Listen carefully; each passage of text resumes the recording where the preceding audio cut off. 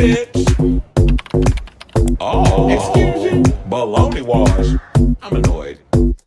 I'm just here to give my opinion and carry in. Oh, it's Chris Avalon Unfiltered, bitch.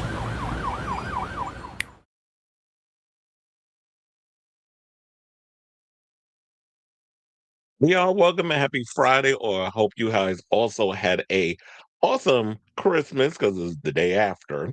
It's your boy Chris Avalon, and welcome to a brand new episode of Chris Avalon Unfiltered, a show we basically talk about all things going on in celebrity news, pop culture, hot topics, make it a little political. So that's definitely a show for you. Definitely stick around because we got some topics that we're going to tackle, including we got to talk about those Avengers Doomsday teaser trailers and how there's other ones that are coming in the works, and some of them they're saying may not be even, we might not even get to see Doomsday, so probably closer to the release, and how does that affect the hype all around this movie that is literally 11 months away from being released.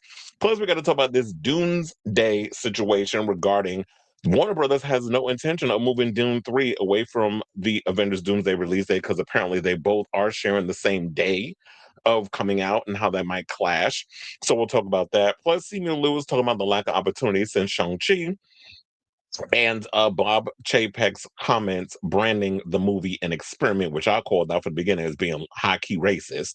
I'm not even going to say low-key because that wasn't low-key, it was high-key. Now, if you got the sense, like a lot of us people of color do, we can tell microaggression because we've been trained to sniff them out. Also, we got to talk about the box office studio report card in regarding of how did Warner Brothers, Paramount Plus, or Paramount, or did in Disney fare throughout the year regarding the movie content. So we'll break that down courtesy of Variety. Plus, we got to talk about my upcoming picks for 2026 is literally a couple of days away. And I compiled the list of my most anticipated films of 2026. And if there's some that I may have missed that you're looking forward to, definitely drop them in the comments. Rumors are swirling that Zendaya might be pregnant, and we have some pictures that may corroborate the fact that people out here are speculating that she and Tom Holland about to become parents. Kim Zolciak, I guess any day that begins with a Y, she's hit with a six-figure tax bill because her financial situation is a hot mess. People are saying that Taylor Swift is overexposed because after that docu-series that she just released over on, what was it, Disney Plus?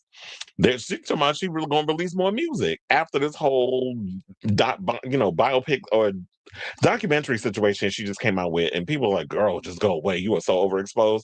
But we'll get into that. Plus we got to talk about Bowen Yang quitting SNL and how the fact that Lorne Michaels didn't want him to leave and why he actually quit, because I think he only signed on for, what is this, about 3 months, and didn't renew his contract. So we'll get into that whole situation. We got to talk about Billy Porter, who finally has come out and well, not come out, he been out, yeah. He came out the womb of Thursday. But not saying that, all jokes aside, he, was talking about his road to recovery because of the whole sepsis situation. So we got the clips and all the other stuff.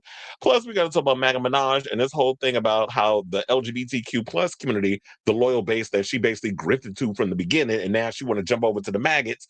How the gays are pretty much saying they want her banned from pride organizations. They want her they want y'all to boycott her music and a bunch of other stuff. And I have a couple of people who actually spoke out, and I saw some videos online that I'm like, these are excellent assessments of the whole situation regarding Nicki Minaj, as well as Heidi N Closet. Because remember, Nicki came for her on that season of Drag Race.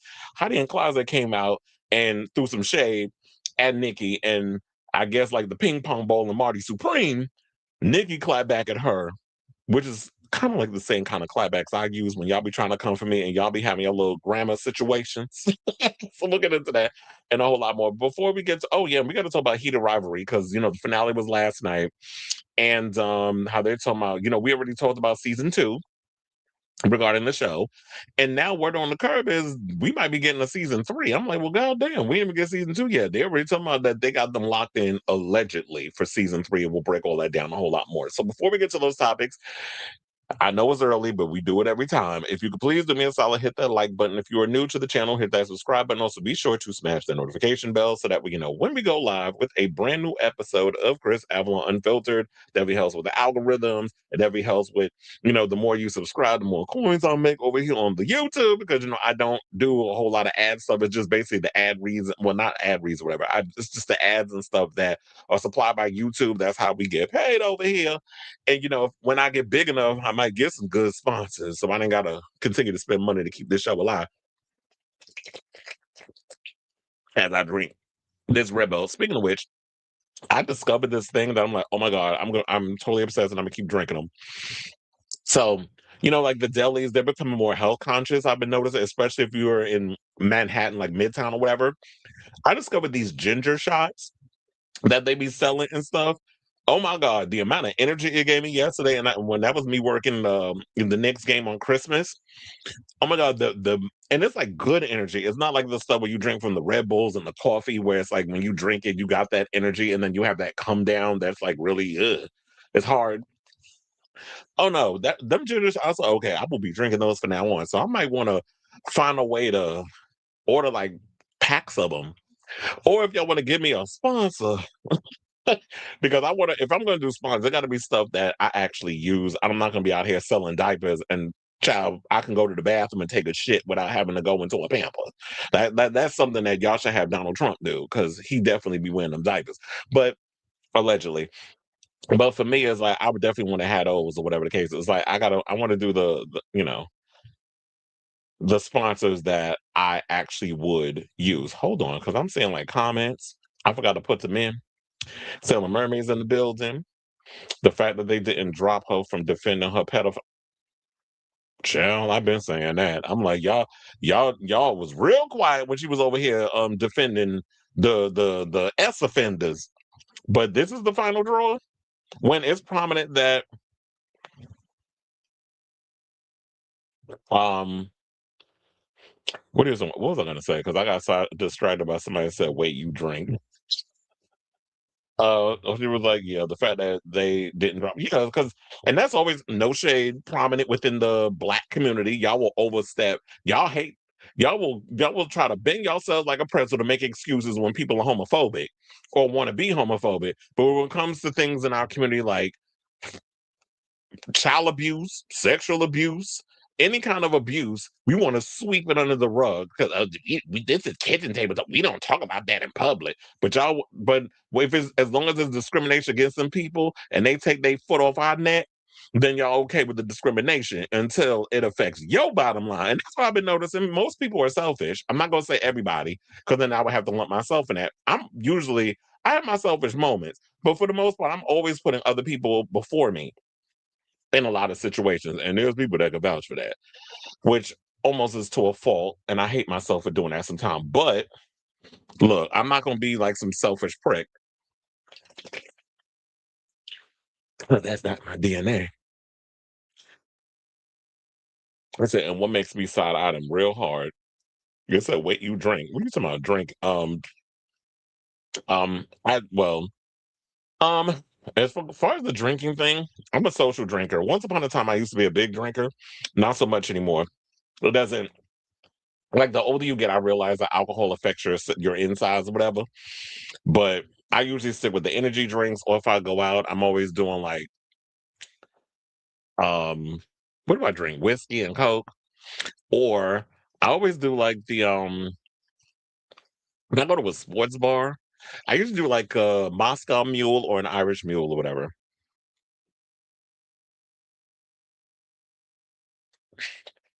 It's a what is my unk? Like I'm old.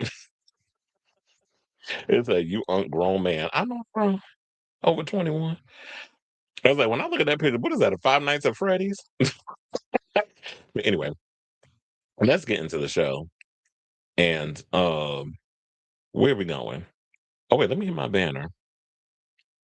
And let's get into topic number one, which is Avengers Doomsday. So we've got about two so far Doomsday trailers. There's a rumor that there's going to be two more coming.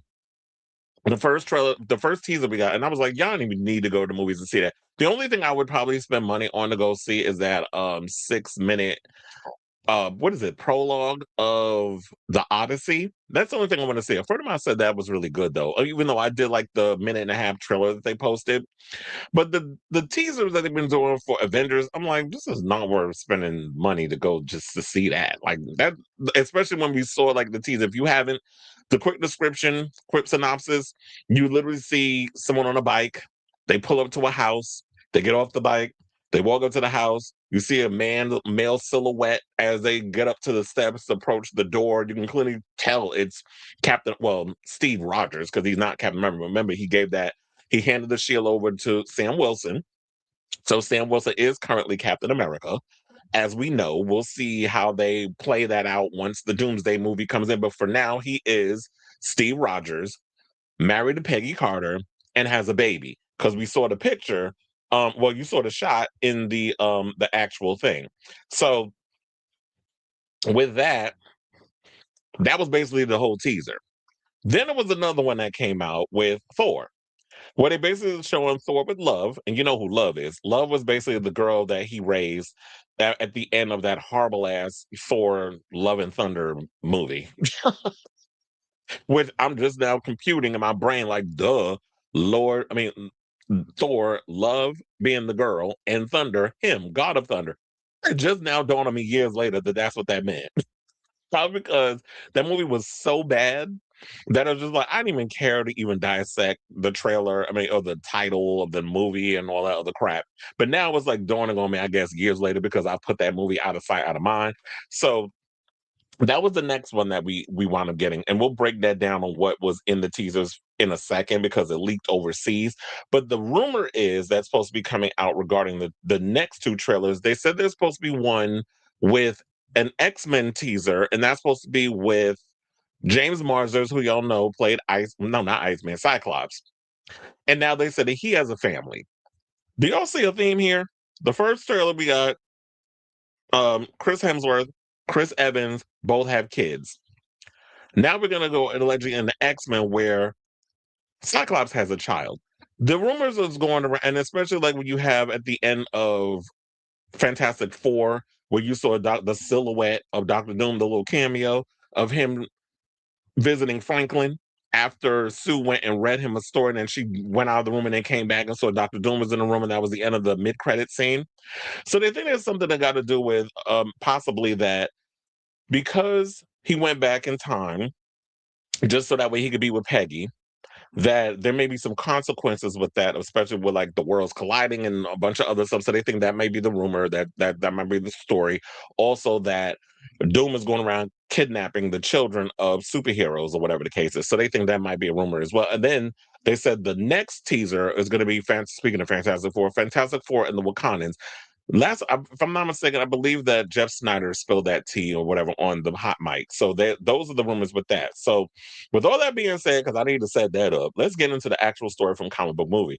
So they said, we already explained what the trailer is for Captain America, so we don't need to go back in with that. And they said now with Doctor Doom out to save the multiverse, something tells um us his and Peggy's happy ending will be short-lived. Haley Atwell doesn't appear in the trailer but is expected to play a role in Avengers Doomsday. Sharing a tease on Instagram, the Russo brothers wrote, the character that changed our lives, the story that brought us all here together, it was always going to come back to this. Now, Joe and Anthony Russo joined the MCU in 2014, as y'all know, when they did Captain America the Winter Soldier, then they did Civil War, then they did Avengers Infinity War and Endgame, which I'm hearing that they may release Endgame, this is the rumor, in theaters, I believe in September, with additional footage, which I guess is gonna lead up to in a mid-credit scene or whatever. I don't know where they're gonna place it. Could be a mid-credit scene, could be a post-credit scene. That leads us into the Doomsday thing. Because one of my issues that I've been saying for the longest that I have with this franchise is the fact that when we got let's go take it all the way back to the beginning with Iron Man. When we got Iron Man and we got Captain America and we got Thor, and then we had all these other films that led up to the first Avengers movie. Then we got more movies that led up to Infinity War and Endgame. There's no build up to Doomsday. Because when you look at all the other movies, Captain America: Brave New World, that horrible ass Ant-Man and the Wasp, Quantum Mania, that movie is god awful. I literally tuned out after 20. I gave it 30 minutes, and it literally, as I told y'all, was background fire. That movie was that bad. Then we got the Eternals, which visually looked good, but it was boring. Then it was a couple. I mean, there was a couple of movies in between, but for the most part, the sagas weren't really giving me what I need. So post Endgame, they haven't found a way to build up to this moment. So it feels like a desperate attempt at trying to get that old fandom back. So I'm still on the fence in regards of it. And I'm probably going to say that when I get to my top 2026 most anticipated movie. It's the same thing I'm going to feel because, yes, a Doomsday is on the list. I'm not going to tell you where until we get to the topic, unless you read the article on my page, on my website, chrisavalon.com, because, you know, I already posted that like 2 days ago. We'll get to that when we get around to it. So they said, the second Avengers Doomsday teaser. Let's get into that one.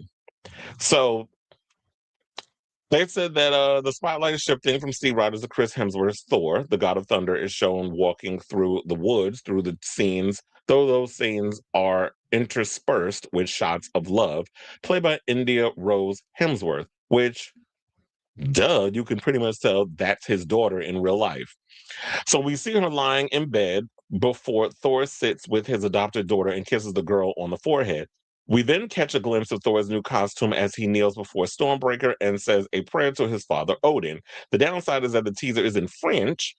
Fortunately, they've managed to, well, here's the translation. So they said, Father, all my life, I've answered the call of honor, of duty, of combat, but destiny has offered me something I never dared hope for. An offering, a life preserved from the storm, grab me the strength of the Father of all things to be able to fight once more, to defeat a new enemy, and to return to her, not as a warrior, but as a protector, that she may not know war but peace, the kind I have never known. I beg of you, Father, hear my prayer.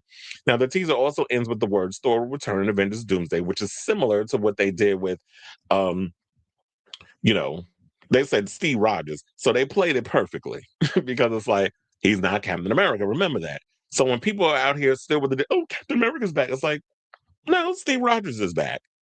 We don't know what's going to happen in regards to that if we're going to have two Captain Americas. Because my thing is this: if you handed the shield, I was going to say the mantle, but the shield to Sam Wilson, and then to me, y'all pissed me off over there at the MCU because you didn't give Sam Wilson's character a proper film or even the script, whatever the case is, to showcase that he could be a great successor to Steve Rogers, because you basically just placed this character in a sequel to the Hulk without letting him do what he needed to do, because y'all didn't want to rock the boat. You didn't want to take on no political stuff in regards to this, which is weird because when the Russo brothers came on board, they turned Captain America into a political thriller.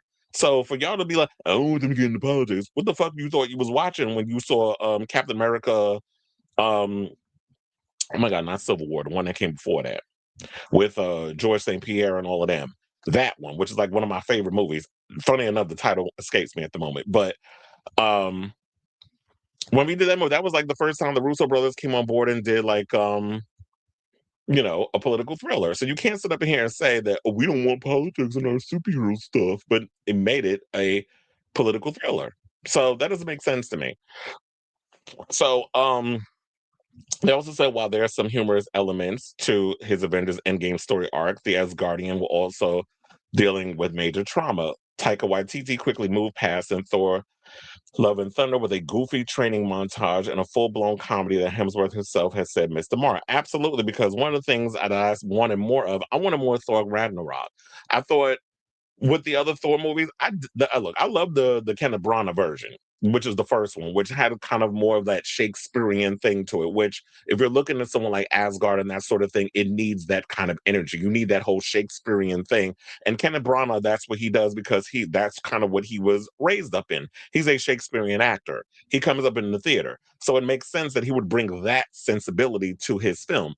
Don't even get me started on the Dark World. We don't even acknowledge that one.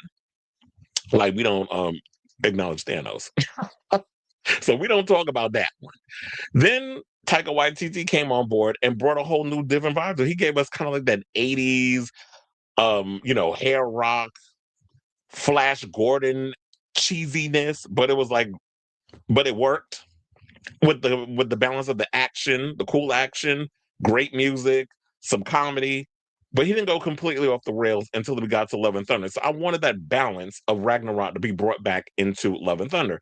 And that was kind of like my irritation with that movie. That's why I hated that one. So it seemed like the even numbers of Thor were always the trashy ones, and the odd numbers was good. The first one and the third one were good. The second and the fourth one were not. So it's like they're not good with those, I guess. And since they're supposed to be coming out with a fifth Thor movie, maybe that one will fare better.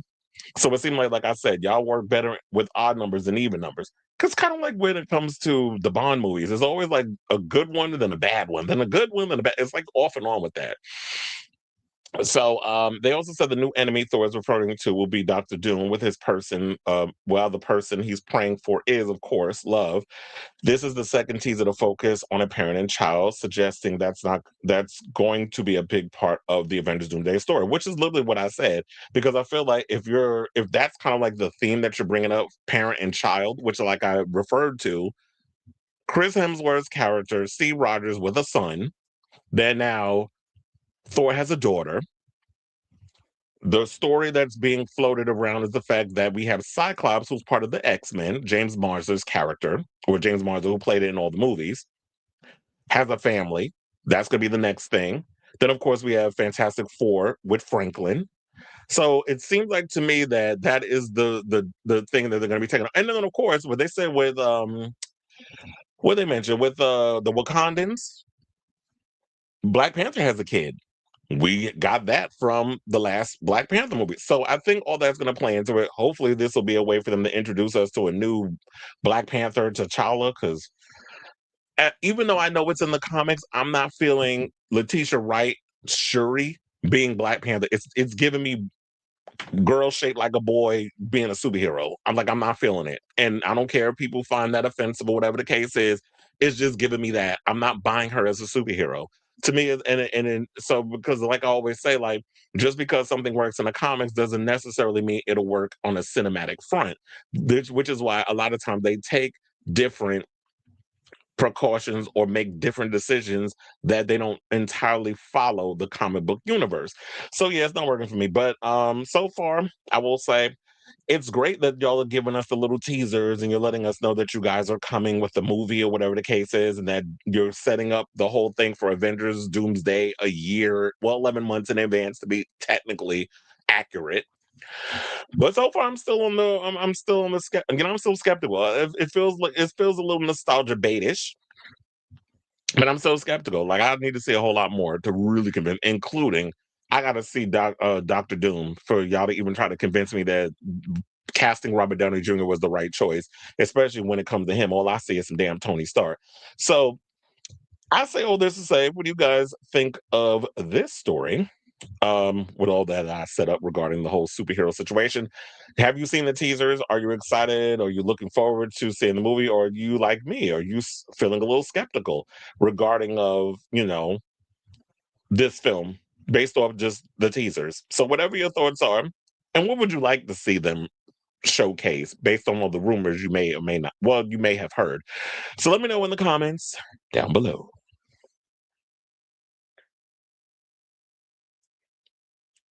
Hold on, where am I going?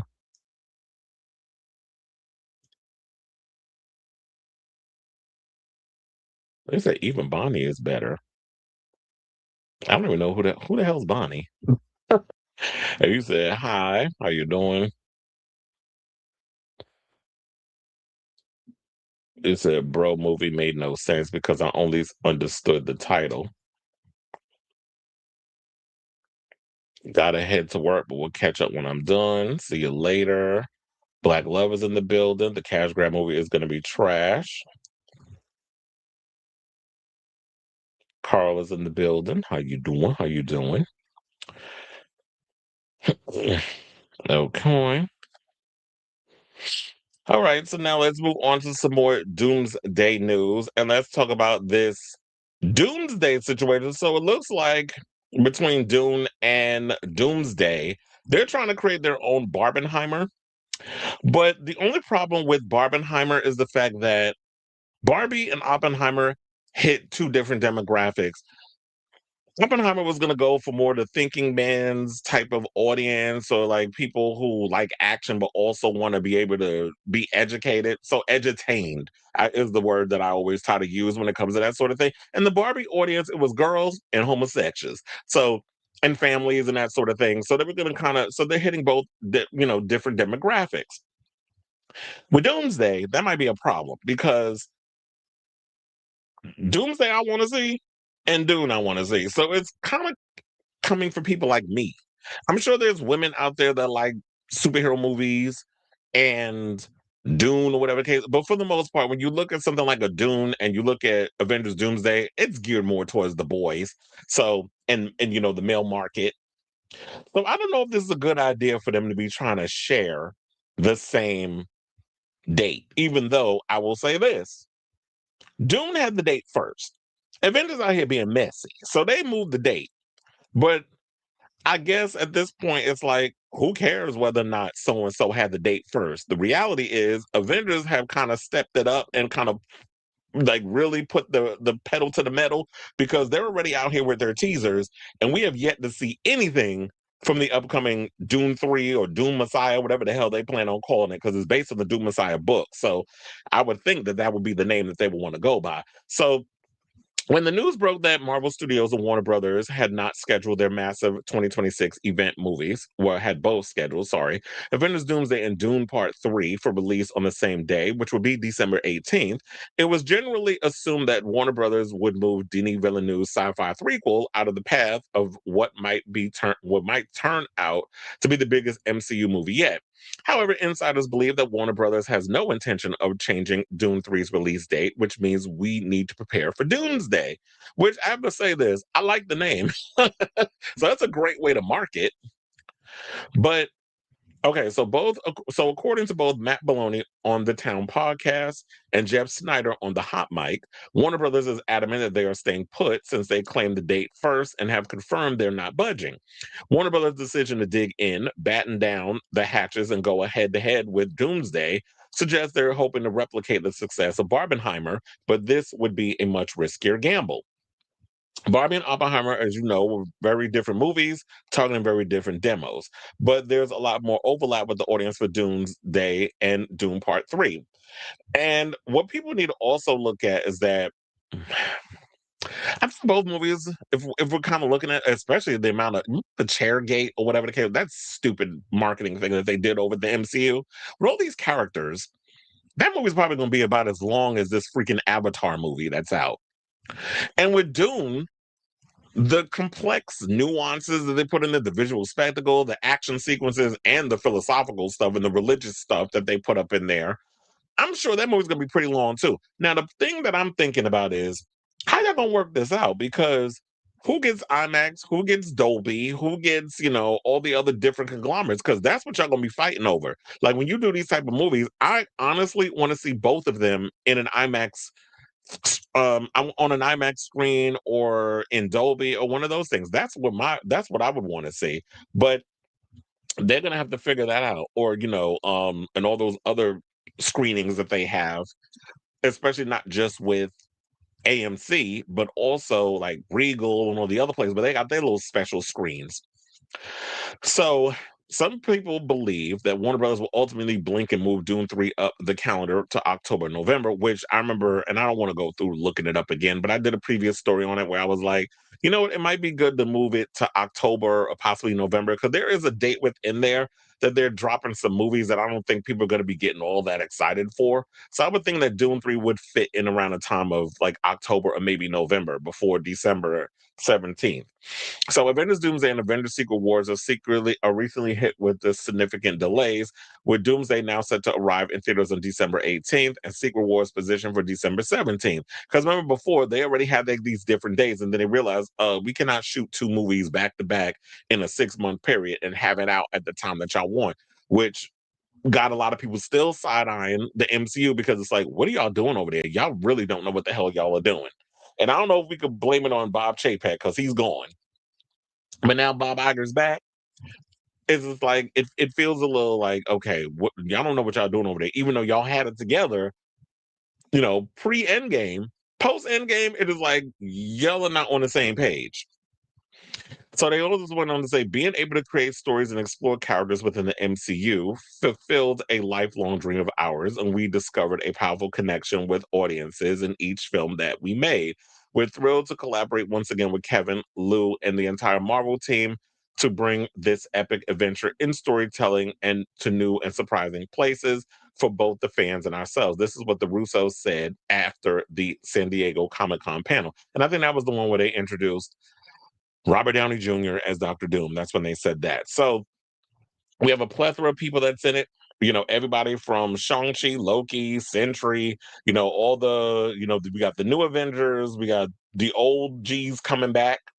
As we mentioned, Chris Hemsworth, Chris Evans, and the like.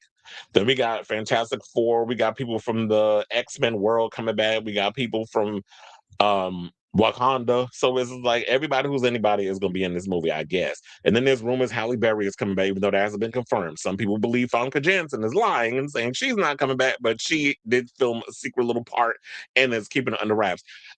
I'm inclined to believe it because remember, Chris Evans said he wasn't doing the X-Men. He wasn't doing the new Avengers movie. He was like, "Oh, I wish I was kind of hanging out with those guys, but good luck to what they're doing." And then we saw the teaser, and he's in it. So you can't believe a lot of these actors. They're professional liars. They get paid to make shit, to pretend to be something they're not. So you can't believe everything. You can't take what people say at face value. So if I would, it's sad to say. I love both movies. Dune, yes, you had the spot first. MCU was being messy with what they're doing, but here's the thing: I feel like y'all are hitting the same demographic. But if I was to choose, me personally, it's hard. But I would choose Doomsday because Doomsday I want to see just as much as I want to see Dune. But to me, Doomsday is going to have the bigger impact. So if I was Denis and them and Warner Brothers, I would move up a bit early so that way we can see that movie. You get to take advantage of the IMAXs and the Dolbys and all that stuff. And then after you've been out for a good 6 weeks, then Doomsday can come in and do what they do because that's pretty much, no shade, going to be the biggest film of 2026. So, in the words of Ludicrous, move, bitch, get out the way. Get out the way, bitch, get out the way.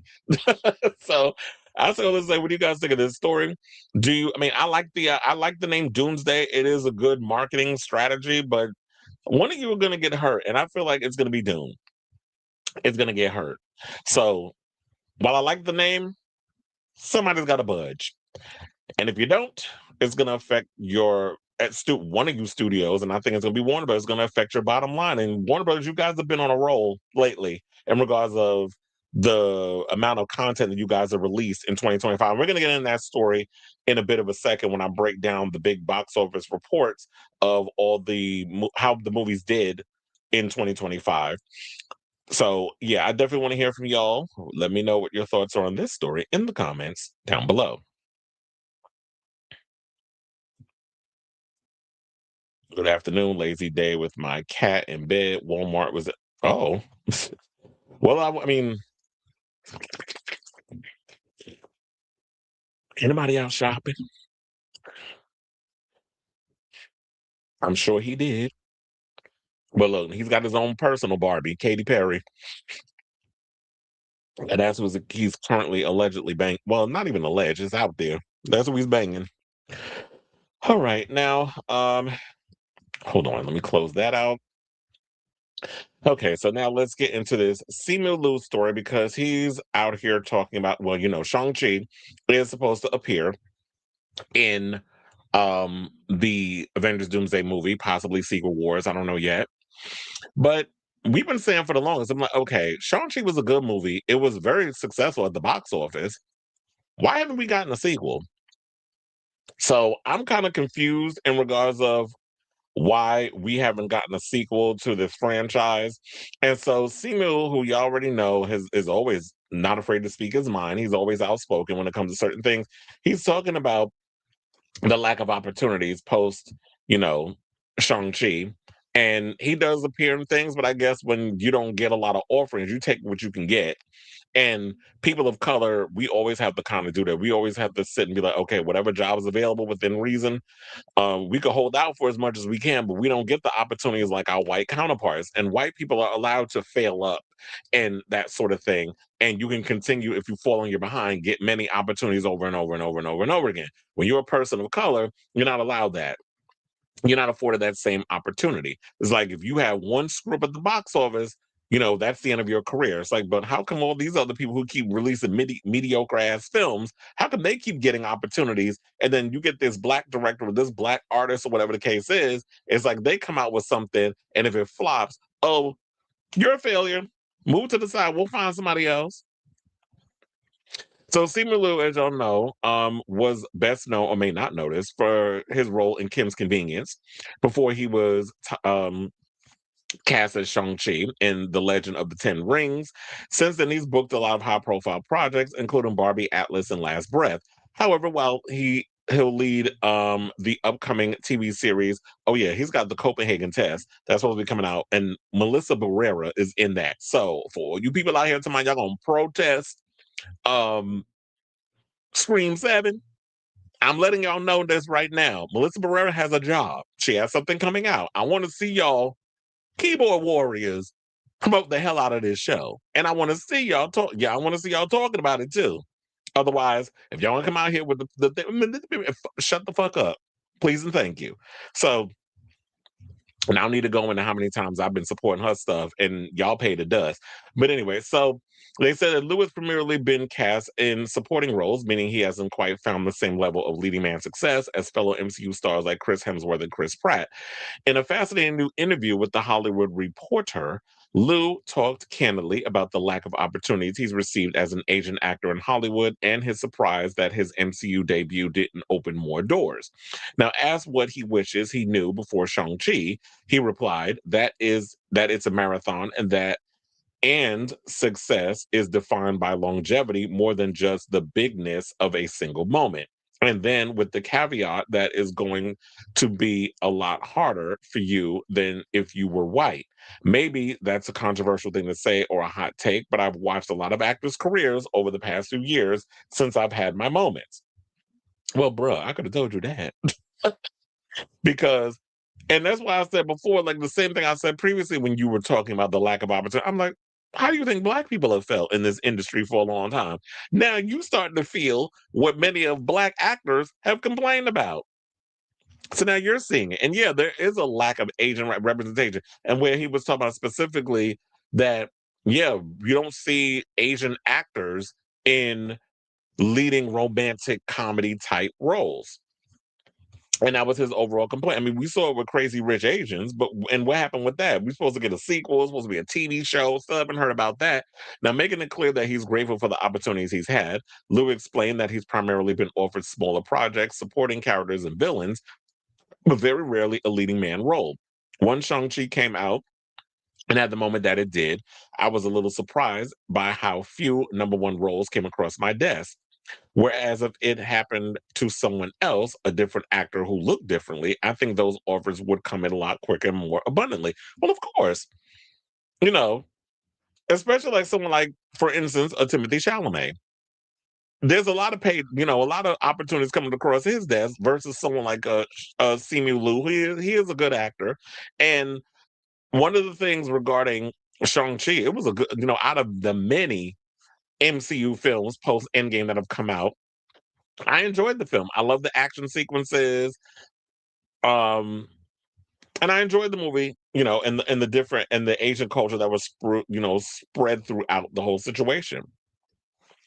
And then there was a post that I had posted of his where it said, "Put some Asians in literally anything right now." The amount of backslide in our community wait, hold on. The amount of backslide in our representation on screen is effing appalling. Now, Lou isn't pulling a not Zachary Levi, here by bemoaning his star power and remains humble while trying to shine a spotlight on a bigger issue with the lack of representation in the industry. But wait a minute, Zachary Levi, the thing with him was that he was coming out as a Trump supporter. He was saying a lot of dumb things politically. That's why people were clowning him. and why he wasn't getting, and that's why he was kind of sort of blacklisted. So to kind of say like he isn't pulling a Zachary Levi, Simu is someone who's been outspoken in the way the industry is and the lack of representation they want to give actors of color. So I don't know where that comparison to him and Zachary Levi is coming from. Zachary Levi is taking more of a conservative stance on a lot of things that he said in the industry and a lot of controversial takes, including stuff about vaccines and things of that nature. So when you take a more political stance and you sit up in here all, what is it, Team RFK Jr. when he's an idiot, the brain had been rotted from the worms he got up in there, whatever the hell he got going on, and swimming in swamp water with his grandchild, and all the other controversial, idiotic things he's done, including like dismantling um, pediatric cancer research for children. When you're starting to do, when you're jumping on a bandwagon with people who are trying to do more harm than good to the community, I can see why you would be blacklisted. And Zachary Levi ain't that bright. So, and I once upon a time I actually liked him when he was on Chuck and that sort of thing. I was a fan of the show, and then he started saying dumb shit where he didn't know what the hell he was talking about. It's like, okay, now it's like I can't with you. You and that other Chris, the one that we don't acknowledge, Chris Pratt. I don't like his dumb ass either. So, and you see his career's in the toilet. He got some movie coming out that's like literally a ripoff of Minority Report with Rebecca Ferguson. And I like her, but girl, that movie's gonna flop. I'm sorry. I can't remember the name of it. But yeah, it's supposed to be some Minority Report type movie where he's accused of murdering his wife and then he's gotta prove that he didn't. I'm like, okay. I've seen this movie done way better with Tom Cruise in the lead. And here y'all go with this mess. Ain't nobody going to the movies, and that's why they dumped it in January. I don't remember the name of it. That's how memorable it is.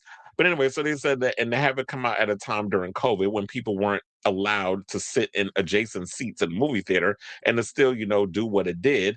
And again, it's something that I had a small amount to do with. But I think in a world where nothing is a surefire bet, someone would at least be like, oh, let's put this guy in something else. Let's see what he's got. And it's not that I haven't worked. I'm grateful for a lot of the projects that I've done, but to be clear, the Copenhagen test is my first lead role since Shang-Chi. I just remember there was so much uncertainty around that release. Our industry is so obsessed with tracking and estimates that we're getting such low estimates. Bob Chapek was going on investor calls and being like, it's an experiment. And that's the problem too. When you're running a studio, studios once upon a time were held by people who had a love and a passion for movies. Y'all can't come up in here and thinking like algorithms and tracking and numbers is going to be determine what people want to see. Because the minute y'all start doing that, it's a wrap. The industry is done. So Bob Chapek also was somebody who is a businessman and knows nothing about movies. Hence why you've seen that they got rid of his ass quickly and had to bring in somebody, Bob Iger, back to clean up his mess because he didn't know what the hell he was doing. And he was another one who wanted loyalists working within Disney instead of hiring people who knew what the heck they were doing in regards of studio stuff. So, and I felt like that too. When he went and called Shang-Chi an experiment, that pissed me off. Because like, oh, here go this old ass cracker going up in here and saying that a movie with an Asian lead in a superhero film is an experiment. It's a microaggression. And if people are going to sit up here and try to say like it's not, then you can't speak on something that you just don't understand because it clearly is a microaggression. Now, as for where things stand now between Lou and Marvel Studios, y'all do know that he is going to be in Avengers Doomsday. And there doesn't seem like we're getting a sequel, even though the movie did fairly well, which is weird. It's like, why aren't we getting a sequel? He said they do call. I have no idea when they're going to call. Um, and then we work it out. I love that we did. He said, I love what we did. He said, 4 years after Shang-Chi and the Legend of the Ten Rings release. People remind me of it every single day. When things succeed in the industry, no matter who's the lead, I generally like to think that Hollywood is smart enough to do more of that, which is why I always said it doesn't make sense to me. Like, if a movie is successful, wouldn't you want to duplicate that success and make a sequel to it? But then again, this is the same studio that can't figure out how to make a Blade movie work when we've seen, even though the third one wasn't that great, there are people out here who could figure that out. I even think that, if I'm not mistaken, The Happy Sad Confused podcast just did an interview. I don't know if they recently did it or if it was a while ago and I just happened to come across it, but they did an interview with Guillermo del Toro and he was talking about Blade and the fact, because I think he was asked about Blade and why they can't get it off the ground, whatever the case. But he said he's like the most uncool director, whatever. He said I can give you the horror and all that other stuff, but he had to call on other people to come, bring in the music and the cool music and all this other stuff. But he said I can give you horror and stuff, and that's why people love Blade 2. I like Blade 2. Might be blasphemous to say more so than the first one because it had more of that comic booky vibe to it, but it still had that groundness that Stephen Norrington brought to the first one. So that's probably why I like part two more because it had like the balance of it. And Nomak was like a really good villain, more so than Deacon Frost, even though Deacon Frost is an iconic character and Stephen Dorff did what he could do with that character. There's moments of that movie, and it could be because of the special effects, especially during the third act when he has that fight with Blade, it looks a little janky and the special effects are a little outdated. So that's probably why. But the second one, I always take that one more so than the first because it feels more like a comic book film. So they can't even figure out how to make a damn Blade movie. So why would we be surprised if they can't even figure out? And you already know how I feel about the whole Doomsday thing. Why, it's just unfortunate that we still haven't gotten a new Shang-Chi movie, even though the movie did fairly well at the box office. But I love the fact when actors like Simu comes out and speaks out on the things that a lot of people are scared to speak out on. Because as I say at the end of the day, closed mouths don't get fed. But at least Destin Daniel Cretton, who directed, maybe that was their kind of them throwing him a bone because they promised, I guess, him that he was going to get a sequel and they still playing in his face. So they're like, you know what? To honor your deal, we'll let you direct Spider-Man Brand New Day. So maybe because I think at one point he was supposed to direct the Kang Dynasty. But then since they canceled it because of Jonathan Majors being a damn woman beater, maybe that's why they were like, okay, we screwed up or this happened. We'll let you do this so that way you don't kind of say, well, you screwed up on the contract. We don't want you to sue us. So yeah, I definitely want to hear from y'all. What do you guys think of this story in regards to what Simu Liu had to say about the lack of opportunities he's gotten since Shang-Chi and all that good stuff? Because we definitely should have a sequel to this franchise by now. So let me know what you guys think of this story in the comments down below. Khalees re-recorded Milkshake. Look for it in the Khalees database on your favorite streaming service. Khalees is re-recording her Neptunes era music. Oh, that's good. She needs to, because Pharrell ain't shit. Also, I was watching this video about Timbaland and that whole sumo, whatever the hell it's called, um, situation with the AI artist and all the other stuff. When this girl talking about she's a AI performer or whatever.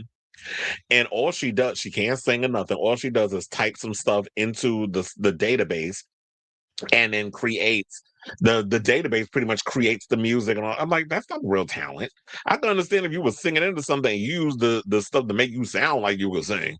But if you're just typing a couple of ideas into AI software and it's coming up with all the work, that is not creating. That's not being creative because it takes a lot of work to go into recording a song.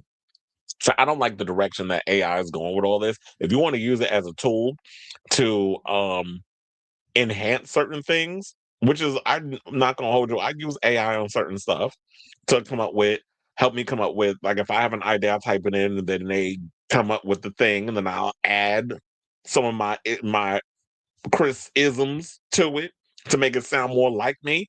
So if it's used in a collaborative way, I'm not against AI. But when you lazy bitches come out here and just want to use it as your whole situation, try to act like you came up with the idea, I can't stand behind that.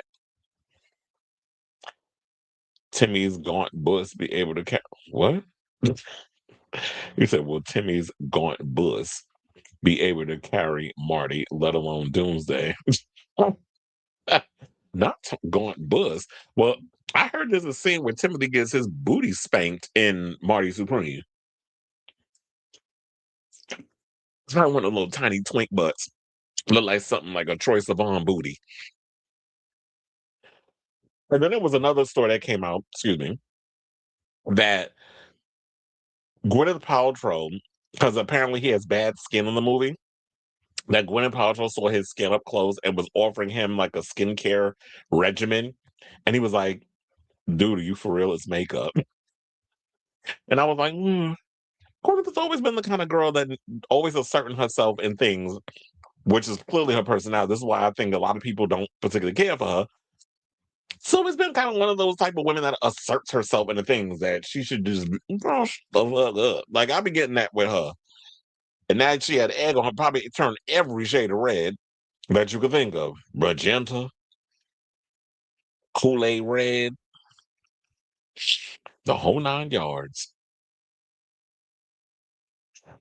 Okay, y'all. So now that we're approaching the end of 2025 and about to go into 2026, let's get into this story.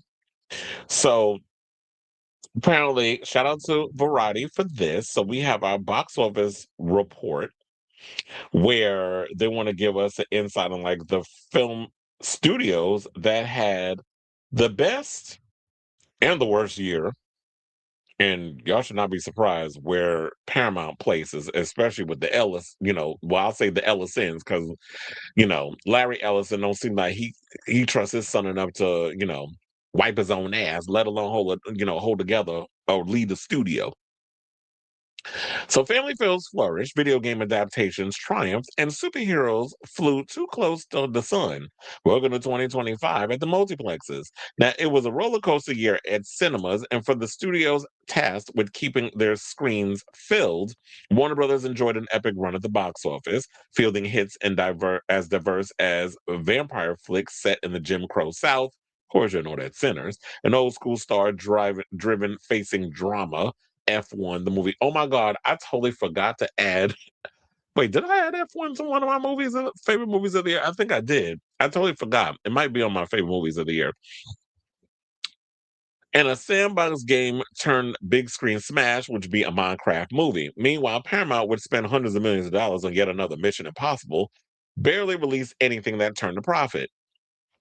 Yet they want to sit up in here and try to buy Warner Brothers Discovery and Warner Brothers in general, when Paramount is still floundering around like a fish out of damn water. And then there's Disney, which backed 3 movies that top 1 billion. We're assuming that will be the case for Avatar, Fire and Ash, and stands out as the only studio to cross a combined 6 billion globally. But the studio also distributed nearly twice as many big budget duds, which would be Elio, Snow White, and Tron Ares, to name a few. More troubling, Marvel, once Hollywood's biggest hitmaker, struggled to regain its mojo. It's all coming down to next year's Avengers Doomsday to get the franchise back on course. Now, I should say this, like, yeah, while Snow White, Elio, and Tron Ares, they were their flops, and you had, the Avatar, and you had, what was it? There was there was a couple of movies that came out from Disney that have done fairly well. Lilo and Stitch did well. What was the sequel that came out? The animated film, was that Despicable Me too? That did fairly well. If that is the name of it, because I can't remember. I'm like, am I getting my animated sequels mixed up? Because I don't really particularly watch animated films. Because I'm like, that's for little kids. But anyway, so now our annual report card includes 5 major studios as well as A24, which is normally an indie, but spent lavishly on the Smashing Machine and Marty Supreme. But it doesn't include streamers such as Amazon and Apple, which didn't release enough movies in cinemas for Variety to judge their slate. And if y'all gonna come out of here, what you need to do is, if Amazon is trying to get itself in the position to release a lot of movies, which they're planning on doing next year with a couple of films and in the future, Bezos, you got to come out and start spending that money. Apple, y'all need to step it up. Y'all only had F1, which I really know, but that was, I think, in combination with Warner Brothers. So if y'all gonna come out here and spend this money or whatever, y'all really got to step it up with like these studios are. If y'all trying to get in the same sandbox with that, and we'll probably see Netflix do that as well now that they're acquiring Warner Brothers. I mean, Paramount's still trying to get their hands on it, but it's like, go away. It is a losing battle. You're not gonna get it. They've already started giving the co-CEOs of Netflix the grand tour. We've seen the pictures online, which I know is even more salt they've been throwing on the wound regarding, Warner Brothers. I mean, well, Paramount trying to acquire Warner Brothers. David Zaslav was already giving the Netflix co-CEOs the grand tour. I've seen the photos. So let's get into Disney. The high points, Lilo and Stitch, 1.3 billion against a $100 million budget. Oh, it was Zootopia too. I don't know why I was thinking Despicable. That came out years ago. It was like Zootopia 2, 1.31 billion. Again, I didn't even know it grossed a billion already. Against a $150 million budget. Freaky or Friday, even though I heard that movie was god awful. But people liked it. It was, banking on nostalgia, and it worked. 153 million against a $42 million budget. Avatar: Fire and Ash, 506 million and counting against a 250 million plus budget. Well, look, it's already grossed half a billion already. And I think with overseas numbers, because I'm hearing this weekend is going to make another 75 million at the domestic box office. So I don't know if it'll recoup on the domestic side, but I think overseas it is where it's really gonna thrive. Now let's get into the low points. Captain America: Brave New World, which I already know how I felt about that movie. I've said it enough times, we don't need to go into it. So it only grossed 415 million against a $180 million budget. Snow White, 205 million against a $250 million, but it didn't even recoup its money back. The budget is $250 million. It only made 205 million at the box office. That's a flop. Leo, 154 million against a $150 million budget, still to make its money back. Tron Ares, 142 million against a $180 million budget. Predator Badlands, 181 million against a $105 million budget. And Predator Badlands was such a good movie. But it just goes to show that Predators, it's got a cult following. Predator should have cost less than that. It should have been, $80 million or something or another. And then when you release it on digital and physical media and stuff, it would have definitely recouped its money. And then Ella McKay, I don't even know what the hell that is, but apparently it's 4 million against a $35 million budget. Now they're saying that the takeaway from it is Disney deserves prize for fielding 2 and likely 3 after Avatar: Fire and Ash gets through the holiday season, billion-dollar hits, a feat that illuminates the chasm between the studio and its rivals, none of whom had a single film cross 1 billion since 2023. So they're saying that let this be a mantra for Hollywood: brand recognition doesn't equal box office dollars. So that was a thing too, where I think hurt Disney is the fact that y'all thought brand recognition was going to equal sales. Because Captain America, Thunderbolts, and Fantastic Four didn't really do all that well financially, even though they were good movies, except Captain America: Brave New World was not a good movie.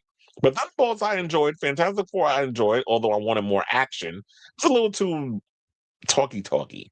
But we needed more action from that. We didn't get that. It was great to look at. I like the retro futurism, but it's like a one and done. It's like I watched it once, even though I actually bought it too. I still haven't watched it since I've seen it in the movies. But yeah, I think they have to realize because of Snow White, Tron, Ares, and Predator, even though I thought Predator Badlands was a good movie. Tron visually great to look at, but kind of like in the same as Avatar. Um, it didn't offer me visually anything new. Like when you looked at Tron back in the day, like when you look at like their first Tron and you look at even Tron Legacy, it offered us something visually that we had never seen before on the big screen. But now the technology is all caught up with everything, it didn't offer me anything new. Same thing with Avatar. Like I feel like when I always say like Avatar doesn't have cultural significance like so many other films. When Avatar first came out, when did that come out? Like 2009 or something? Another 2009, 2019. No, it could have been 2019. I think the last one came out in 2019. But when Avatar first came out, the technology was groundbreaking. That's what it sold itself on. And then it had the little story, whatever, about indigenous cultures or other stuff, which was cool. But when you look at Avatar today, the technology hasn't really like you haven't done anything new visually groundbreaking because that's I think always the hook that James Cameron has given us, that he always pushes the boundaries of tech and that sort of thing. It didn't give me that with this new Avatar movie. It just seemed like okay, we've seen it, been there, done that, wore the t-shirt. So let's get to Paramount. So the highest for them was Smurfs, which was 124 million against a 58 million dollar budget. I heard the Smurfs was bad though, but apparently y'all liked it. But maybe it was well look, because it doesn't guarantee or mean that you like something. It's just okay, you took the kids to see something and it was cute or whatever. The kids watched it, but did they like it though? Then they had The Naked Gun, 102 million against a $42 million budget. Regretting You, 90.4 million against a $30 million budget. Now the blows. Mission Impossible: The Final Reckoning, 598 million against a $400 million budget. That's insane that they had that. First of all, Mission Impossible: Final Reckoning was boring as hell. It took y'all literally an hour before we even got to some action. It was just a lot of talking. And then the whole thing with the entity, that whole storyline was so convoluted. And the only good sequences, okay, was the submarine sequence and the scene with the planes. But of course, it always seemed like with these movies, Tom Cruise was more interested in it was like the stunts, the crazy stunts overshadowed you telling a story. And I like what Christopher McQuarrie brought to the last couple of films. But the Final Reckoning storyline, the Dead Reckoning one and the Final Reckoning, story-wise, it just wasn't they weren't good movies. Also, okay, so we did the Final Reckoning, then we have Roofman, 33 million against a $20 million budget. I think if I'm not mistaken, Roofman is already available on Prime Video to watch. I think it's on MGM Plus or one of those because I did see like it's up there to see already. And The Running Man, which has just been released on digital with a 68 million in gross against a $105 million budget. And here's the thing. I like Glenn Powell. He was good in the role. The movie just wasn't good. Half of it was good, but then the second half, it just goes completely off the rails and it lost me. And it just couldn't get me back. So now they say, in its defense, Paramount spent most of the last year, past year, stuck in a painful limbo as it waited for government regulators to approve its sale to Skydance. That left studio execs, many of whom correctly deduced that they'd be shown the exit as soon as David Ellison's crew took over, punching the clock. Paramount did write a blank check to Tom Cruise, only to find out he had embarked on one impossible mission too many. It also gambled that Edgar Wright and Glenn Powell could crack The Running Man, the second adaptation of the Stephen King novel. The first attempt flopped when it hit theaters with Arnold Schwarzenegger. Sadly, the pair shouldn't have bothered lacing up their sneakers. Paramount fielded a few cost-effective hits like Smurfs and The Naked Gun, but these are not the kind of modest successes one expects from one of Hollywood's most storied studios. Will the new management fare better? And so far, they no, and they gave them a C grade. Oh, I forgot to mention, like the grade that they gave them for Disney, they got a B. So Paramount got a C. Now, do I think the Ellisons could definitely change the tide? No, because y'all are so fixated on trying to politicize what you're doing over there at Paramount, especially the whole thing regarding the 60 Minutes interview. We all cut that hours before it was going to be released. And shout out to the Canadians because they posted it on all over the social media. But I saw it on a Substack. So I literally watched a bootleg version. I also saw that Cory Booker, for once, he actually did something, comparable in his life.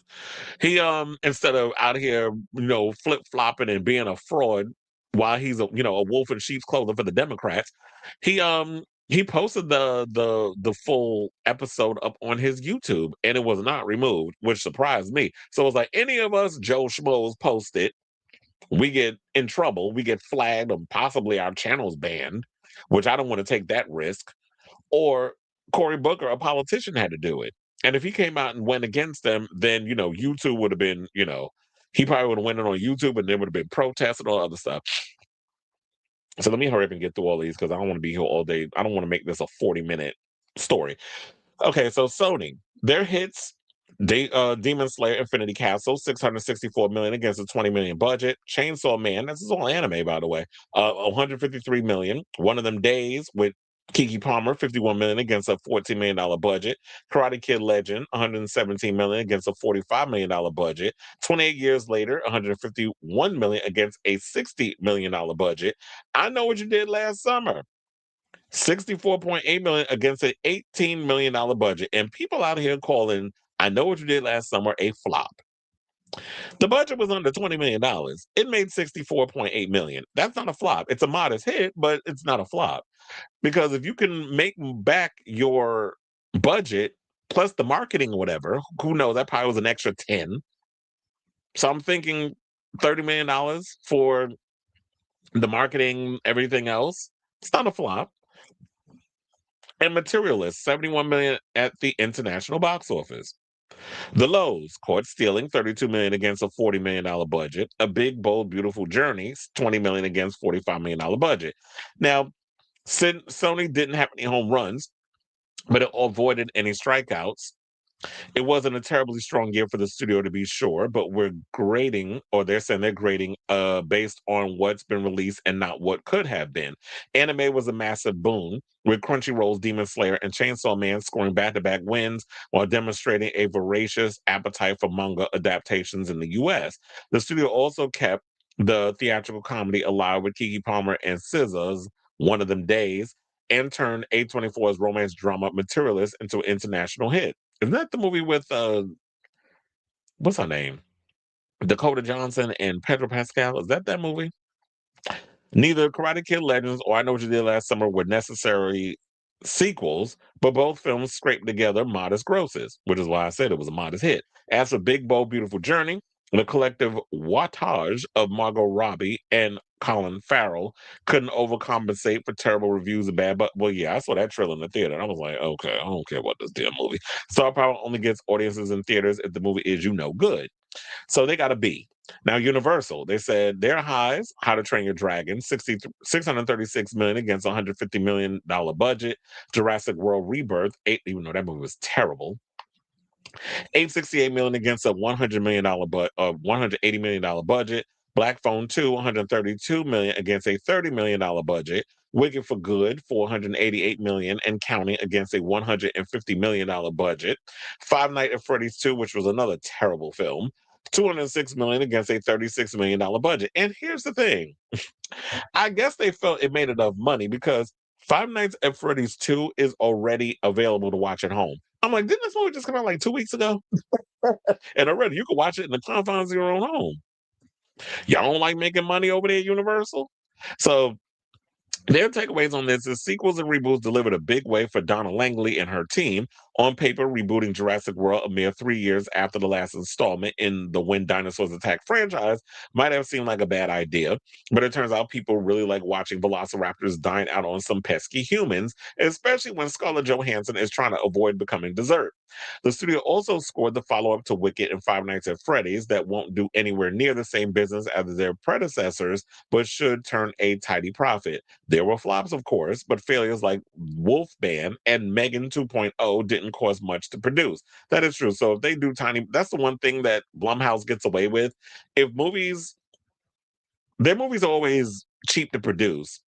So even if it doesn't bring in the money that you're expected, they're still not flops in a way, which is weird. And funny enough, look, apparently, I don't know if that's necessarily true about Megan 2.0, because here's the thing. There was a story that came out, and I meant to bring this up, but I was just like, I didn't care enough. But now that I'm talking about Megan 2.0, we could talk about it. There was supposed to be a movie that's supposed to fit within the Megan 2.0 or Megan universe called Soulmate, and it's SOULM number 8TE. It's supposed to be about a guy who gets a companion of sorts. If you want to see an actual good movie about a man with a companion, go see the movie Companion, which flopped at the box office, but it's a good movie. Definitely check that out. I think it's on HBO Max on one of those channels, or might be Prime Video too. So you can sit and watch it at home, but definitely check that movie out.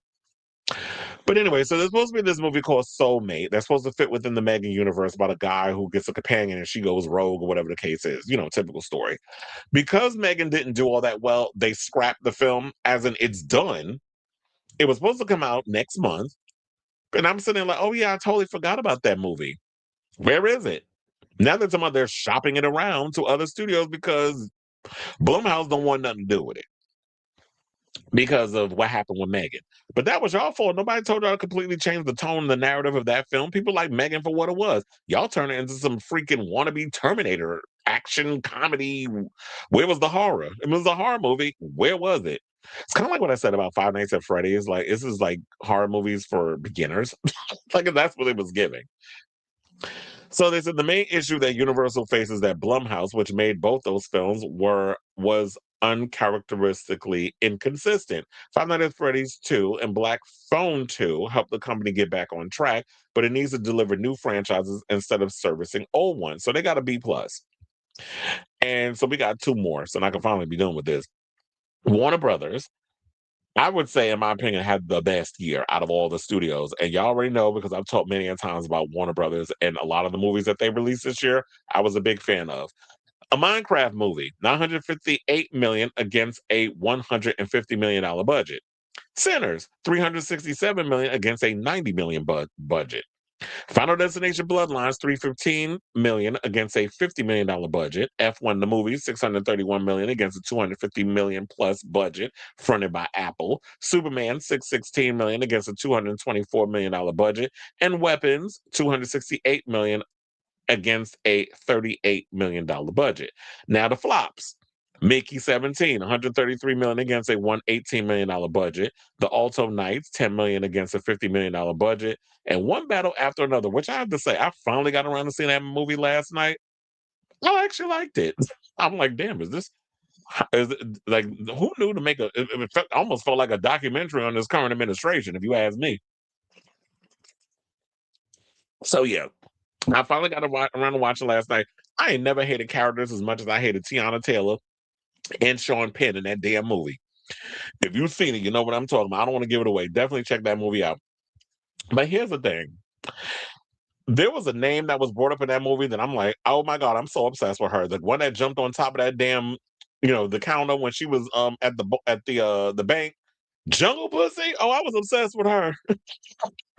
I was like, if I was ever a drag queen, that would be my name, Jungle Pussy. But anyway, let's get serious. I had a moment. Um, so yeah, their takeaways is the comeback of the year after a rough end of 2024's Joker Foley I Do, and a rocky start to 2025. That would be with Mickey 17 and the Alto Knights, which, they were pricey bombs. The studio rebounded the old-fashioned way by banking on bold directors and new ideas at a time when reboots and sequels reigned supreme. 7 consecutive releases from video game adaptations, a Minecraft movie, and Ryan Coogler's vampire thriller Sinners, to the Brad Pitt-led sports drama F1 the movie, and Zach Cregger's genre-bending mystery Weapons, opened above 40 million domestically, a first in Hollywood history, although Paul Thomas Anderson's comedic adventure One Battle After Another isn't in danger of turning a profit against its hefty $140 million budget. The film surpassed the $200 million mark and achieved a milestone by getting adult audiences to theaters for original fare. Plus, One Battle could be valued beyond the balance sheet as major Oscar contender. This might be Warner Brothers last year as a standalone studio. If that's the case, it went out with a bang. So they got an A. And I do agree.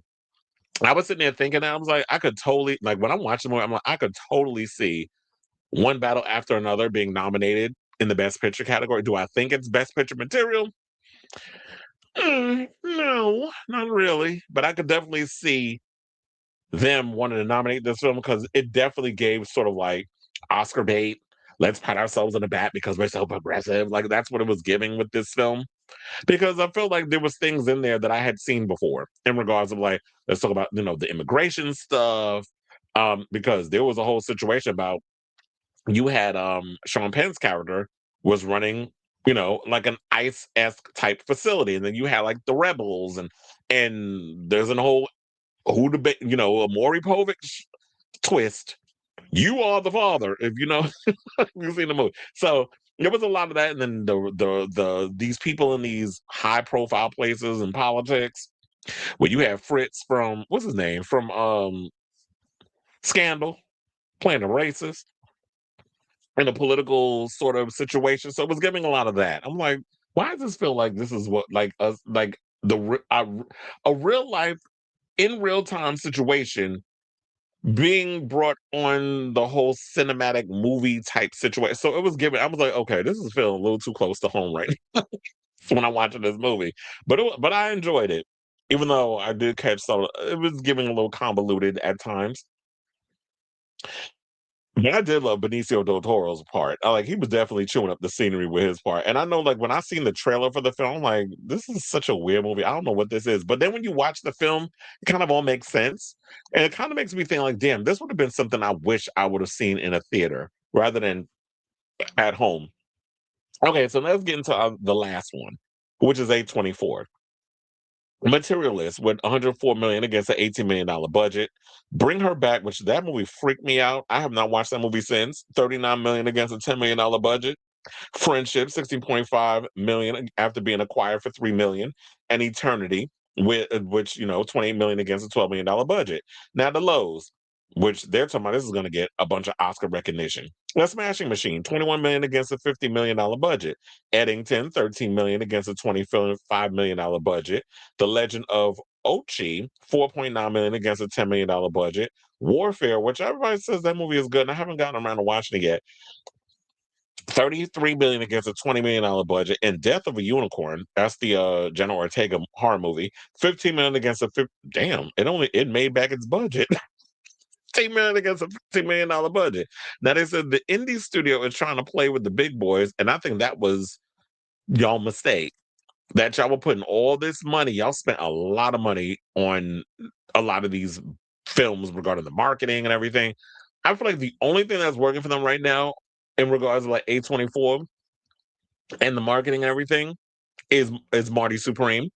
And I think it also has to do with Timothy Chalamet. He's kind of got that star power. He's kind of like the only ones right now that has got people like has figured out a way to like with the marketing and stuff. And it could be, and I don't care what anybody say. I think it has to do with who he's fucking.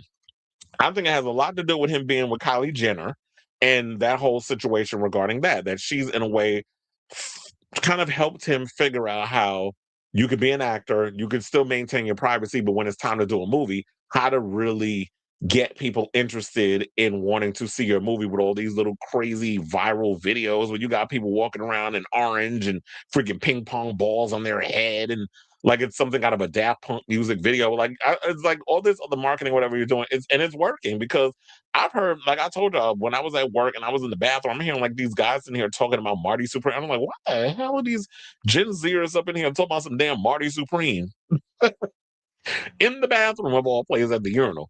And I'm like, okay, but it's clearly the thing is working.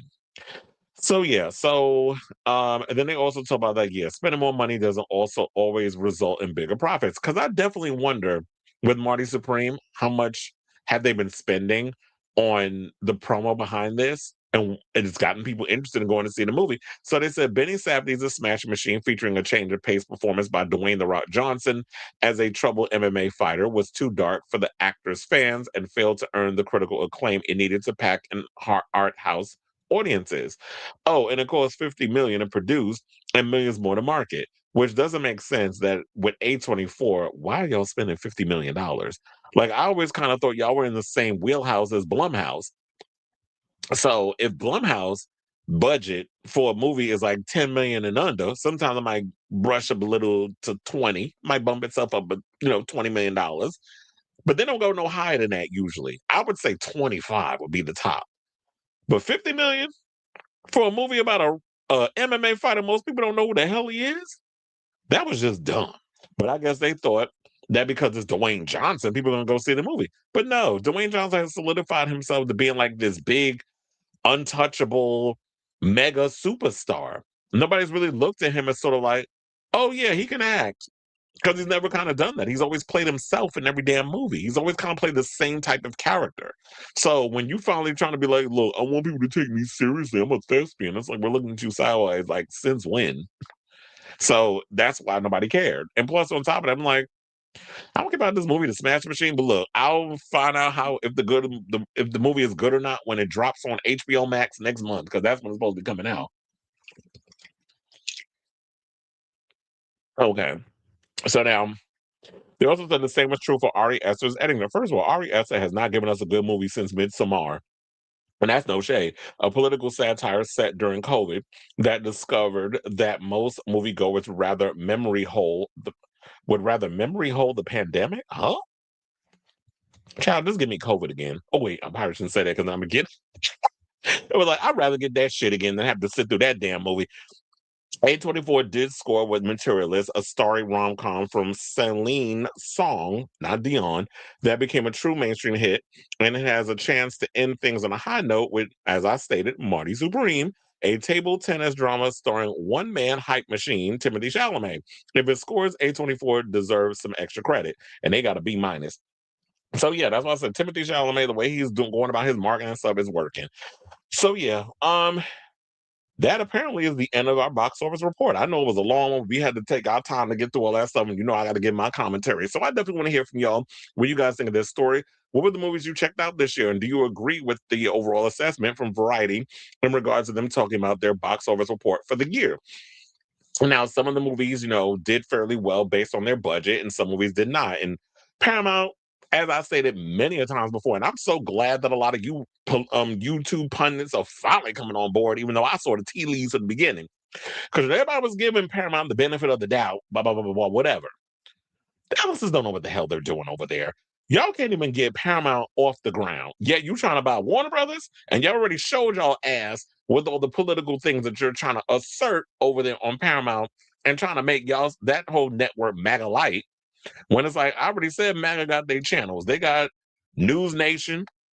They got Fox News. They're not trying to come over to CNN. They want to acquire Warner Brothers so they can get their hands on CNN, kind of like how they doing with CBS News.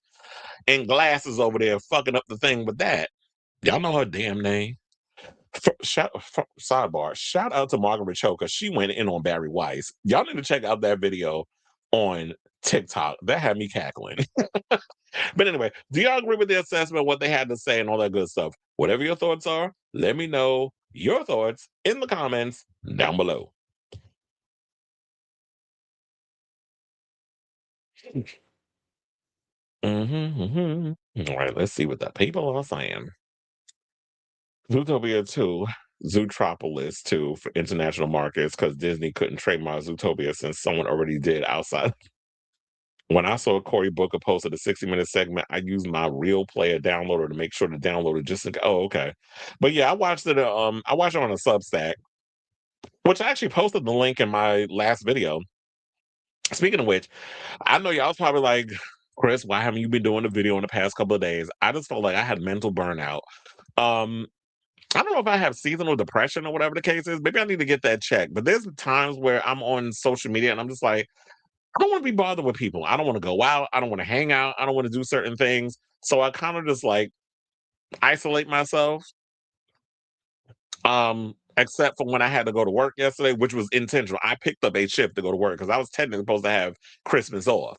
But I picked up a shift because I wanted to, number one, I wanted that time and a half. And number two, I wanted to work a Knicks game. I'm always working the Knicks games, and I always wind up in a good section too. So, well, they see the way I work. So I'm either in the 100, was on the sixth floor. I'm always on the floor. So it's so they always have me in all the good spots. So I wasn't complaining. So I was like, well, I want to go to work. And I actually and I went to work and I had a good time seeing my coworkers, all other stuff. But yeah, I was just like, you know what? I just didn't have it the energy or within me because I see like everybody else be up in here. Yeah, I gotta put out videos, algorithm, all that stuff, and that's cute or whatever, and it definitely helps with the money and everything. But I just felt like I needed a moment to just decompress, not deal with having to jump online and put a show together and all that other stuff.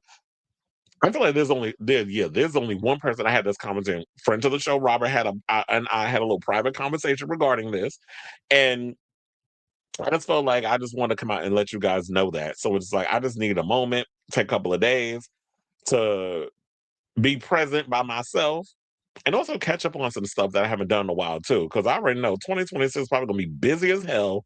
So I got to figure out, all that balance and all that other work when I get around to it. I'm shocked and not shocked at the same time how the white entitlement running these entities don't think they're acts of unjust censorship. Because they're short sighted. And I always think about that too. Like, I was sitting there looking about, like, do y'all not realize this is like short term gain for what? Monetary reasons? Like, y'all not looking at the big picture. So, yeah, this is cute now. But is this going to serve you a year from now, 4 years from now? Like, y'all jump thinking like doing this is gonna help you in the long run because once you've crossed that threshold and once you open a Pandora's box and you've killed the trust of the demographic that you normally pander to, that's it. Clearly, I mean, it's literally the same thing I felt about MAGA Minaj, which I'm kind of pissed off about, and I'll probably say this later on. How y'all giving Heidi N Closet credit for the MAGA Minaj? I've been calling her that for the past month. And I call her either MAGA Barbie or MAGA Minaj. But y'all giving Heidi N Closet the credit? Okay. Why? Because she's well known, more well known than I am? But okay. Whatever y'all say. Warner Brothers had a great run this year, probably the best of them. Yeah, definitely they did. I love one battle after. Yeah, I enjoyed it. Tiana Taylor got on my damn nerves in that movie, but that is going to show she was doing the damn thing in there. I definitely want to see her in more stuff. I'm thinking, you know what I would love to see her as, and this is only because I've seen her do a recent fashion show. Y'all need to make her a member of the Dora Milaje. That's what y'all need to do. Because when I see her come out in that, when they did that Black Panther fashion show, and it was her and Okoye walking down the red carpet with them spears, and they was like giving full on Ungawa Black Power. I was like, oh no, we need her in a Black Panther movie. So Ryan Coogler, I'm putting out there that energy out in the universe. If you can hear me, cast Tiana Taylor as one of your Dora Milaje in the next Black Panther movie. Please and thank you. I haven't seen it, but isn't Pedro Pascal in that? You are welcome. Because I was wondering, I was like, okay, this is going on a little too long, but um here's the thing with YouTube, it shouldn't matter like how long you do segments or videos or whatever. This is why, no shade to my friend um over there at We Are You Radio, because I remember at one point, it was probably like 2 years ago, he wanted me to come aboard and do something for his radio station, have my own show and stuff. I was like, I can't do the old guard radio thing. And shout out to Ebro, because he was talking about this, the difference between podcast and radio is the fact you only have a couple of minutes to be able to get your words in and say what it is you want to go say. I can't do that. Like, I can't boggle my stuff down. Like, okay, like you're only gonna give me 10 minutes to say what I need to say, and then I can get back to the music. I was gonna say I did that back in the days of all digital, but I didn't. I pretty much had my own show, and then I would play like a song or two in between. Like once I got to I had a 2-hour show, if y'all remember. For those of you who've been following me long before, I've been doing the Chris Avalon, unfiltered. For that, I forgot how long I've been doing. I think I did like 7, 8 seasons of that before he let that radio station go to hell. I don't give a fuck. Ain't no hell in this damn tongue. So when I did that radio show, it was like, yeah, the first hour it was like we take a break, play a song, and then I come back and I do the rest of the show. I kind of like that. We can't just do like, okay, I'm just gonna play music and I just come in with like a 5-minute segment, me talking celebrity news and gossip or giving my full opinion, and then that's it. That's why I haven't done like a show, like a radio type thing anymore. 100% on reading the Ellisons and because the Paramount they're about to run that into the damn ground. But I get seasonal depression during the summer. It's like you get it during the summer, I get it during the winter. Summertime, I love the summer. Probably because I was born in the summer. Did Tiana Taylor leave music for acting? Yeah, I think she did. She did music a long time ago. But then again, she did release music, because I remember she said at one point she was leaving music to become a creative director. And now I feel like she's come back to it as some sort. I hate when people say I'm quitting or I'm retiring and that sort of thing. Don't quit, don't retire. Just say, just step away and try other things. And if the inspiration hits you, where it's like, oh, I'm gonna use my acting money and I'm gonna use all the other money that I make from different places to create and produce my own music, then you do that without the backing of a label. Tiana Taylor's got a big enough fan base where she could do like a couple of small venues and put on shows and scratch that artistic itch without a major label backing. Because the record industry is in shambles. Don't even get me started on that foolishness. Speaking of which, I want to give a shout out to some of the celebrities I saw yesterday at the Knicks game. Chrissy Teigen and the family was there. John Legend, Chrissy Teigen and the kids was there in Celebrity Row. Also, Sierra was there with Russell Wilson and the kids too. So I love the fact when it was like, yeah, for Christmas, the celebrities like to spend time at you know, at the Garden. Tracy Morgan was there too. I didn't see Spike Lee. He probably was there, but I didn't see him. All right, y'all. So now, since we were talking about 2025 in the box office report, let's get into this story. So I did compile a list because 2026 is literally around the corner.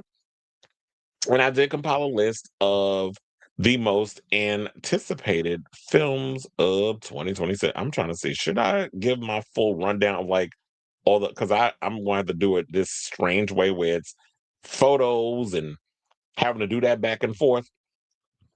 Okay, so hold on. So yeah, I did compile a list of my most anticipated films that's coming out next year. And if you all have a list of films that y'all looking forward to, definitely chime on in the comments. So in regards to all of that, 2025, as y'all know, was like a pretty interesting year regarding movie releases. There was a couple of films, a lot of them that came out that this year that I loved. I love Weapons, I love Companion, I love Sinners, I love Queens of the Dead, I love 28 Years Later, I love me some Silent Night, Deadly Night. I like Superman.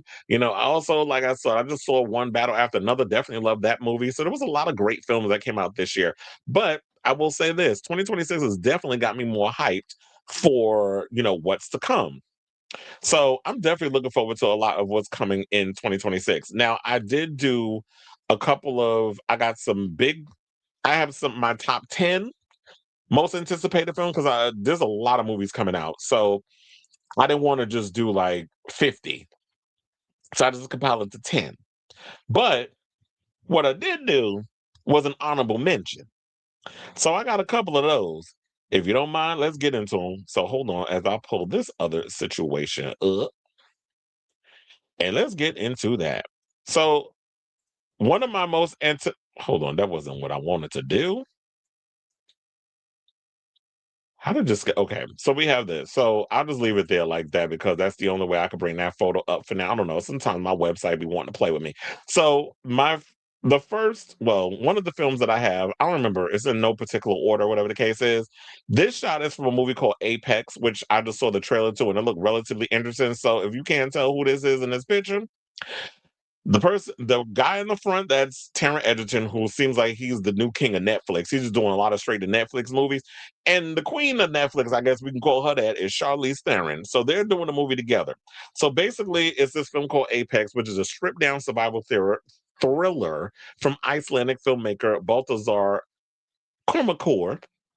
The film centers on an adrenaline junkie who sets out to conquer a menacing river, only to discover that nature isn't the only thing out for blood. So Taron Egerton is playing like a guy who's trying to kill her, basically.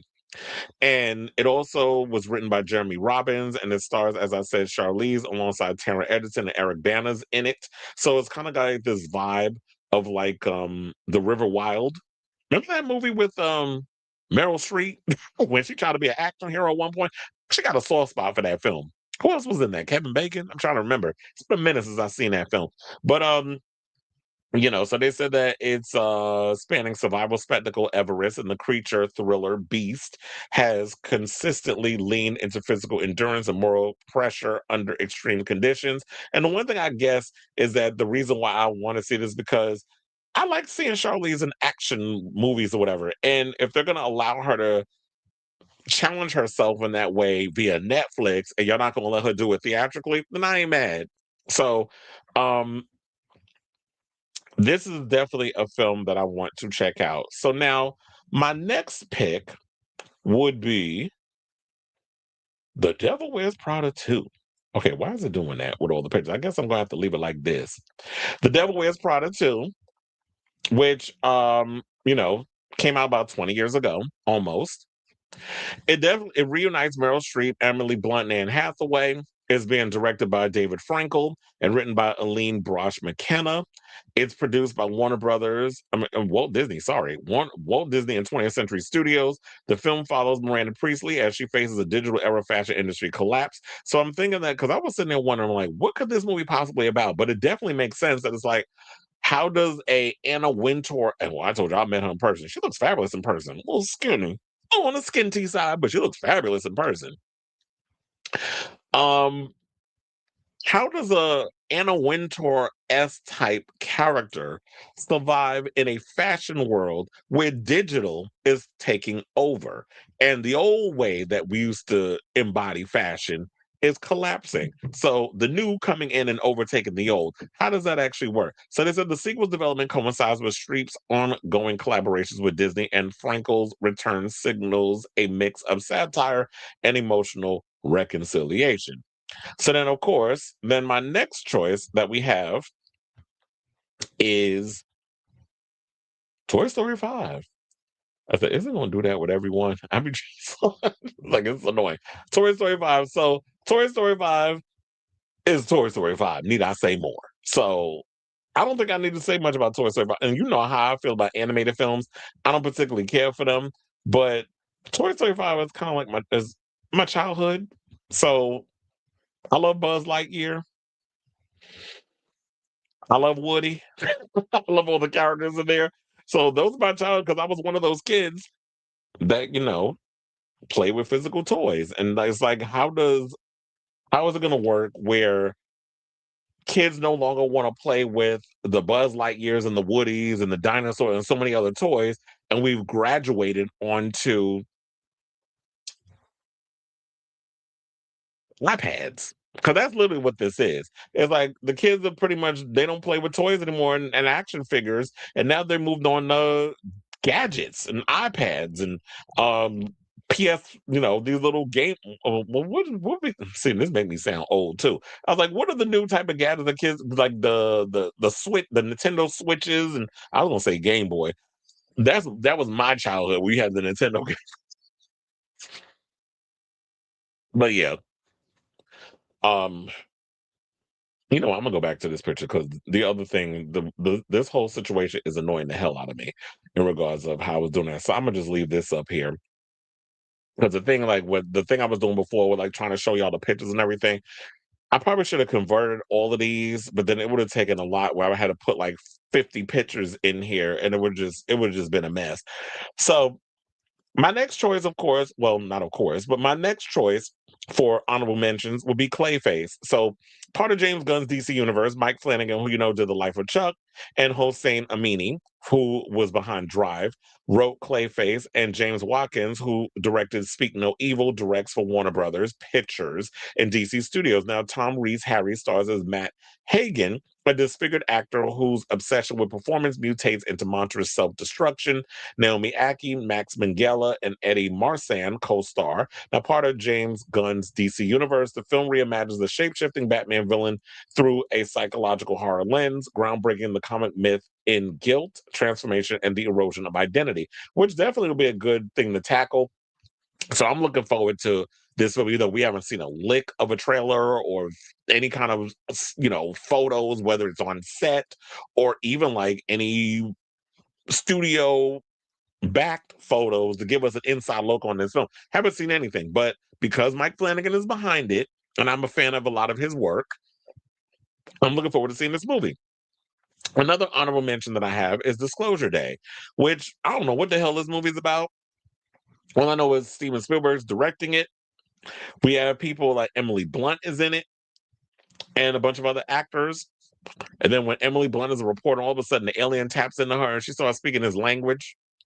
I just thought that was fascinating. The alien obsessed, conspiracy theory community, they're obsessed with like aliens and stuff. So, Stephen, we know you have experience in directing alien based projects like E.T., Close Encounters of the Third Kind, and War of the Worlds, which I like half that movie.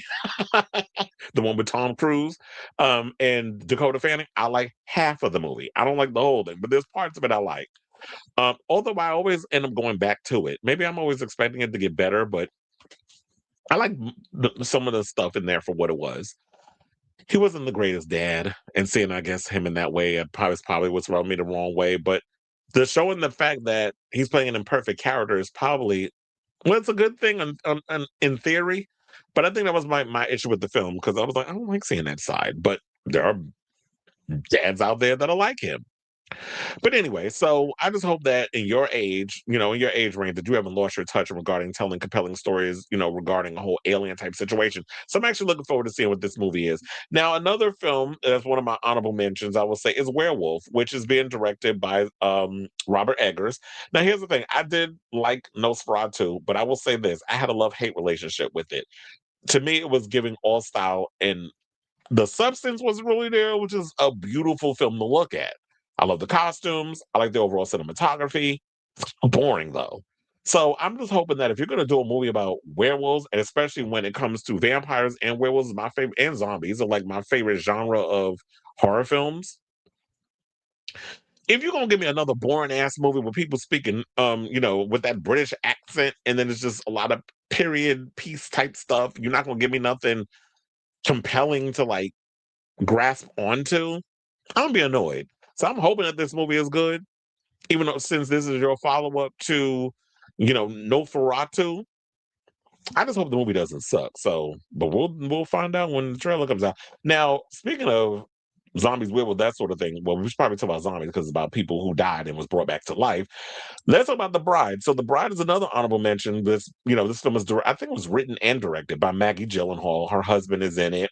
Her brother, obviously, Jake, is in it. Because, when you make movies, a lot of times you do get a little nepotistic, and you want to have people that you are familiar with, or that are also actors. You can put them in your film. This film tells the tale of the Bride of Frankenstein. Christian Bale is playing Frankenstein, or Frankenstein to be specific. So I'm looking forward to seeing this film. The trailers, I've seen it every time I go to the movies. They show this trailer. I haven't seen it anywhere else, but usually when I go see movies, they always play The Bride before every film that I've seen so far this year. So I'm looking forward to seeing this film because the trailer looks really good. It looks weird. It's a little bonkers, but it looks interesting. Mortal Kombat 2. Now, that movie is supposed to come out in October, but because apparently the studio had so much faith in the film, they moved it to 2026. I'm not expecting Shakespeare when it comes to the Mortal Kombat, but I'm definitely looking forward to it. Especially, the fatalities and the fight choreography. And Carl Urban coming and playing a much older and washed up Johnny Cage. I'm just hoping that this movie doesn't suck. I just hope the script is much stronger than the first film and that the characters are utilized way better. So I'm looking forward to that. Now, another superhero film based on well, it's not a superhero film, but they're kind of like superheroes, but in the video game realm that is in the same vein as a Mortal Kombat. We got Street Fighter. So I ain't expecting Shakespeare with this either.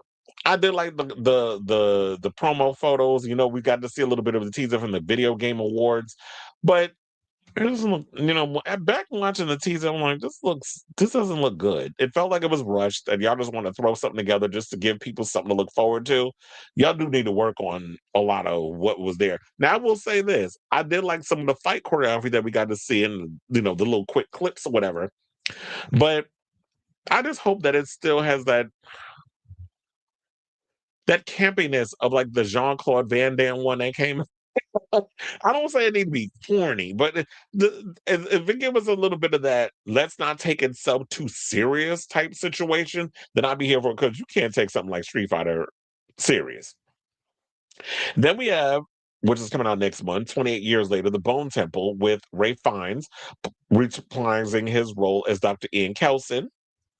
And we have it's basically tell the story of like how Spike joins terrifying cult leader Jimmy Crystal's killer gang as Britain is destroyed by the rage virus, and Killian Murphy is supposed to be coming back. Now, if you've seen the last movie, Jimmy Crystal is played by Jack O'Connell, who was the one in the beginning of the movie, survived the outbreak and was given the cross by the priest, and he went off and I guess figured out how to survive and became like this crazy cult leader. And then we had Ray Fiennes as the doctor who did what he did in the first film, and then we had Spike who kind of went off on his own and wanted to truly become like this boy to a man type situation and wanted to survive that without his father making up this story and trying to make him something he wasn't. So to see how all that plays out will be interesting.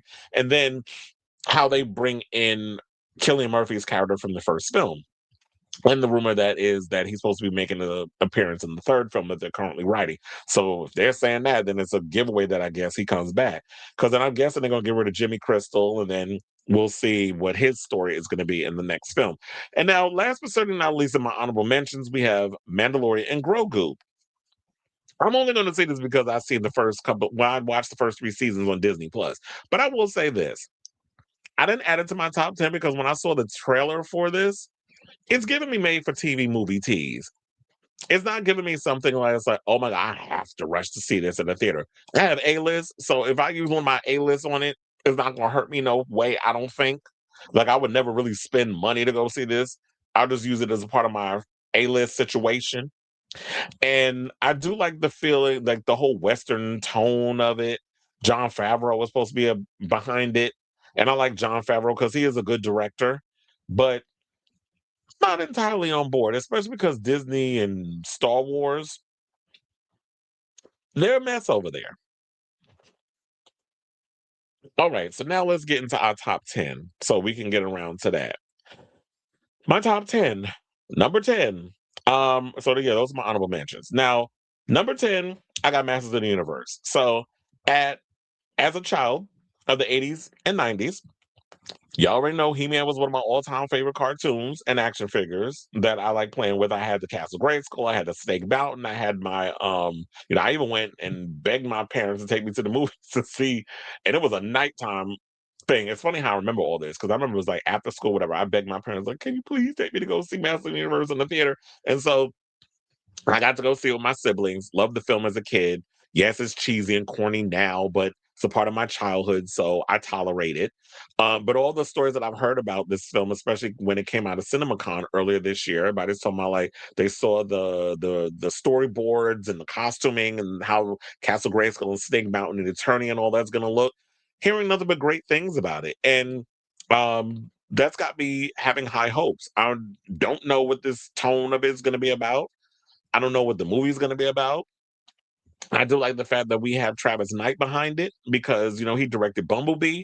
So he was the one, in my opinion, that finally made a Transformers movie tolerable. Like you take something as ridiculous as Transformers, you give it like heart and grit and soul and all these other things, and you really feel for the characters in that world. I'm gonna get behind this that you could take something that on paper is the corniest thing under the sun and give it a heartbeat in a way. So that's the only reason why I'm looking forward to this.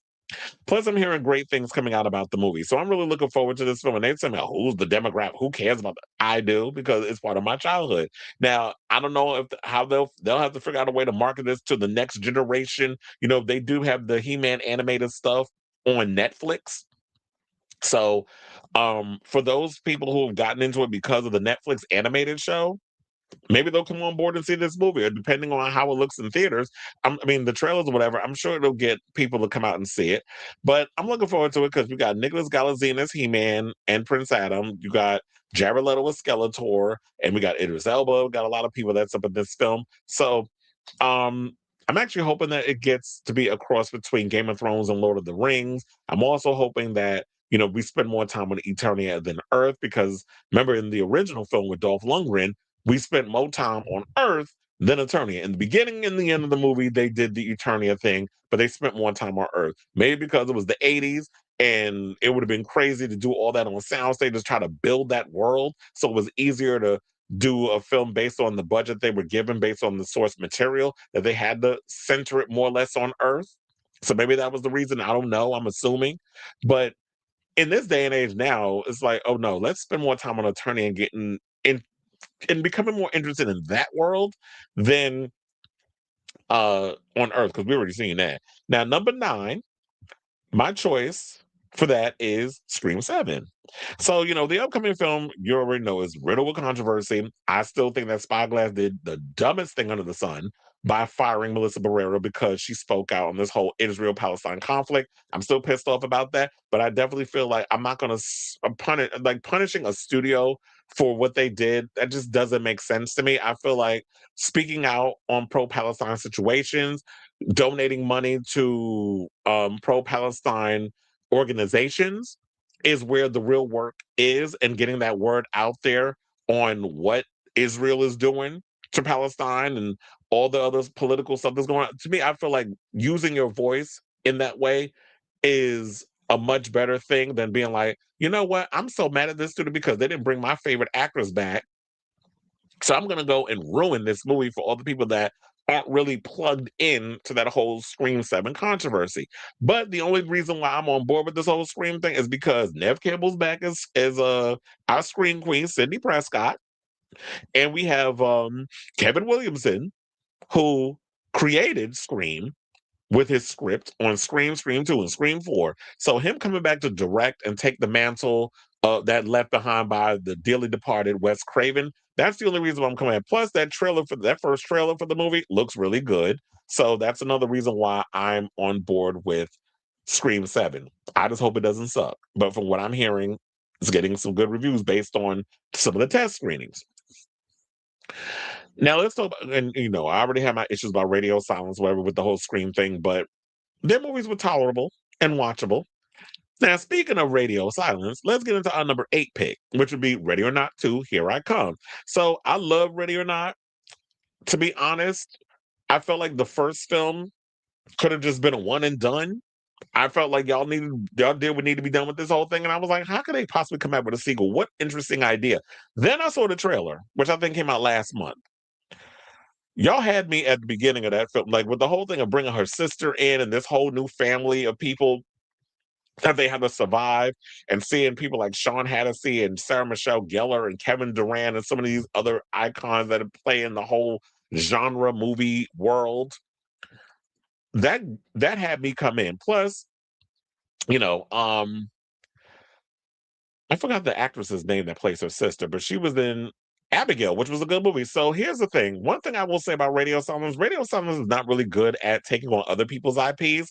I really like Scream. I didn't like kind of the direction they were trying to take Scream, but their original horror content, like Ready or Not, Abigail, that sort of thing, they're good with that. They're good with coming up with using horror and coming up with their own stuff that makes it interesting on their part.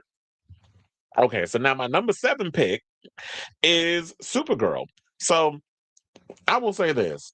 Superman is kind of like, I have a love-hate relationship with that movie because there were certain tone decisions that James Gunn was putting in that movie that I was in the trenches with you for a bit, and then there were parts where you was taking me out. So and this may be controversial to say because I hate when people go, when I say some good things about James Gunn, y'all want to come at me and act like I'm a Zack Snyder hater. I'm not, because I'm a fan of Man of Steel. I love that movie. I actually like Man of Steel more than I like Superman. And clearly, Superman didn't surpass Man of Steel at the box office financially. So then there's that story. I did not like Kara Zor-El's cameo in Superman. I don't. It just totally just didn't fit for me. But watching the teaser trailer, or should we call it a trailer? I don't know. I get so confused with what's a teaser, what's a trailer. Y'all will say something's a teaser, and it's 3 minutes. I'm like, that's not a teaser. That's a full-fledged trailer. But since y'all saying that's what it is, I'll just go along with it. So the Supergirl trailer, I was like, okay, I get the tone of this. Where she's coming from. She's like letting you know in the beginning, she's not like this goody two shoes type of superhero. This is a girl who's lost everything. She lost her family. She lost, her friends. She lost all the things that she's known from Krypton. There's no significance or connection when you look at a Superman from Krypton because he was a baby when he came to Earth. Kara Zor-El was already living on Krypton and was aware of what was going on when Krypton was destroyed. So there's a connection there, which is why I understand why she's drinking away her woes and she's partying and she's doing these other things. So taking that sort of direction on it, we're making her more of an can we call it an anti-hero? I guess. Like she's flawed, which we need to make those characters like that because quiet as it's kept, Superman is not an interesting character. He's kind of boring because like, how do you make someone perfect imperfect? Where he's more powerful than a locomotive, all these other things. So I kind of like the tone with that. And yeah, I know some people are complaining because there's a bit of that Guardians of the Galaxy vibe that they're bringing with Supergirl. But I like the trailer so far. I just need to see more Lobo. So I'm looking forward to that. So that's on my list with that. And plus, I like Millie Alcott because I like her on House of the Dragon. Seeing what she's going to bring to the movie has definitely got me excited. Now, number 6, we're almost at the halfway point, is Michael. So y'all already know how I feel about biopics. I'm not a big fan of biopics. I always feel like a lot of them are watered down and they tend to follow the same damn structure. And y'all already know how I felt about Bohemian Rhapsody, even though the same writer from Bohemian Rhapsody wrote Michael. Wasn't a fan of Bohemian Rhapsody because how you going to come up in here and make a movie about an openly gay Was he really openly gay? I mean, we all knew he was a Ronzo maggot. We already knew he was openly. I mean, we knew he was gay. Well, I didn't really grow up on Queen because I was. Yeah, Queen came out. Well, yeah, Queen came out way before I was born. When was the last time it came out with an album? Like 81 or something or another? I was like, I wasn't even born when Queen was queening. So, and this was like in the 70s, like what, 75, 76 or whatever. Okay, I wasn't born around them times. So, with Bohemian Rhapsody, it's like, how you gonna make a movie about a queer rock singer and basically wash away all the queerness, except do like this little montage where he goes to the bathroom for some tea room action, and that's pretty much the extent of his queerness. It's like, no, people always say, why you gotta make a thing about gay? I was like, but that's your superpower. Which, if you saw the recent episode 7 of Stranger Things, with Will did his whole coming out monologue, you kind of look at that as like, yeah, part of the queerness, that's a superpower. So him getting on that stage and having the confidence and strutting around and that flamboyantness or whatever, that's like your superpower. That's your armor. So to kind of wash all of that out, make it seem like he was more in the pussy than he was, that irritated me about that film. So the only thing that's got me interested about Michael is the fact that how they plan on exploring his career as a global pop star as well as his personal life. Because remember, at one point, we talked about on this show, and people was like, well, where's the evidence? Google is free, right? Like, look it up. It's all there. And it was like the major trades was talking about this. And what they were talking about is, because I feel like I'm jumping the gun, I didn't tell you what it was. The fact that they had to cut out the entire third act because of Estate, the Michael Jackson, those incompetent asses over there, forgot to mention they couldn't tell a story of one of his SA accusers after they had settled with him. So they filmed a whole scenario around the trial. That was supposed to be the whole third act situation. But then they realized, oh, part of the deal was you can't talk about any of the SA stuff or bring up the people who sued him. What was it, Jordan? Was it Jordan Chandler? Or was that the new one with trying to remember the kid's name? I can't remember. But one of his accusers. And some people sit out here saying, and I kind of agree with it, Michael you are so dumb because you put yourself in these situations. After that first damn story came out about some child accusing me of diddling with their parts, oh, I would have stopped hanging out with little kids. I'm like, fuck y'all, keep them in the distance.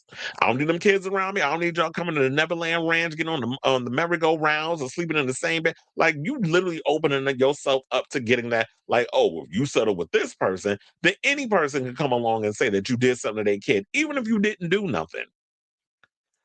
So I would have been like, oh no, keep them kids away from me. I would just focused on having my own kids. And then there could be a whole situation. If you have your own kids, then kids come over, do whatever, but you also need to keep your distance because you still don't want them people talking.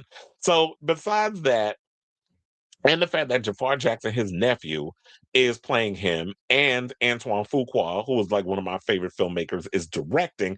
Those are the only reasons why I'm looking forward to watching this movie. Now hold on, because I want to see if I want to try something else. Let's see if it'll work this time. Because y'all was getting on my damn nerves before with this whole thing. Because I feel like for the top 5, let me see if I can pull up these files. Oop, hold on. Okay, so let's get into our top 5. I'm glad y'all are still sticking around because I know this is a long one. If it don't, we might have to go back to the other thing. But let's see. Number 5. Oh, look, it worked. It's probably because I had too many pictures. Well, basically on this, you could tell Spider-Man. Can you feel a brand new day? That's the Wiz. Now, while I'm upset, as I stated before, that we haven't gotten a sequel to Shang-Chi 2, I will say that I'm glad that the director of Shang-Chi, Destin Daniel Cretton, you know, they threw him a little bone and they let him direct the new Spider-Man movie. Now, Tom Holland, as y'all know, returns as Peter Parker, who's trying to balance college work and being Spider-Man, but a mysterious force unravels the city, forcing him to confront old foes, new allies like a street-level Punisher, and redefine a hero's role, dealing with personal turmoil and a villain knowing his secrets. And some people believe that villain, well, there is oh my God, what's his name? The actor that was in I think he did Black Lightning, but they got him coming in playing Kingpin. I think that is the Kingpin. Yeah, because there's got to be a different Kingpin because they're not gonna come up there and give you uh Vincent D'Onofrio. But they got him coming in to play him, and then they got Sadie Sink, who's coming in. They feel like she's the one that's kind of like playing a villain that knows her secrets. Some people are saying that she's also playing Jean Grey. I don't know. We haven't heard what character she's playing, but that's what I'm just looking forward to seeing what this movie's going to be about because I like Spider-Man, and it's nice to see that he's finally gonna be able to helm his own damn movie because y'all always got him uh you always got to give him like a big name co-star, like if it's Hulk or Iron Man's got to come in and pretty much or Happy to help him out. Now, number 4 is Project Hail Mary. Now, I haven't read the book. I've heard it's a really good book, but Drew Goddard wrote the script, like he wrote the book for The Martian. He wrote the script for the book The Martian. I like The Martian. The same guy who wrote The Martian, the book, wrote Project Hail Mary. So it was nice to see that they brought Drew Goddard back to helm this one. And I like Drew Goddard because, like I said, he as I stated, he wrote The Martian. He also is supposed to be developing a fifth Matrix movie, which is good because the Wachowskis are clearly is like once y'all did the Matrix, y'all don't know, y'all kind of had burnout and haven't given us a good movie since. I will say this, I did like Sense8 from the Wachowskis, but that's about it. So yeah, I don't know much about the movie. As I said, it's adapted from a book. I like the trailer, and all the other stuff, and I like Ryan Gosling. I hope the movie does well, but I know it's got a really big following in regards to the book. There's a lot of people that love the book, so hopefully the movie is just as good. So yeah, I'm looking forward to seeing that. Now, number 3, I would have to say is Avengers Doomsday. So I think I've pretty much beat a dead horse at this point. I don't need to go into a whole thing regarding the whole thing regarding Avengers Doomsday. You already know my overall thoughts, how I feel about it regarding the reservations of casting Robert Downey Jr. of Doctor Doom, especially when we've become accustomed to him playing Tony Stark Iron Man for almost over a decade, I believe. And also got trepidation surrounding the movie because, with past Avengers films, there was build up to Infinity War and Endgame. I don't feel like, as I've stated before in the previous Avengers talk, I don't feel like that we've built up to this whole doomsday situation. So I just don't feel like there's going to be a real payoff. But we'll see. And there's been a lot of failures of the box office regarding the MCU. We had Eternals, Ant-Man and the Wasp, Quantumania, Thunderbolts, Captain America: Brave New World. Those movies didn't really do all that well financially. So there's that. But I think the only reason why I'm on board is because I'm curious to see what they're gonna do with how Robert Downey Jr. is gonna go do as Doctor Doom. The Russos are coming back. We got familiar faces like Chris Evans, Chris Hemsworth, and members of the X-Men and Wakanda. So I'm excited from a nostalgia point, but until we see a full-fledged trailer, instead of these nostalgia bait teasers that we've been getting, regarding Chris Hemsworth and Chris Evans, then I'm gonna withhold my excitement until we see something like a full-fledged trailer. Now, my number 2 choice that I have is The Odyssey. I haven't seen that teaser. I haven't seen the 6-minute prologue situation that's being shown in theaters, but based on the teaser trailer, and I'm hearing people already complaining about the Homer's Iliad inaccuracies versus, from the teaser versus what's, in the book. And I'm sitting like, it's a teaser. Like, it's a minute and a half trailer.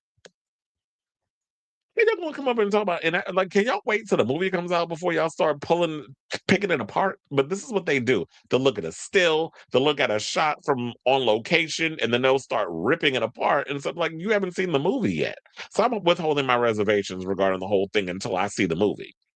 So here's the thing. Y'all already know it just goes without saying that Christopher Nolan is one of the most important filmmakers of our time, along with, in my opinion, Denis Villeneuve and Ryan Coogler. There's like the triple trifecta of iconic directors right now that are working.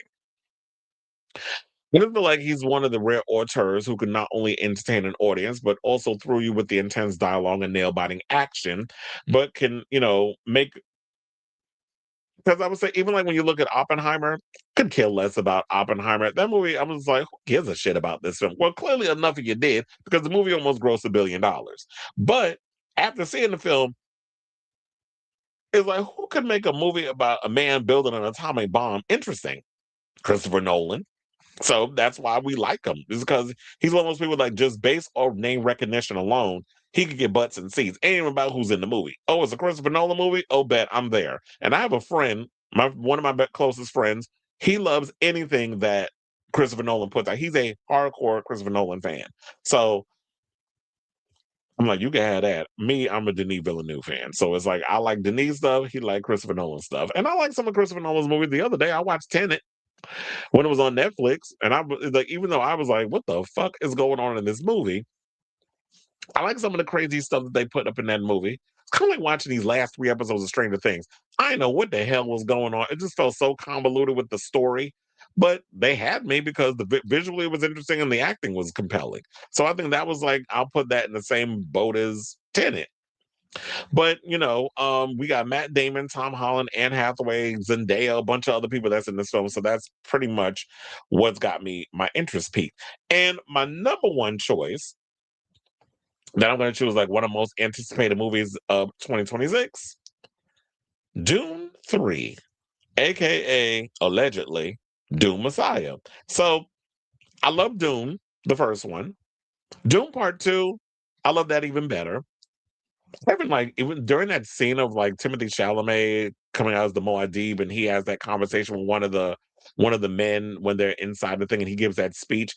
Every time I watch that speech, that scene, I get this crazy chill that goes down my spine, and I literally just start tearing up because I'm like, this scene is so damn compelling. Where it's like he starts having this moment of like, yeah, he could literally look at you and just see into your situation, and it's like that's got people believing he's the Moadi. But if you read the book Doom Messiah, which some people say is a bit controversial, whatever, his character is not a good guy, and you start to see like some of the stuff that this dark turn that he takes.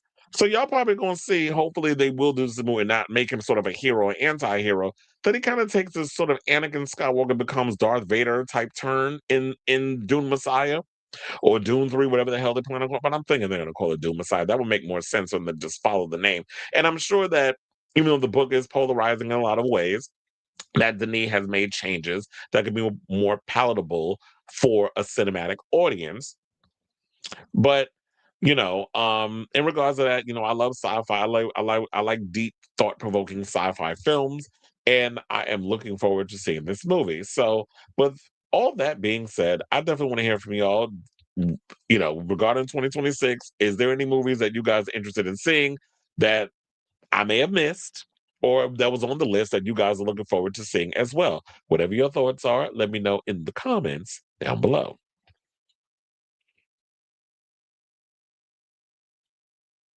Try to give Eggers No Ferrato another chance. Yeah, it was like I was so bored with that damn movie. It's like, what is this? I was so bored. Tyler Perry is facing. Child, where is that at? I'm like, let me find out Tyler Perry out here being accused again. Let me see. Is that up on the situation? Oh, an hour ago. Hold on now. We got some breaking news. Let me pull that story up. Goddamn. They said Tyler Perry sued for sexual assault by a new accuser and actor in a Madea movie. Okay, so let's pull up. Let's breaking news, breaking news, breaking news. Eow. Hold on, hold on, hold on, hold on, hold on, hold on. Hold on to your soap and sponge. Okay, so with that being said, let's get to this tape. So let's pull up actually the article. We'll read it all together as a class.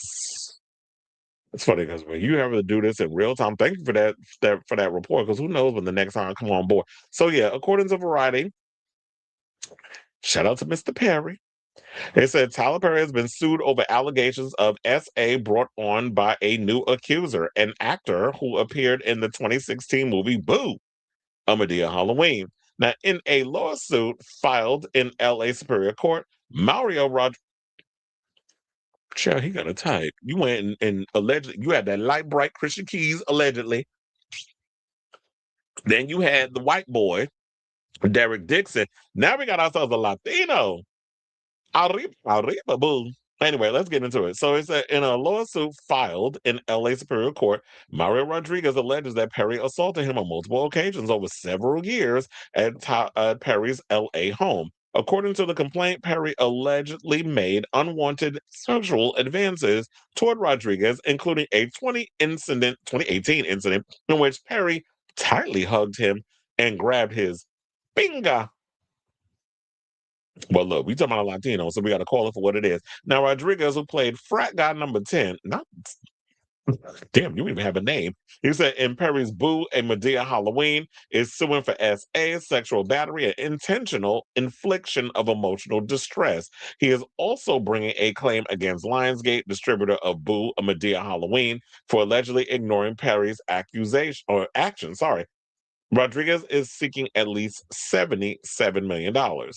Well, at least he didn't go for the full 200 like Derek did. Now, they said the complaint describes an incident that allegedly occurred in Perry's home screening room a few months after they met in 2015. Mr. Perry then put his hand on Mr. Rodriguez's leg and began rubbing his inner thigh right next to his finger.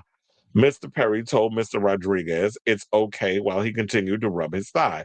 Now, Rodriguez alleges that the two broke off contact in 2019, but that Perry would periodically reach out to him after that. The complaint states that Rodriguez was motivated to bring his claim against Perry after reading reports about Derek Dixon's lawsuit earlier this year. Now, in response to Rodriguez's suit, Alex Spiro, a lawyer for Perry, said in a statement with Variety, having recently failed in another matter against Mr. Perry, the very same lawyer has now made yet another demand from more than a decade ago, which will also be a failed money grab. Why is it every time Tyler Perry, who, no shade, I do feel like is a church queen that has yet, with a lot of money and a lot of power and a lot of influence, who has yet to come to terms with the fact that what he really likes. Because do I believe that Tyler Perry like pussy? Hell no. So, if he like put, let me not go there because I was about to say something else about another closet queen. Well, look, I believe that Perry like pussy about as much as Donnie McClurkin claim he been delivered. So why is it that when all these men are coming out and saying this other stuff, everything is a money grab? Just asking. Now, Spiro, who's referring to another lawsuit against Perry filed in June, Dixon, an actor who appeared on Perry's BET series The Oval, accused the filmmaker of sexual harassment and assault. Now, Dixon, who appeared in 85 episodes of the drama series, alleged that while staying at the entertainment mogul's guest house in June of 2021, Perry grabbed his cheeks while intoxicated. The lawsuit also cited alleged text messages in which Perry is said to have made repeated sexual comments and advances over several years. And we've seen them text messages. Dixon is seeking at least $260 million in punitive damages. Now, Jonathan Delshad, a Los Angeles-based attorney who represents Rodriguez and Dixon, pointed to numerous text messages allegedly exchanged between Rodriguez and Perry that bolster his client's claims. So now he's saying that not only does Derek Dixon have text messages between him and Perry that kind of gives that, is there proof of sexual assault? Not necessarily, but we're not going to sit up here and act blind and obtuse and try to act like there was no flirtatiousness going on between these men. It is clearly there in the text. So it said Mr. Rodriguez is looking forward to his day in court and holding Mr. Perry accountable for his actions. We do hope a jury awards enough money to make Perry regret his actions. Unfortunately, statements like those made by Perry's attorneys do nothing but enable Mr. Perry to continue to victimize people like Mr. Rodriguez. My client looks forward to a jury's determination of what happened. So Mr. Rodriguez realized that Mr. Perry was continuing to use his power and influence to SA hopeful actors, and with the voice of others, decided that it was time to tell his story to obtain justice and to finally stop Mr. Perry. This is according to the new complaint. When Perry became aware that Rodriguez was going to file this action, Perry once again reached out to Rodriguez by text, telling Rodriguez that Perry did so much to help Rodriguez was that Perry was what? Did so much to help Rodriguez and was that Perry was okay. Am I losing it or is this not a miswrite? And was that Perry was feeling betrayed by Rodriguez? So he basically, to sum it all up, Tyler Perry was like, "I did so much for you, and this is how you repay me." I was like, first of all, yeah, I appreciate the fact that this is the opportunity for me to make it as an actor, which is what a lot of these people want. But you still don't have a right to think that there's supposed to be a quid pro quo type situation. Allegedly, this is what I'm taking from it: is that while you've been helping me in my career, that don't mean that now I have to give you autonomy to my body. Like, who said that? And it's I'm not even gonna go there because I was about to say something, but then people be like, I'm judging people based on looks and stuff, but I'm gonna leave it alone. And we just gonna play this up or see how not play it up, but we'll see how this plays out as you know, situations develop. First of all, I'm looking at his I was like, what does he look like? Is that him? First of all, he cute. He kind of look like, hold on now, he looked like a Latino Luigi Mangione. Let me pull that up to TMZ for this picture. Because I was like, we didn't see no photo from Variety. But this is, no, well, now why y'all gotta put these damn ads in there? That's what he looked like. I'm like, wait a minute now. Old boy out here looking like Luigi. I'm like, okay. Well, let me tell you something. Or is that Derek Dixon? It kind of do look, well, look, don't be pulling up no old pictures of somebody if it's not them. But based on I was like, yeah, but if this is the story, why would they pull it up there? But yeah, so um that's the situation so far. I'm like, Tyler definitely got taste. And I think I did say, yeah, okay, that is him. Cause I'm like, oh, he cute. Hold on now. Let me pull up a better picture. Yo, I am so sick of TMZ with these goddamn ads that they have in here. Hold on now. I say he definitely got taste. Cause I'm like, this boy look cute. He kind of look like Derek Dixon with a little more meat on his bones. The one thing I will say about you homosexuals, you closeted ones too. Y'all definitely know how to pickle. Y'all be trying to pick these men that's out of y'all league, no shade. But yeah, that's what he looked like. I was like, okay, cutie. How you doing? So yeah, so that's allegedly the guy who's accusing Pastor Perry of abuse and things of that nature. So with all that being said, I will definitely follow this story as it develops, but I definitely want to hear from y'all. What do you guys think of this story? Do you believe this guy that's accusing Tyler Perry of assault? While we do have one that was insinuating some stuff happened until all of a sudden then he got his little coin and he shut up about it, Christian Keys. And then we had the other two that came out, Derek Dixon, and now this guy. That's three so far. Three men. Well, one of them didn't really say, but you put the breadcrumbs out there. And we pretty much put it all, we followed the breadcrumbs and it led to this situation. Allegedly, saying all of that. Plus these two men that came out, one that literally looks like a cross between Luigi Mangione and Derek Dixon. Um, that's two and a half, I'll say. Counting Christian as a half. Because he was like putting the breadcrumbs out there, but didn't flat out say who it was. So yeah.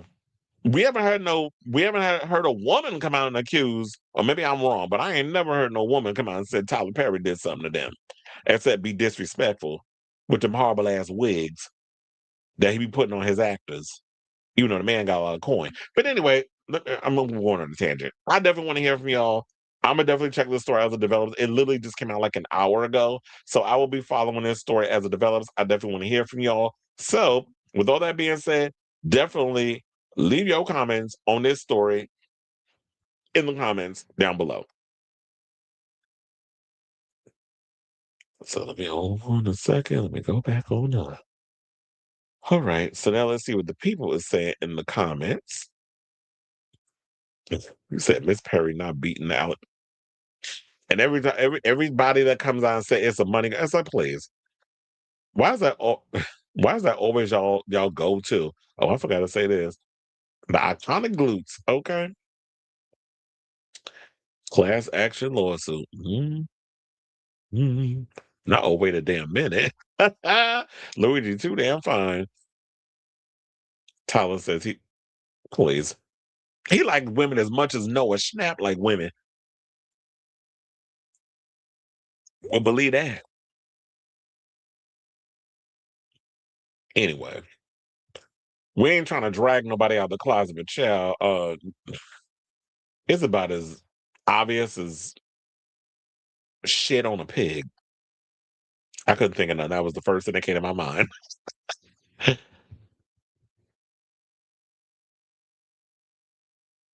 I am mixed with I'm part Filipino, if that's what you want. Well, you said mixed with Japanese or Chinese. Yeah, I know I got Asian features.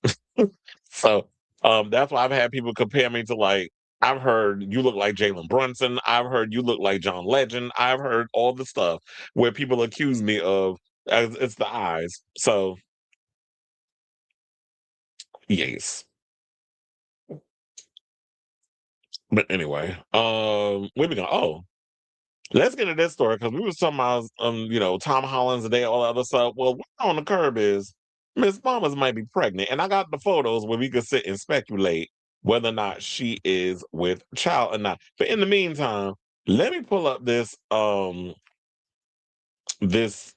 AI photo that I came across so we could just play it up in the narrative. So the internet is out here speculating that Zendaya might be with child. And this time they're not being fueled by AI generated images, even though this one at the top over in the right, yet as an AI generated photo. But so they said that this comes from recent multiple sightings with her fiance Tom Holland and his parents. Beyond pregnancy chatter, fans are also speculated that Spider-Man co-stars may have already secretly got married. And so there's a recent photo of Zendaya, who's 29, and Tom Holland, who's also 29, and his parents, Dominic and Nicki Holland, surfaced over the weekend after being shared on social media by Tom's brother, Sam Holland. The snapshot was taken during a family outing to the Traders, live experience in London on December 21st, showing Zendaya smiling alongside Tom and his family as they enjoyed the evening together. Now, I do have that photo as well, and then they got the fake baby sonogram, which was actually kind of funny that they put that one together. So yeah, there's this picture here where you see Zendaya all on the far right taking a picture in like this big giant, I don't know if that's a coat or a shirt, whatever the case is, because she is a fashion girl. And Zendaya's not gonna be out here wearing no oversized outfits. She's gonna wear something that shows off her slim frame. But she looks a little chunky in the face too. And then you see Tom Holland, Zendaya, and his parents in this photo. So that's one of the photos. Yeah, I'll bring up the other photos again. And then if you look at his brother's Instagram carousel, captioned with a playful nod to the event's theme, quickly went viral and reignited speculation about the couple's relationship milestones, with fans noting how close Zendaya appears with her future in-laws and sparking fresh chatter about everything from engagement to a potential future family situation. So then there was these pictures also, hold on, as I pull that up, of Zendaya out for a walk. It looks like it's Zendaya with Tom, and I don't know if that's the security. And then you see the dogs and all other stuff. She's wearing an oversized coat there, and like look like mom jeans she got on. First of all, I don't know, from a distance, them shoes look hideous. Well, they said Tom Holland and Zendaya seen walking their dogs Noon and Daphne recently, and I'm guessing that's their security. And then there's this picture also where there's a close up. It's like, why you wearing that big ass, ugly ass coat? Here's another one, and then another one. So yeah, these are all the photos that they're sitting here talking about that this is, what's going on. I'm gonna leave that up for a second while we get through the rest of this article. And they're saying, like, why fans think that she's pregnant? So the pregnancy rumors first surfaced last month when the Euphoria star was spotted on the set of the upcoming Spider-Man movie alongside Tom Holland during his Make-A-Wish event. At the time, fans noticed what they believe was slight weight gain, but largely brushed it off. However, during a recent appearance, particularly the now viral photo with Tom's parents, has reignited speculation, with many convinced the actress might actually be with child. Now, the chatter has also been fueled by Zendaya's baggy outfits, with some fans claiming she appeared to be hiding her belly with her bag in the pic. Further, and that was like an old school way that they used to do things. Like when you would watch sitcoms and other shows and stuff, they would always find little tricks to hide your pregnancy. But then sometimes you look at them like, child, we gonna tell you pregnant big as a damn house. And TV also adds 10 pounds. So then it said all others have also pointed out that her recent fits lean more towards comfort than her typically sharp fashion forward style. And she ain't walking out the house in no damn t-shirt. And if she does, she's gonna make it fashion. Especially with having, you know, Law Roach on speed dial, who helps her put her looks and everything together. Now, alongside pregnancy speculation, fans are also wondering if the couple may have already gotten married, with it being over a year since their engagement, and the pair known for keeping their personal lives extremely low key and private. Social media theories suggest a secret wedding may not be entirely out of the question. So yeah, it was a bunch of things. People posted a tweet and said one girl said, "I have a feeling Zendaya's pregnant," and showed a GIF of Raven Baxter, aka from That So Raven, and go zooming in her eye with the whole prediction thing, how they would do on that show. So that was one of those. And then they had another person says Zendaya's pregnant. She's been hiding in public for months. She usually wears tight sweaters or shirts. And so there's that. Here's the thing. Do I think that Zendaya is pregnant? I don't put nothing past these celebrities. She might be.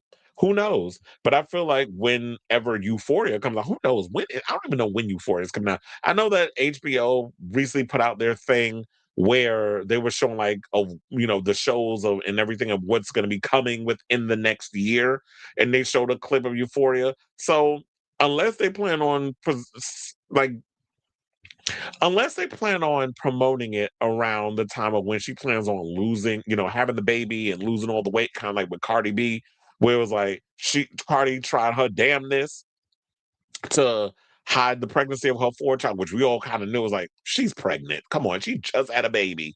And then she got pregnant by Stefan, and now she had baby number four. And was trying to lie to us and hide it for the longest. And then it got to a point where you couldn't hide it no more. You had to come out and tell us the truth.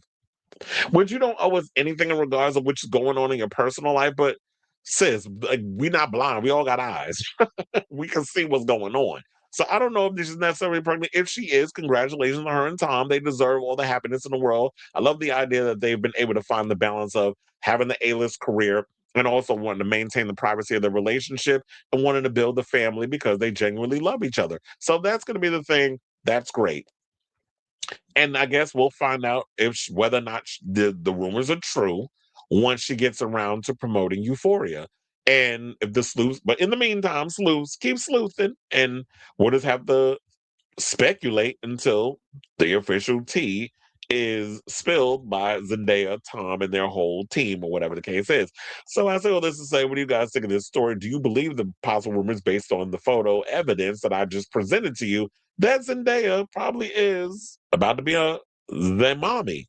So whatever your thoughts are on this matter, let me know in the comments down below. Lanier said to quote my best friend Tyler, it's not Tyler, it's queer as $3. Child. Exactly. Law Roach is such a guy. I like Law Roach. A lot of people don't like him. I love him. I like cheap queens. I like messy queens. Shout out to Gia Gunn. I love messy queens. I love girls, and I love the girls that aren't afraid to say what's on their mind and to put it out there. So, and Lord, Lord's perfect for like Project Runway and all that other stuff. I hope we get to see more of him on uh Drag Race next season. Speaking of which, I gotta see the new Drag Race Canada, because it's like that's the episode where they do the lip sync battles. Oh my god, let me tell you something. I was never like a really big fan of Canada's Drag Race, but they really been turning it this season. The queens are messy. They're not afraid to get they're not trying to be all Canadian when the Canadians are also, oh, they're so honky dory and don't want to hurt people feel. They like, fuck your feelings. In the words of RuPaul, feelings are not facts. So um if we're gonna be messy, if we're gonna sit up here and create alliances and go against that alliance, that's what's gonna happen. So I'm living for the season, and the fact that Brad ain't been there, and I did cackle when they did make a little break the fourth wall joke against Brad not being on the show, because they've had Carson on there a lot, which I feel like, Carson is so much better for the Canadian version. Brad Goreski never really gave me what needed to be given on that show. He fits more on there, so let him do that. Let's get more T.S. Madison and more Laura Roach on the American show and call it a day. I can't wait till we get to that RuPaul's story later on about him and his silence with all of what's going on with the whole Trump administration going against, coming after the queer community and all that other stuff. Because I feel like it's going to be an interesting take on that. But anyway, so let's get back into the rest of the show. And let's talk about Kim Zolciak. So apparently Kim can't seem to catch a break because word on the curb is the IRS says that she owes them a lot of cointadas. And it's like, girl, what are you out here doing? I was like, wait a minute, don't I have? Oh, yeah, I do. Hold on, let me pull it up. I was looking for it. But we got it. So the Internal Revenue Service, aka the IRS, filed a lien on December 11th, totaling $163,804.30 against the Real Housewives of Atlanta alum for unpaid taxes for 3 years, according to Us Weekly. Zolciak, who's 47. That's a 147. Zolciak, who's 47, reportedly owes the government $104,009.82 for 2019, $24,471.87 for 2023, and $35,322.71 for 2024. If it was anybody else, her wig wearing ass would have been locked up. Like, fast as you could say Candace Dillon. Oh, sorry. Candace Dillon ain't do nothing. It's Wendy Osifo. That's who it was. I done messed up the Married to Medicine reference. um, Wait, Wendy is no, not Housewives of Potomac. That's what you're talking. I done fucked up the thing. Anyway, let's get back into the thing. So they said this is the second lien the IRS has filed against her. Like I said, if it was anybody else, they'd have locked her ass up. But you get rewarded to being mediocre in America. That's what I've learned. Ask Alex Cooper. So they said the Bravo star and her now estranged husband, Croy Bierman, has a federal tax lien filed against them in April of 2023. The two owed $1.1 million on unpaid taxes, interest, and penalties from 2013, 2017, and 2018, according to legal documents obtained by TMZ. They also owed the state of Georgia 15 grand for unpaid taxes in 2018, according to the report. Zolciak's rep didn't immediately respond to requests for comment. Now, Zolciak has been facing financial troubles since her split from Bierman in May of 2023. Quiet as it's kept, she's been facing financial troubles long before they announced a split. But because we kept talking about it on the show, the fact of the matter was, I'm not going to leave this mansion until they force me out, whatever. I was like, girl, please. Like, there's been so many liens on that apartment. I mean, on that mansion. It's insane. But like I said, people like her, palm people, y'all get rewarded for being mediocre and all the other things. Her ass should have been locked up. Her and hips, and that's Croy. Who hips is bigger, or ass is bigger, Croy, or what's the man that Pimp Mama Kris Jenner is dating? Who got the bigger set of hips and ass? That should be a poll that we need to take on this show. What's his name? I forgot. Why does his Kim? His hips is bigger than Kim's. Now, they said in June 2024, she was ordered to pay $2,482.24 Target bill, or sorry, Target, because that's what we call it over here. Per court documents obtained by Page Six, a judge ruled in favor of the complaint filed by Target National Bank, claiming she failed, neglected, and refused to pay off her credit card. Yeah, because she think all that money grows on trees and it's free. Oh, I'm gonna just run up the cards and not have to pay it back. You do know, like, when you run up a credit card bill, that they're hoping that you can pay that coin back in increments. That's not free money. They said in August of 20, oh, sorry, because I went ahead. So in August 2023, Saks Fifth Avenue and Capital One sued the KAB Cosmetics founder for more than 150 grand in unpaid credit card fees. In October of 2023, she and Bierman were ordered to pay Simmons Bank more than 230 grand after they defaulted on a home equity line of credit. And then, of course, I mentioned in 2024, she had to pay $2,482.24 Target bill. Now, Zosa is currently dating entrepreneur Kama Witz. Well, girl, get them knee pads out and get the slurping because you need them bills paid. So get to work because we know you ain't getting work anywhere else. Get them knee pads out and you know, make sure do a little massagation of the jaw so you don't get it locked and get to work. You know how you women like her do. Now, after Bierman learned she was dating Moet, and I'm talking about Croy, he reportedly warned Moe's estranged wife, Jillian Green, that the reality star will financially drain money from Kyle, just like you allowed her to do it to you. Now, according to Us Weekly report in June deposition regarding Moet's and Green's divorce, Green claimed Bierman also told her that Zolciak was narcissistic and had a gambling problem and that she wasn't present for her children. Now, Bierman filed for divorce from Zolciak in 2023 after nearly 11 years of marriage. Now, they do have 4 minor kids, and he also adopted her 2 eldest daughters and that sort of thing. So there's that. So shout out to you, Kim. Whenever talk about somebody who don't know how to handle a coins. But this doesn't come as a surprise to me at all that yet again she still owes money. Now the question remains, are y'all gonna continue to give her a pass, or is she gonna have the, you know, or is she gonna face consequences for not paying the IRS? But then I guess at the end of the day, if the president don't sit up in there and pay the IRS money that is owed, then why should she, right? So I'll say all this to say, what do you guys think of this story? Are y'all shocked that Kim Zolciak out here owing the IRS the amount of money that she owes them? That's like, if a day ends in Y, Kim Zolciak got financial issues. So let me know what you guys think of this story in the comments down below.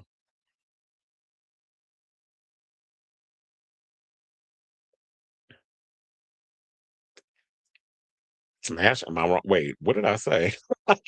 I totally forgot what the conversation was in regards to the whole smash situation. I be saying stuff and it's just like, I don't remember what I said 5 minutes ago.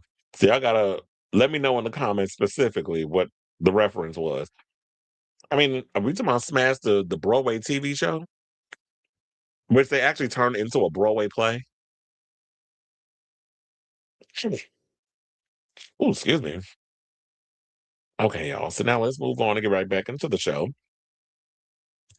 And let's talk about Taeyonce knows Carter Swift. So apparently, she came out with Life of a Showgirl, which some people saying is literally showed that she's got music creativity fatigue. That you just throwing stuff at the wall right now. And she's got this obsession with always wanting to maintain the number one spot that she's giving y'all mid-ass music. So now people are out here annoyed and groaning over the fact that Taylor Swift revealed at the end of that docu series that she had just released over there on Disney Plus, that there's more music to come, which we shouldn't be surprised by that she was going to release more music. I just hope that she takes some time to be inspired creatively and give y'all something of quality instead of just, I'm gonna just throw music out there and because I'm Taylor Swift, the Swift things are just gonna buy whatever I'm giving y'all. And look, I know people can say, but yeah, the Life of a Showgirl is still doing well and it's making all this money, and yeah, that's great. But the reality is, a lot of people, even though they're being loyal to the cause, people are out here overall, and this is her fans saying this. Not, I don't care about Billboard and all that other payola bullshit, but her fans are even saying like, yeah, even though we're supporting and we're buying all the different variants and all the different things regarding this album, they're relatively disappointed in the music. I like Fatal Ophelia. That was a catchy ass song. But for the most part, I was bored with the record. And I'm not a Swiftie, but I like music. And yeah, I was kind of bored with the record. So let's get into the story. So Taylor Swift is showing no signs of slowing down despite calls for her to go away after releasing 9 new albums in 5 years. Wait, she released in a 5-year period 9 albums? That is crazy. I mean, that's all about feeding the beast, but I'm like, that's a lot. The performer, who's 36, teased her next album during the final moments of her Disney Plus docuseries, The End of an Era. The last scene of the series sees text flashing across the screen to fill viewers in on Swift's various achievements since wrapping up the Eras tour. The last frame reads, on October 3rd, 2025, Taylor released her 12th studio album, The Life of a Showgirl, the biggest album of her career, and continues before cryptically adding, to date. Now, Swift's fan base has interpreted this as one of the star's signature Easter eggs and as the first official tease of her next album. The singer hasn't slowed down in recent years, which has sparked criticism from some critics that she's become overexposed. Well, all of that comes from the fact that she's so thirsty and desperate to maintain that number one spot. But you don't want to put yourself in a position where you become so overexposed that even your hardest of chorus of fans get tired of you. It's like, okay, now we're gonna turn on you because that's how a lot of y'all are. Y'all are so fickle. I don't trust the fact of that y'all are real loyalists. Maybe she might be the rare bird, but y'all be quick to turn on somebody in a minute whenever it's just like the overexposure thing happens. But I understand it's like when you 35 years old or she 36, she's getting to that place where it's just like the industry kind of turns on you too, because when women become of a certain age, y'all don't really support women of a certain age. You get less spins on radio, that sort of thing. So they said she also released two live albums, embarked on her record-breaking Eras World Tour, which saw her perform 149 shows across the globe. And this is like in the 5-year period, where she released 5 studio albums along with re-recordings of 4 of her past studio albums, making for a total of 9 new albums in the short time frame. October's The Life of a Showgirl polarized fans and critics alike, becoming one of the worst reviewed albums of her career. However, Swift made it unmistakably clear she has no plans to retreat from the spotlight or slow down her career, as she delivered a cool, four-worded answer for her haters earlier this month. Now, during an appearance on The Late Show with Stephen Colbert, the superstar issued a icy retort while reflecting on criticism that she makes too much music. She said, I think there are certain corners of our society that really love that and look up to longevity. And there's also corners that are like, give someone else a turn. Can you just go away so we can talk about how good you were? To which she shrugged and explained, I don't want to. Now, Swift went on to reveal that she leans on her tight inner circle, which includes her fiance Travis Kelce and Fleetwood Mac legend Stevie Nicks. I can talk to him about any of this, she said of the NFL star, adding that she still feels stunned by the milestone she's hit this era. Well, I guess when she does that, that Kevin McAllister, I'm so shocked face. She's still shocked by everything or stunned, as they say. I kind of feel like she's acting, but whatever. She said, getting engaged to the love of my life, getting all my music back, both of those things could have never arrived in my life, and I'm so grateful. Now, in October, she doubled down on her commitment to her career and her future output during a separate interview where she clapped back at a shockingly offensive rumor that her 12th studio album was secretly her last, saying The Life of Showgirl. She says, now, speaking of Scott Mills on Radio 2 in October, shortly after announcing her engagement to Kelsey, she dismissed the viral claim outright. No, this isn't my last album. That is shockingly offensive. I'm not getting married to quit my job. That's what y'all would like. Y'all want her to be a trad wife. No, leave that shit for JoJo Siwa and her fake, I'm in a dick ass. Let her do that grift over there. But here's the thing, because I'm just like, I'm over the article at this point. I pretty much, my overall thoughts on this is, if you have it within you to constantly create, because artists don't quit or retire. People with regular jobs retire from things that they want to do.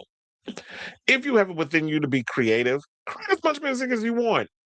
I don't care. But them trying to say, give other people a chance, maybe you need to tell that to the industry, because the only people out here who's making the industry money is Taylor Swift.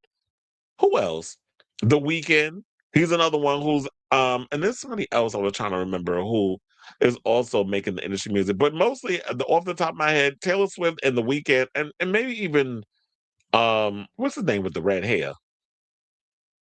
That sang that song Shape of You. I think he might be another one that's making the industry a lot of money. It's funny I'm drawing a blank on him and I see his face in my damn head. And I just saw him at the damn Jingle Ball when I worked that. So I don't know why I'm thinking Eddie Griffin. That's a black man. But anyway, so ugh. She's the only one making the industry money right now. Along with, like I said, The Weeknd, with him doing all them stadium tours, which I had people come up to me and tell me it was a good show, whatever. But so yeah, they're the only ones making people money. She has no chances of slowing down. Ed Sheeran, thank you. I don't know why I couldn't. I knew it was an Ed something. So Ed Sheeran's on, I believe, all three of them is out here making the industry money. So why would she want to walk away from that? But My only issue with her is like this obsession with, oh, I'm gonna purposely release my stuff around the same time other people's doing it. So I want to sabotage because I want that number one spot. I want to be the best of what I'm doing. So maybe she's kind of approaching music the same way Timothy Chalamet, and y'all be mad at him when he says it, is approaching acting. I want to be the best. I want to be the GOAT. I'm always trying to look for that thing so I can surpass everyone else. And people look at it as arrogance, but he's kind of taking sort of a hip hop rapper's approach to his acting career. The same thing with her in music. I mean, she's got some bops, but then a lot of times I be feeling like, Taylor, you a little mid with a lot of the stuff you be putting out. So I would want to be remembered for me putting out a lot of substantial work. And it's not always about I'm trying to feed an algorithm or I want to do all these other things. So maybe that's where the overall hateration that she's looking at it is coming from in regards to that.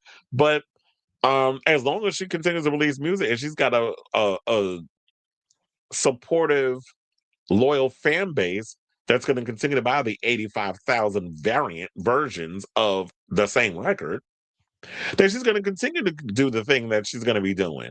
I do kind of wish that other people would have the opportunity, but look, y'all got to step y'all pussies up and figure out how to creatively get your stuff out there if the labels aren't going to support what it is that you're doing. So, I would like her to go away for the sense of take time off to really create and take the time to come up with ideas and create and not just be doing it for all the wrong reasons in that sense. So I definitely want to hear from y'all. What do you guys think of this story? Do you agree with them? It's like, yeah, Taylor, please go away and give other people a chance. I don't feel like it need to be on that part.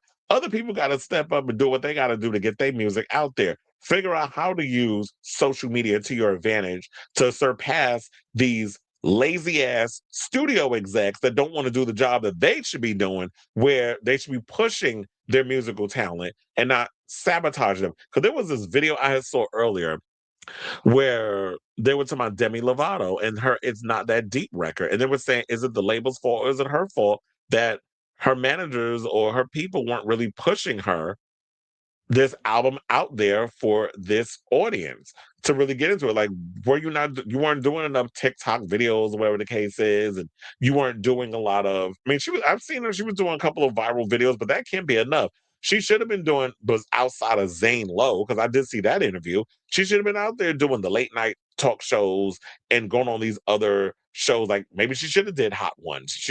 I don't do Alice Cooper. She's, like I said, mid, horrible interviewer. You should have been going on other places and trying to get your name out there and remind people that you came out there, because It's Not That Deep was a good record.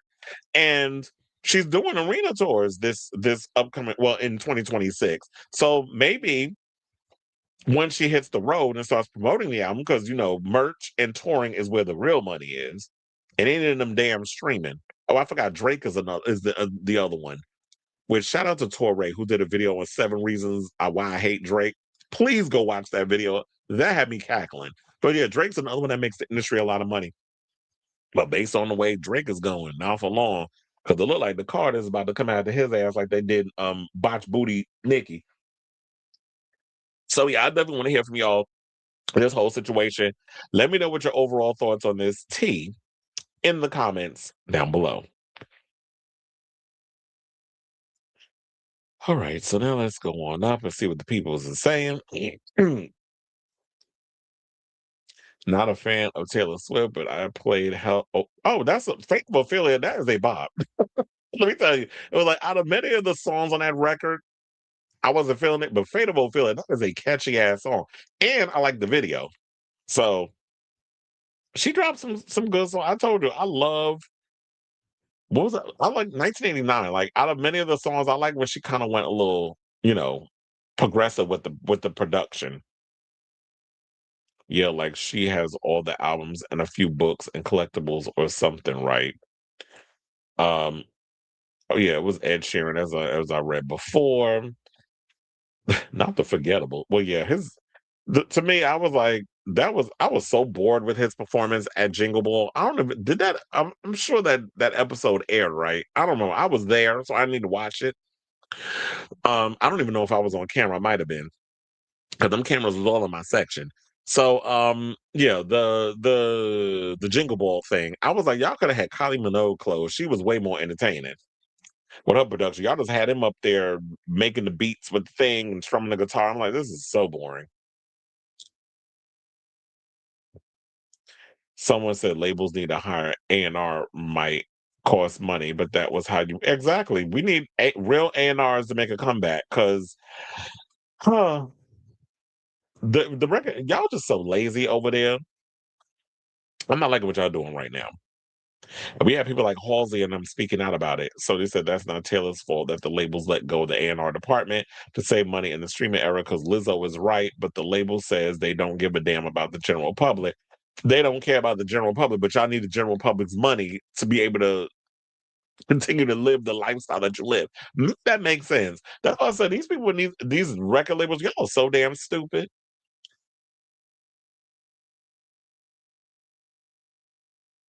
Hmm. That's why I was like, artists got to figure out how to be their own A&Rs at this point, new and old. Okay, so I feel like this is a counteraction to the Simu stuff. So let's talk about another Asian. Let's talk about Bowen Yang. So y'all probably already heard that Bowen Yang abruptly quit SNL, which I was actually surprised by. But look, apparently the word on the street is he left because Ariana Grande, who they worked together on uh Wicked and Wicked for Good, basically encouraged him to be a movie star. And I'm like, does Bo want to take to be a movie star? Well, apparently I did hear a story that I believe him and Matt Rogers are working on a comedy together. So we'll see if him quitting will hold on. Did I even I don't think I did. Hold on a second. Will transfer to box office success in regards to that whole situation. I just realized something. Bear with me for a second. I didn't convert one of his things into a photo, so I got to do that for a second. Please hold. Ooh, I hope I'm not getting sick. This weather has been basically a doozy in New York. So yeah, this is the first time I think that's ever happened where I forgot to add something to the docket. So we're gonna have to do this over. Okay, so now, all right, let's get into this Bowen Yang story.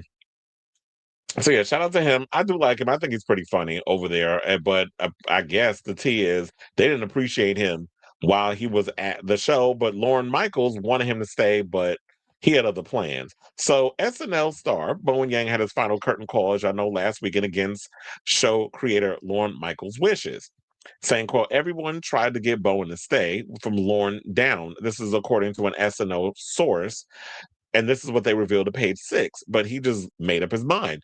He was over it. He was not happy. You could tell. So, with his Wicked co-star and good friend Ariana Grande hosting, the 35-year-old SNL vet went out with a teary last sketch after 7 seasons on the show. Page Six reported back in September that Yang had planned to leave at the beginning of the current season, but Michaels, damn, he's 81. He's been there forever. Well, it is 50 years that SNL's been around.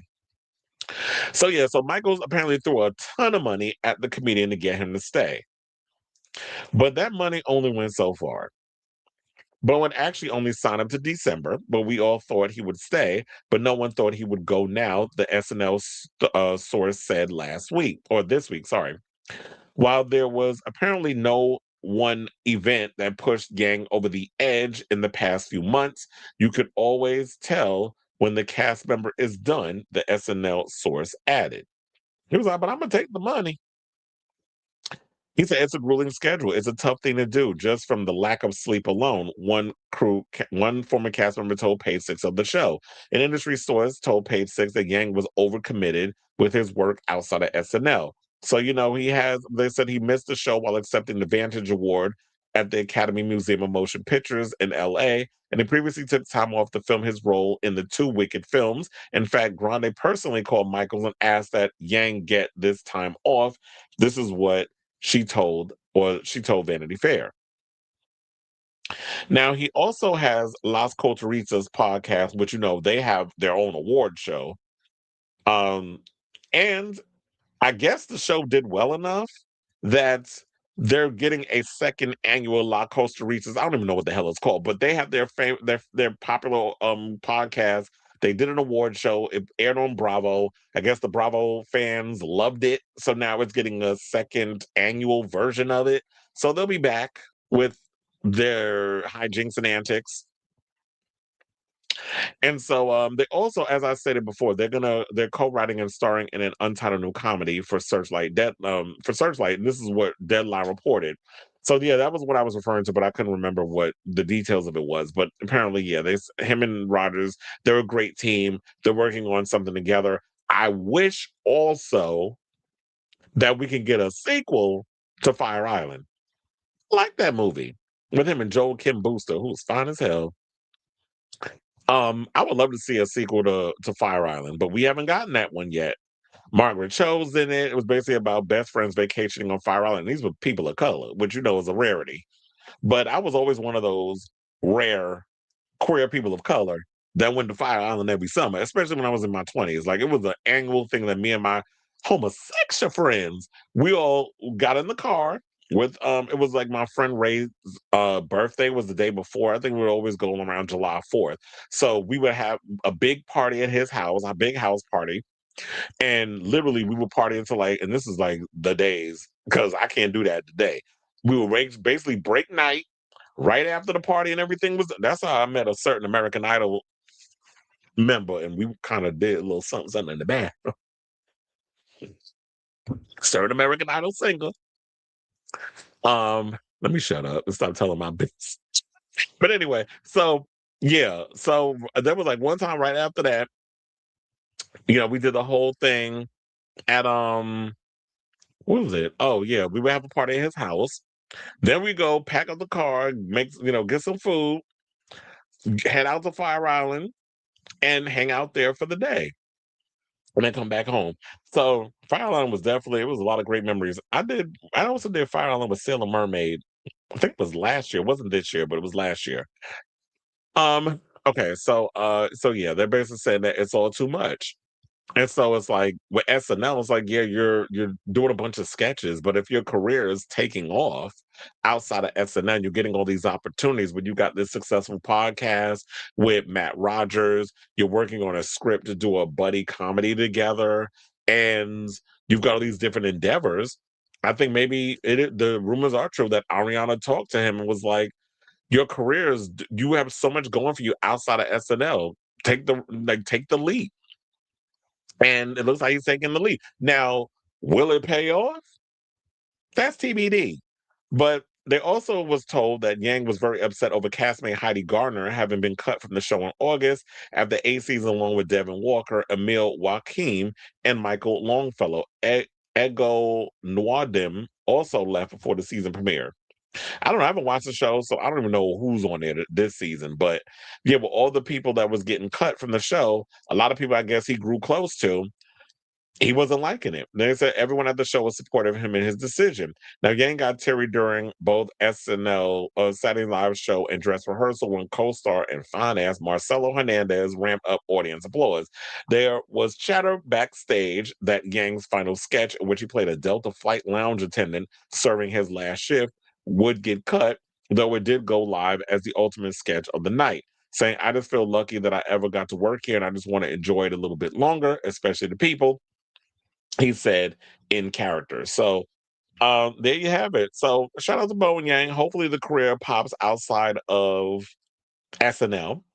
But there's only one way to find out. It's like you got to take those risks. If it doesn't pay off, then he'll figure out what he has to do as an actor, as a performer. Nothing is certain when you're at the behest of, you're only as good as your last hit or as the last thing that you do. So I'll definitely be keeping abreast of his career and following it as things develop. But that's the tea for now. And hopefully he's able to thrive outside of SNL now that he was like, okay, there was, it takes more than just me getting you backing up a bunch of Brinks trucks for me to want to continue to maintain, staying on board with this situation. So say all this to say, what do you guys think of this story regarding the whole Lorne Michaels, Bowen Yang type of situation? Whatever your thoughts are on this tea. Let me know what your overall thoughts on it in the comments down below.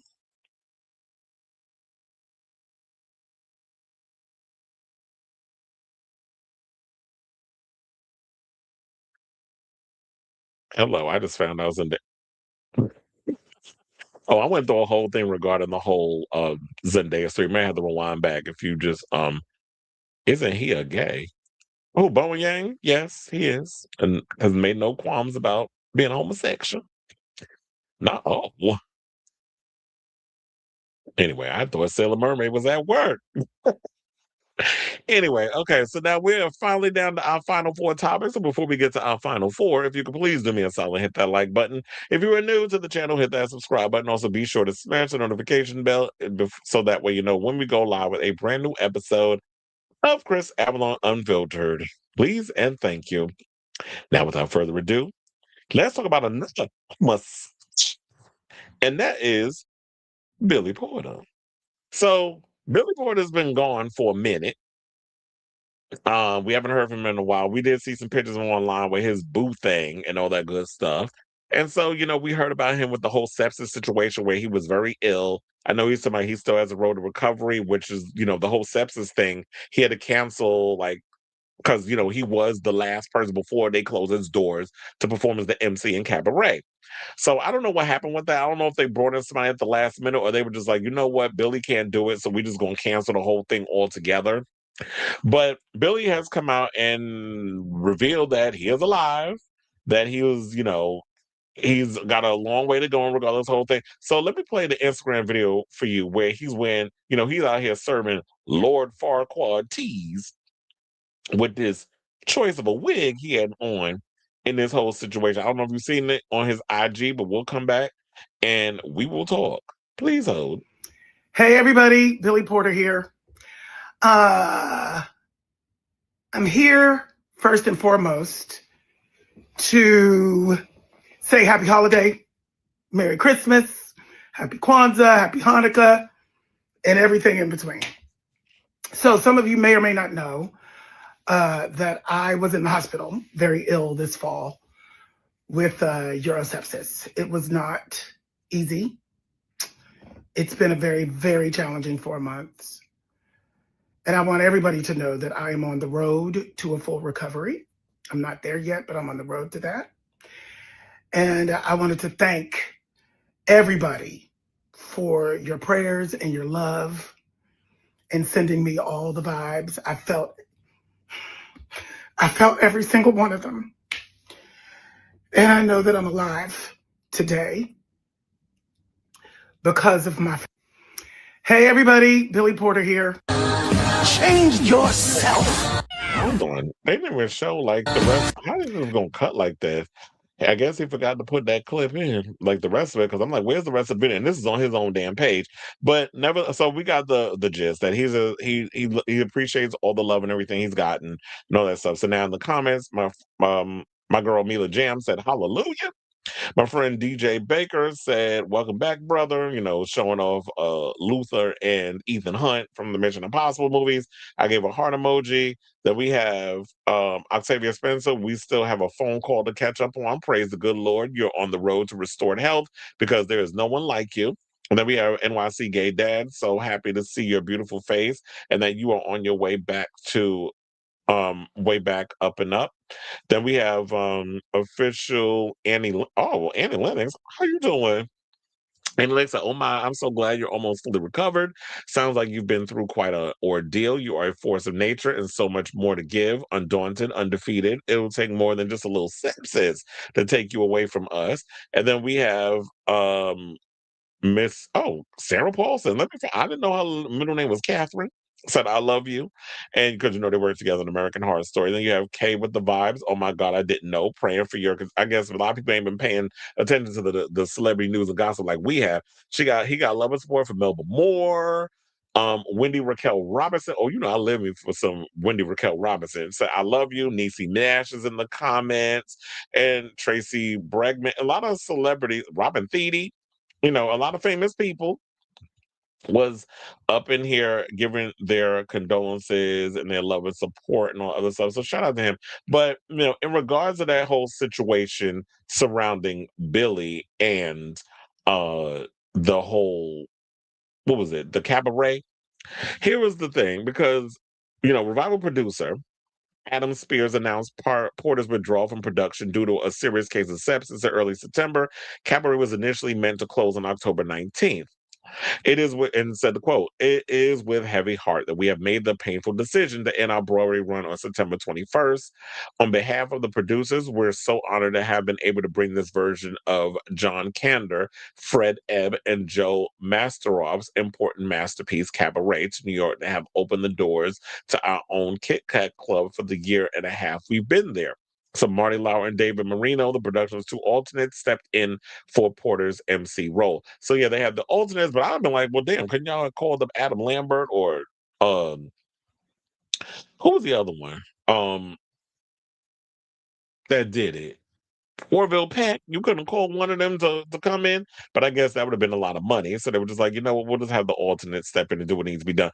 But all jokes aside, when I was talking about that Lord Farquaad wig, I'm happy to see Billy Porter's live. What he got to be giving us all the shenanigans and the craziness and the kooky outfits and the hair and all that stuff. I love that this man is unapologetically himself. So all jokes aside, shout out to you, Billy, and I'm glad that you're on a speedy road to recovery, because he is definitely a one of a kind talent. So shout out to you, sir, and you know get better so we can see what your next step to, what your next role is going to be. So I say all that to say, what do you guys think of this story regarding Billy Porter speaking out and letting everybody know that, yeah, mother is alive, she is well, and she is on her way to recovery. So whatever your thoughts are on this matter, let me know in the comments down below. LOL, I was on break when I saw this segment, but I got to go. Oh, okay. Have fun. All right. So now, let's get into our next topic. Let's talk about MAGA Minaj. So it should go without saying that after she went and decided to thumb her nose at the one group of people that was maintaining their loyalty, and we still got some of them out here who's in the damn cult, they ain't no helping y'all. But shout out to some of the people that did unplug themselves in the Matrix. Even one of my friends who was a hardcore Barb, and I know quite a few Barbs, but one of my friends was a hardcore Barb, was like, can you please give us a little grace in regards, because it's like, they have their 5 stages. We got the grief situation where it's just like, let people go through their grieving period. Let people figure out, um, I'm, well, here's the thing. When we talk about sassy, that is a queer term. And I know a lot of y'all be trying to use that as a derogatory term, but it's not. Let's not do that, because sassy, all these words, that comes from us. So, um, what's wrong with being, he's flamboyant, he's feminine. That's a part of who he is, and that should not be seen as a negative. So, and I love the fact that people be out here talking about no shade and read and all these other terms that comes from the community, it comes from the ballroom community, it comes from the queer community, and a lot of y'all be out here trying to use that as a slight, and it's not a slight. It's our terminologies. So, anyway, to get back into this whole thing about MAGA Minaj, so yeah, I will offer y'all grace for a minute. Then then that's, it is what it is. So I get it. Those who are going through the grieving period, where it's like somebody who they put on such a high pedestal, which I always tell y'all, stop putting these damn celebrities on such a high pedestal, because they're human beings at the end of the day. But I understand why people are mad at Nicki, because the fact of the matter is she purposely positioned herself to be in a way where she pandered to the queer audience, lying about being bisexual and all this other stuff. Even so, oh, I love bad bitches and all this other stuff, and wasn't really correcting people, because I think, what is it? Did she do an interview with Corey LeRae online, or like it was a conversation piece where she was asking her if she into girls or is she bi or whatever the case is, and she was even playing it up in that whole situation. But we ain't never, and I'm not saying that y'all got to prove y'all, because I hate this stereotype where y'all think, oh, you gay, I need you to prove it. Put your ding-a-ling in his mouth or make out with him or whatever. I do see a lot of stuff like that, and I don't want to get like that with her, because I ain't never seen her out here with no girl. So, um, that was like my overall issue when it felt like it's pandering, and a lot of that happens with our community. But I'm not gonna I'm gonna go in on her, and I'm gonna go in on a lot of you Pride event people too, because y'all are the problem in a lot of this situation as well. So now the gays is mad. So y'all was real quiet when it came to that PDF stuff with her husband and her damn brother. But this is where y'all draw the line, because she betrayed the community that y'all felt like, in a way, y'all did prop up her career. She was going to the gay clubs where she performed in Atlanta for Pride. And she did an event where there was like a drag show she went to, and I think the dearly departed Jiggly Caliente was performing her music or whatever there. So she has pandered in a lot of this space. And now she's coming out being a MAGA supporter, and everybody's upset. So there was this story that came out, which I'm like, why is everybody running with this story? Because I don't know if it's 110% true. Yeah, I was in the major trades running with this story. The fact that they said she lost around 10 million followers on Instagram. Didn't I just do a story a couple of days ago that what was it? When it was the whole thing about Kim Petras and who was the other one? It was Kim Petras and Charlie XCX had allegedly clapped back at Nicki Minaj, where Kim Petras said what she said online in regards to the whole anti-trans stuff that was coming out of Nicki Minaj's mouth. And that was just in the social media post. This is before she went over there to Turning Points USA, which I got that clip of Erica Grifton ass Kirk's husband saying what he said about Nicki. And we're going to get into that in a second. Because apparently she got amnesia. And the thing that she went and said on one of her shows about Melania. But all of a sudden she loved Trump. Okay. That's why I love social media. Social media, y'all be thinking that y'all say stuff and it don't stick. It don't be out here for us to do the research and bring it back and show y'all. But this is what you said though. So now what changed all of a sudden? Because you need something. So yeah, so of course the Tapusa, as we like to call it, because I ain't saying the term, all the other crap. It sparked backlash and online claims, but there's no evidence that she lost 10 million followers despite her Instagram now being inactive, because she deactivated back in October. But everybody's running around with this narrative that she lost 10 million followers. So at what point did she lose the 10 million followers? Because y'all making it seem like after what she said with the turning point thing, that's when she lost all these followers. But I'm like, if you've been active on Instagram, because she's been more active on Twitter than any other social media situation. So even the mainstream people running around with this narrative, y'all should have been out here doing the research before y'all jumped on that situation. So I just want to get that out of the way. Well, I'm not necessarily buying that. But now it's like, yeah, once she went after and threw shade at the white gays, which, yes, yes, we have the black queens, whatever that was coming out here supporting. I did work her Pink Friday 2 tour, the last one she did. So there's a mixture of the white queers was up in there as well as the black queers and women. And she threw shade at the queer community and black women, telling black women to stop coming after white girls to make y'all selves feel better. I'm like, what in the step and fetch it is this bitch talking about? You out here tap dancing harder than Kanye with all this mess.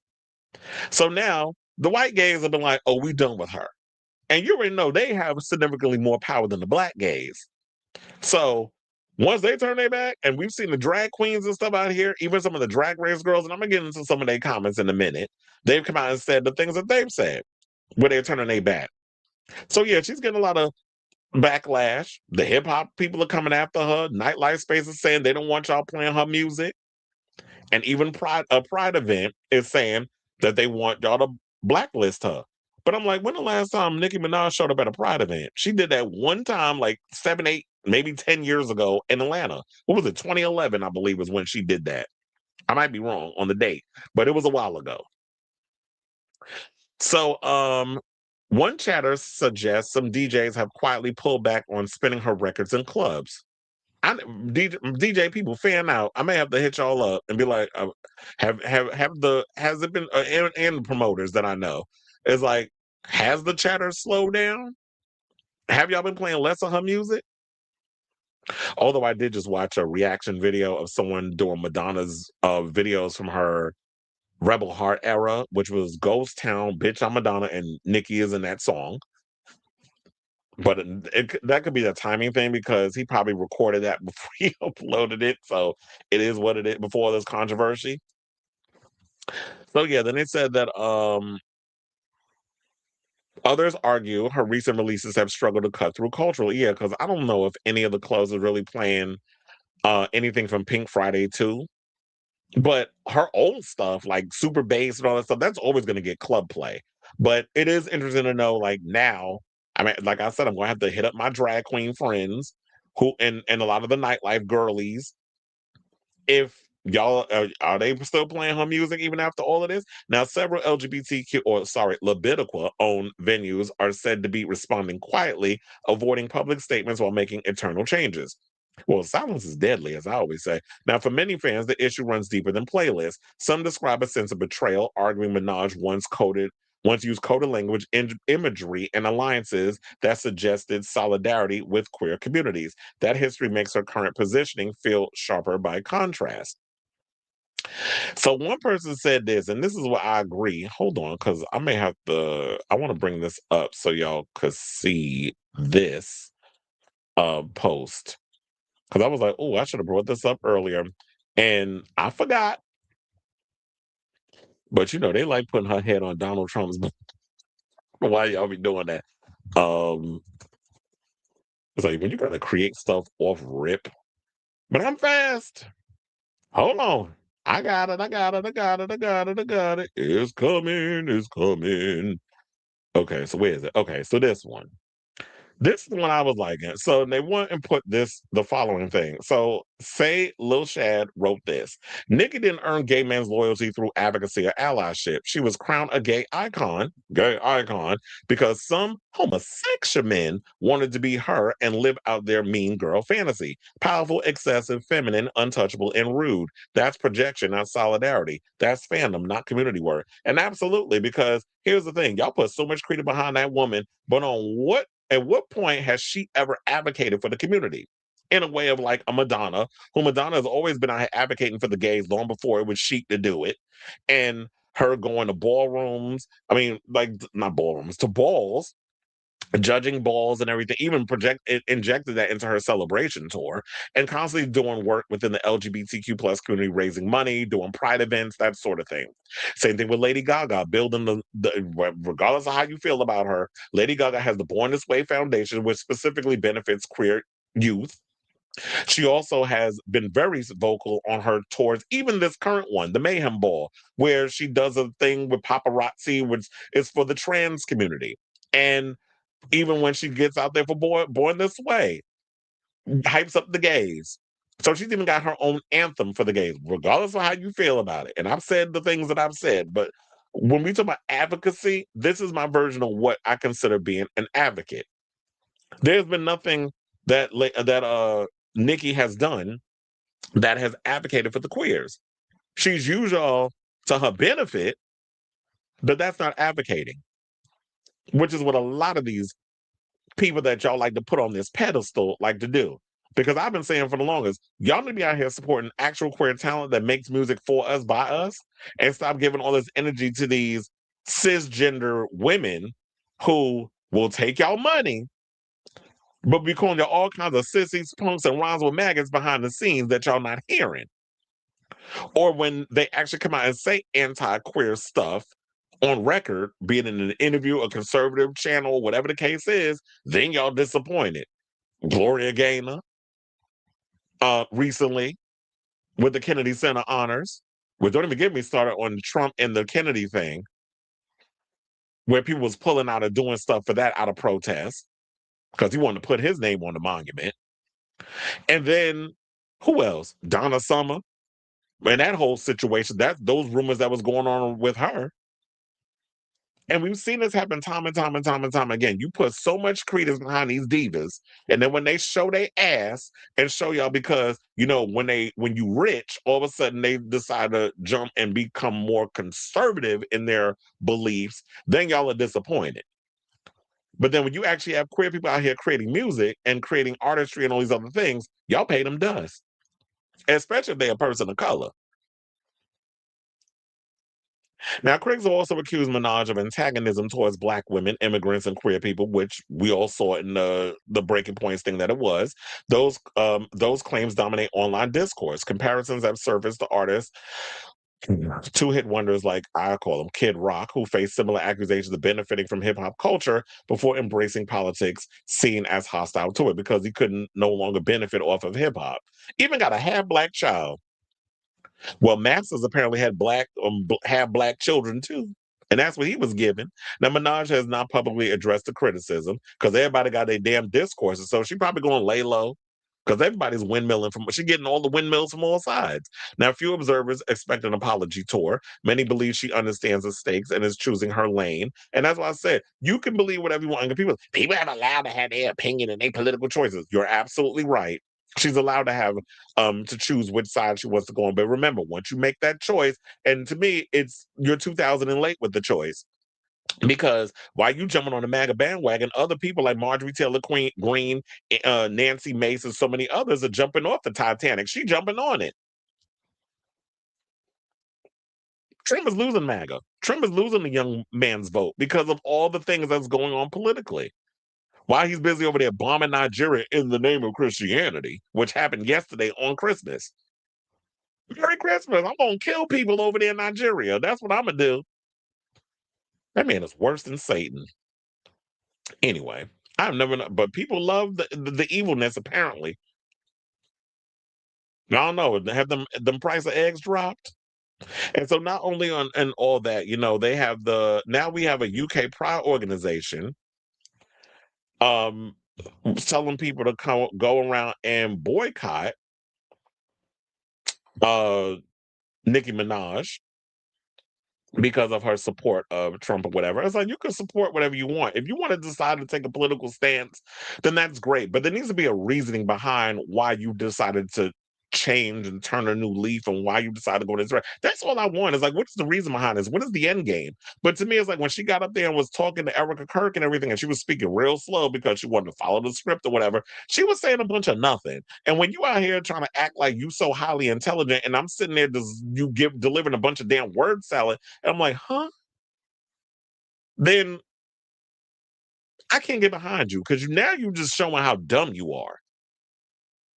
Now, during the conversation, they said the 12-time Grammy nominee, that's a read because she never won one, also doubled down on her opposition to Governor of California, where she went in on Gavin Newsom and said, boys be boys. It's okay to be boys.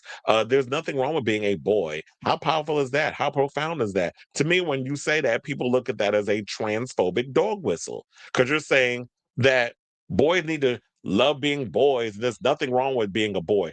Who said there was anything wrong with being a boy? I love being a man. I like having a dick between my legs. But here's the thing.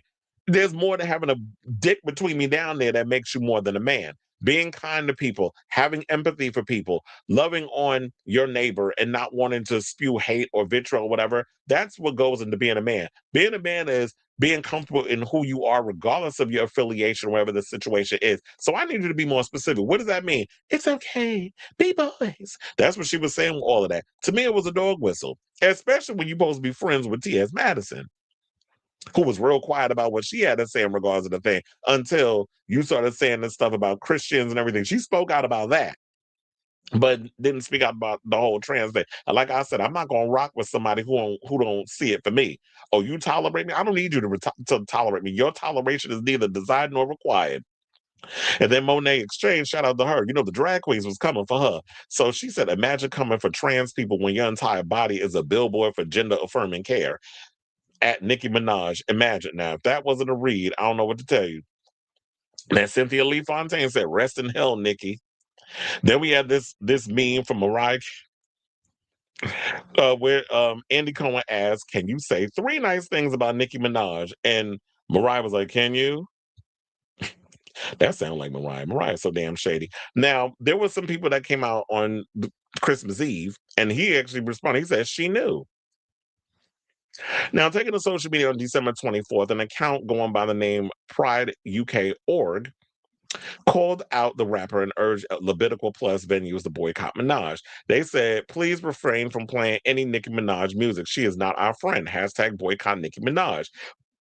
Now, of course, this being Twitter, you already know the damn morons is gonna come out and say what they gonna say. Somebody said, you don't speak for all gay and trans people. Shut the fuck up. Well, you don't either. How about you shut the fuck up?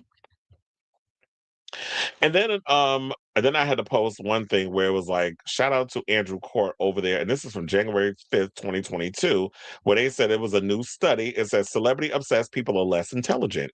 No shit, Sherlock.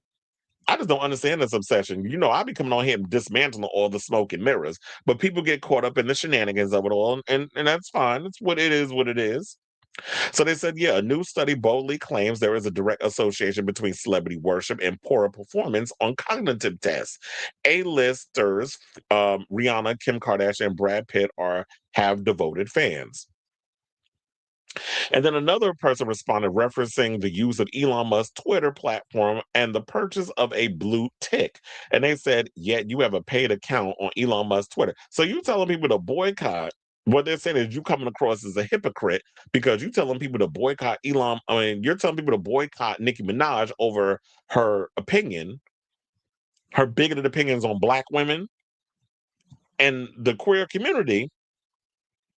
But here you are on Elon Musk's Twitter with a blue check mark, which you probably paid for. Because that's the thing. I refuse to get a blue check mark because, yeah, they want you to have to pay for that. I'm not giving him my money. And I use Twitter, and that's to promote my website and stuff. So I use it and I just throw it up on it. I don't engage with the people on there. Someone else said something saying this on a Republican's platform, LMAO. Damn, y'all are stupid. then another queen came up here calling themselves Larry the Barbie. Said, I'm gay. I will keep supporting and loving Nicki. And they said the music is too good for a boycott. You're on your own, especially since y'all can't seem to put down 212 and broke with expensive taste by Azealia. Who's y'all? I hate when y'all come out here and generalize into my. I'm like, who's y'all? Don't sit there and lump people and try to use other things as an excuse to benefit your standing behind somebody who, quiet as a kept, can barely stand behind themselves. So, and you already know what the history of Azealia Banks making derogatory remarks, and people do support her. But and look, no shade, but I even said this to a friend of mine. I was like, wait a minute, and I'm about to snitch on you, Monet, because when we went to that RuPaul's Drag Race premiere event thing, and you was DJing, why was you playing Azealia Banks? So if y'all don't come up here and talk about anti-queer this, that, and the third, why would you play her music on your DJ set? I'm just saying. So, and I have look. Let me just keep going. So then there was Heidi N Closet, because you already know Heidi N Closet was mad at Nicki during her, when she came on Drag Race. What was that, season 12, when she did the premiere? And look, y'all are shady because, we got Cardi B coming up in next week's episode of Drag Race during the premiere, because it comes out on the 2nd of January.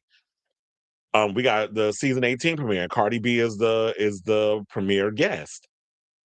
And so Heidi N Closet, I guess, hasn't really liked Nicki.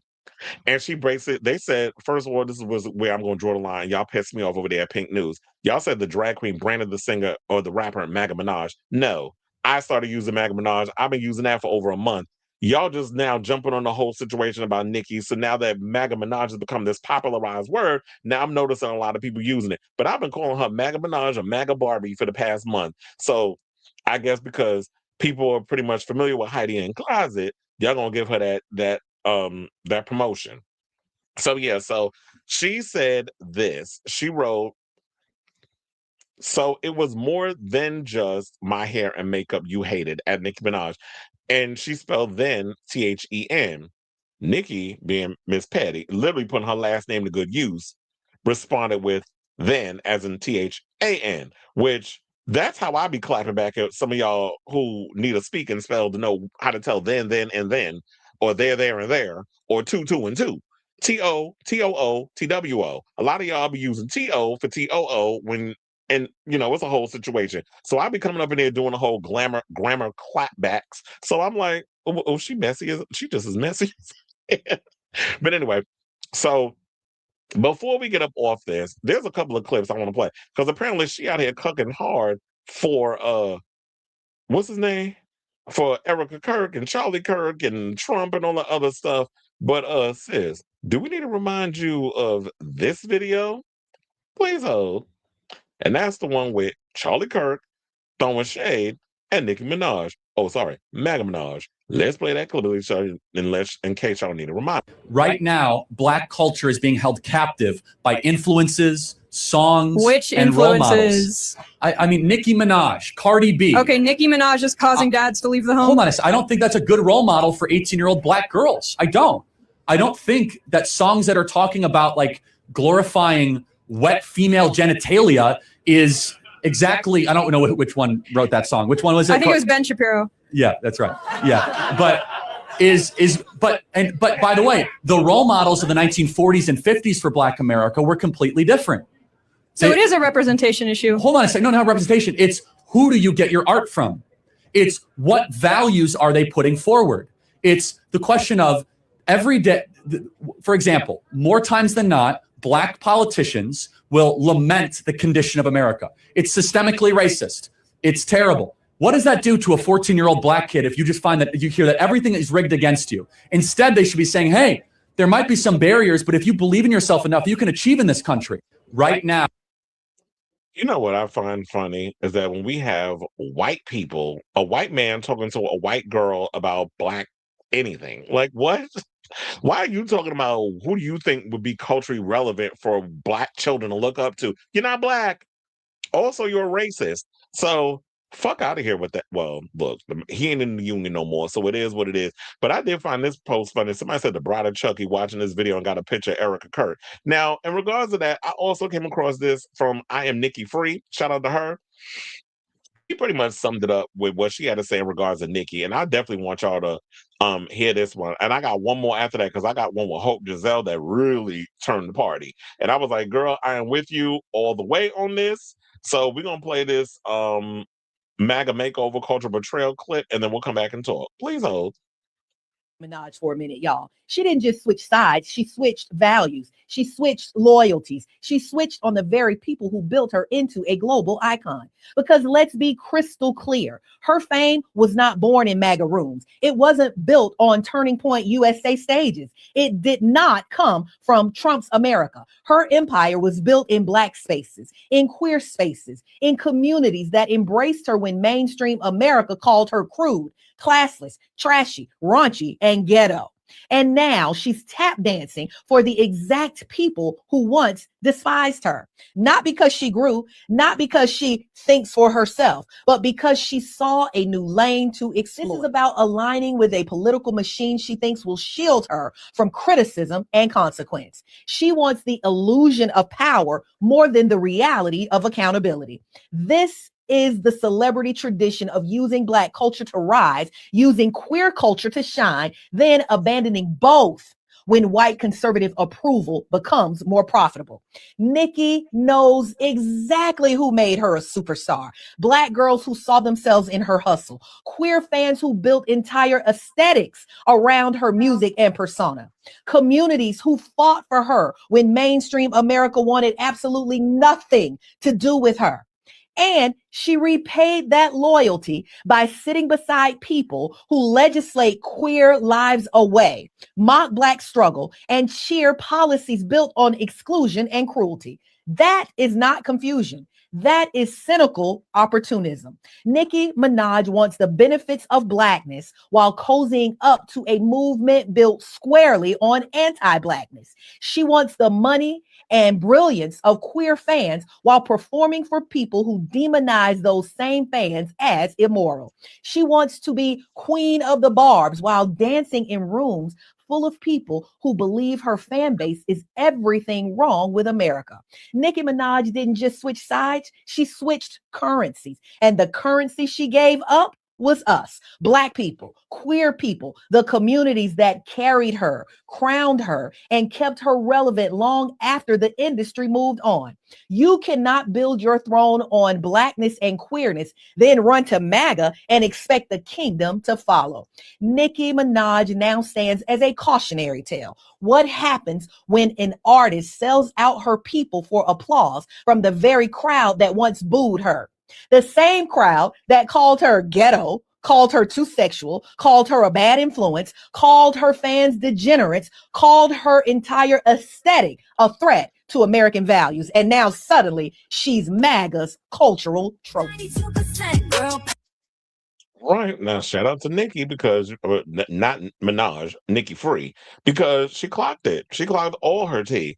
And Nicki went from being the queen of rap to basically a step and fetch it with a 40-inch bundle. That's literally what she's at this point. And Nicki also went on to say, Nicki Minaj teaming up with MAGA is the wildest cultural betrayal I've seen in years. This ain't a pivot, it's a complete sellout. Watching her dance for the folks who used to clown her whole over-sexualized existence. Wow, just wow. And the people that clowned her over that is the woman that she sat next to, the husband of the woman that she sat next to. You know, Erica on her damn grifting tour, because you can't tell me this bitch ain't out here grifting with all the like, who goes and does a whole thing with pyro and stuff every time she coming out. So this whole situation with Turning Point, y'all, it's giving cult. Now, last but certainly not least, since we had Nicki come out and say what she said, let's go to someone in the trans community, not T.S. Madison, because she hasn't really given like a full-on video thing. My girl Hope Giselle had this to say about Nicki and this. Wait, hold on. It said your browser has lost connection to your screen. Y'all can hear me? I was like, I didn't lose the audio, whatever the case is, did I?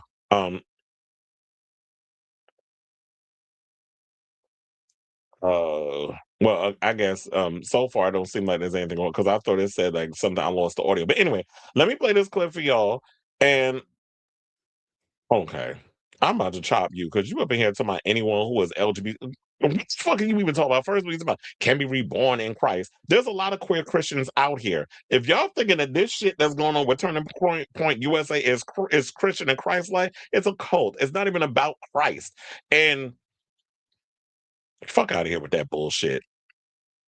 So, I ain't got time for y'all with y'all fake Christian ideologies and all that. First of all, somebody who grew up Roman Catholic, I think I know a lot about Christianity and all this other shit because I was raised up in it. So I'm not dealing with this fake Christian bullshit that a lot of y'all, if y'all about to come up in here with that, y'all about to get blocked before I cuss you out. I'm gonna block you. But um, anyway, so without further ado, because I decided to go, I was like, I don't want to lose focus. Let's get into what Hope Giselle had to say because she read her down to the ground. This is like the worst. I think she got sheathered part 2 after watching this clip earlier. But anyway, let me get into it, then we'll come back and talk. Please hold for our final time.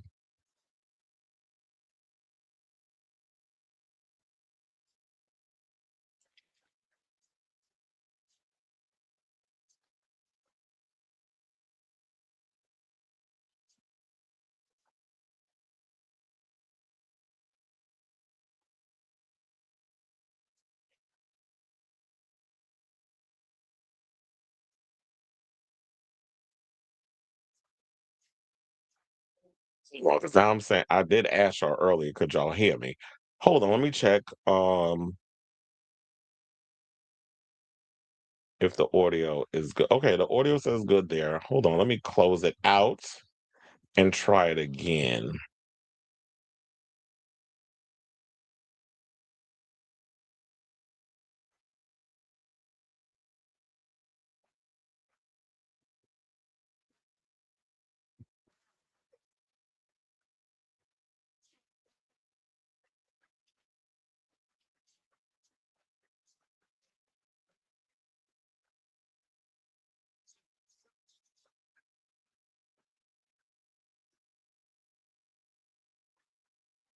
Okay, y'all saying y'all can't hear it. Let me actually stop. Let me refresh. And let me know a final time if y'all can. Because I don't know, maybe I think it probably kicked out the situation, and I don't know, it caused like a whole audio situation. Let's try it one more time. Let me know in the comments if y'all can hear it. Um,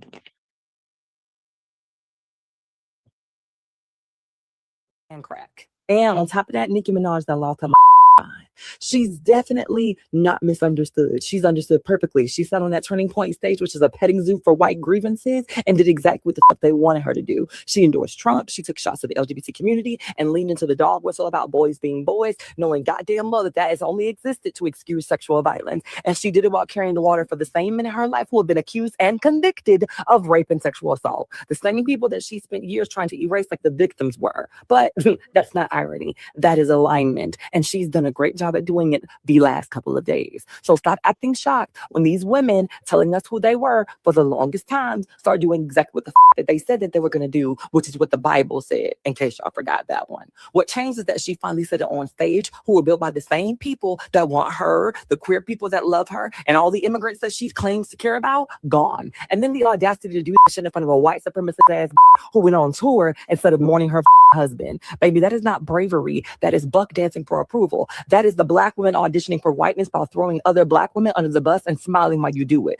Let's be even more honest, Nicki. You built your brand on the culture of queer people, ballroom aesthetics, gender play, femme access. All of that came from us. You made it profitable, and now you're using that same platform to side with people who want those very same folks legislated out of existence, and you're biting the hand that feeds you. But, Barbs, let me go and talk to y'all real quick, because all of the gay ones, yeah, I'm sick of you.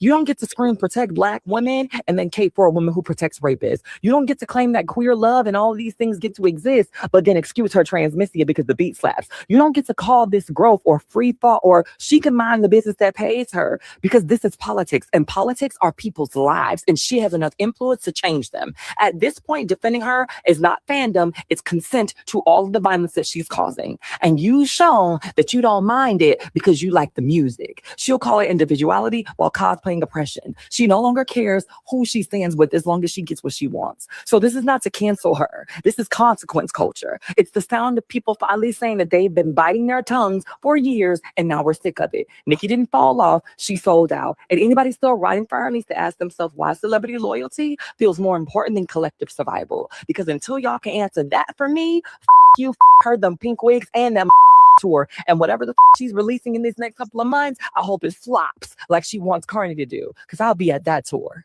Hello, it's me. It's coke and crack. I just wanted y'all to hear that last part because she said it's giving coke and crack. I'm like, damn, at the same time. Oh, shout out to Kyle Kalinske because he showed this video of Marco Rubio allegedly doing some booger sugar. Not literally doing it, but the signs was there. Like he was clearing the corner of his mouth, and he was doing everything but sniffing. He rubbed the nose, he did this with the mouth, the eyes was looking crazy. It was like, well, he was doing that same shit Don Jr. allegedly, probably the same brand of booger sugar, probably that good Colombian shit.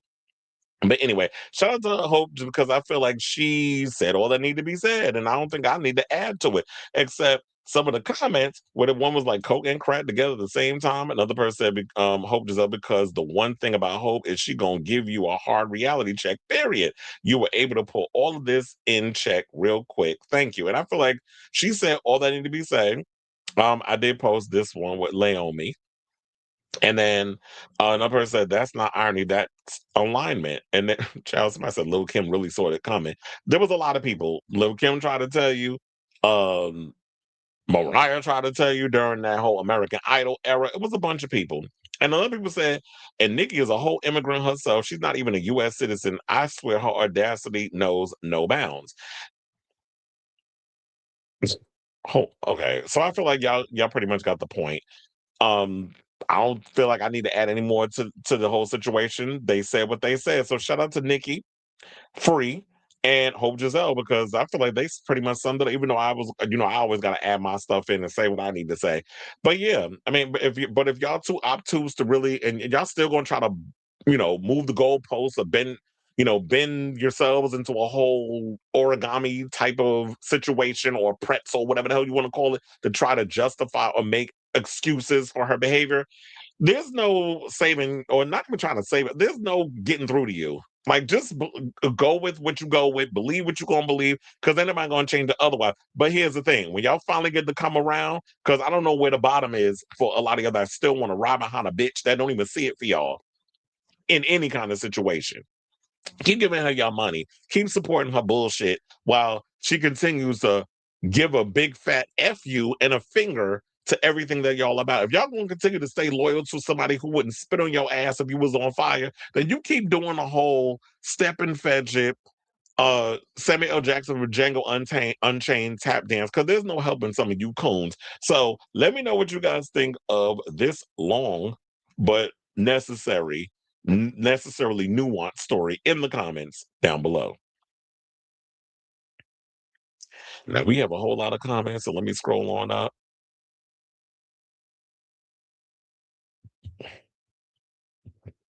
Not sparkling, like who? Like Edward and you know those vampire movies. They said, "What's your source of Somali immigrants' welfare benefits?" That what? First of all, I need to look into that because I don't even know what you're talking about with the whole Somali thing. I know Nicki was fake from the jump. Well, you know, a lot of people so I rewinded the Tayonce Noah Carter Swift because you know that's the name I give her now. I will now be quoting artists. Wait, I will now be quoting artists don't quit or retire. People with regular. I always be saying that. I'm like, people with regular jobs retire. Artists don't retire for music. That's why I hate when people like, oh, I'm retiring. I'm like, retiring from what? Like, if you have a career and you have talent and you have ideas and what, you don't never quit. People with jobs quit or retire. Fans don't get to say what is and who is a gay icon. Some shit needs to be gate kept. I want to see the work and actual true dedication, like Madonna, Kylie share a little. Yeah, exactly. Like, yeah, a lot, and that's what I hate about this generation. Y'all just give that icon legend status to anybody. It was like, no, you had to really put in the time and the work to be considered an icon or a legend. Now people just come out with one record. Y'all want to call, oh, they're an icon. Icon of what? So that's why I don't understand about, like, y'all really have kind of pissed all over what the true essence of what an icon is. Her husband, okay. He said even his own moderate voters and people who didn't vote are realizing their consequence. Exactly. Why does she have to explain to people? Wait, what? Why does she have to explain to people her political views? Well, when you take your behind over on a show like Turning Points USA and you say your stuff, aren't you explaining your political views? You taking a political stance. So I don't understand how you saying, why does she have to explain it? By you sitting your big wide ass next to Erica Kirk grifting ass and you taking a political stance on things, that's you explaining it.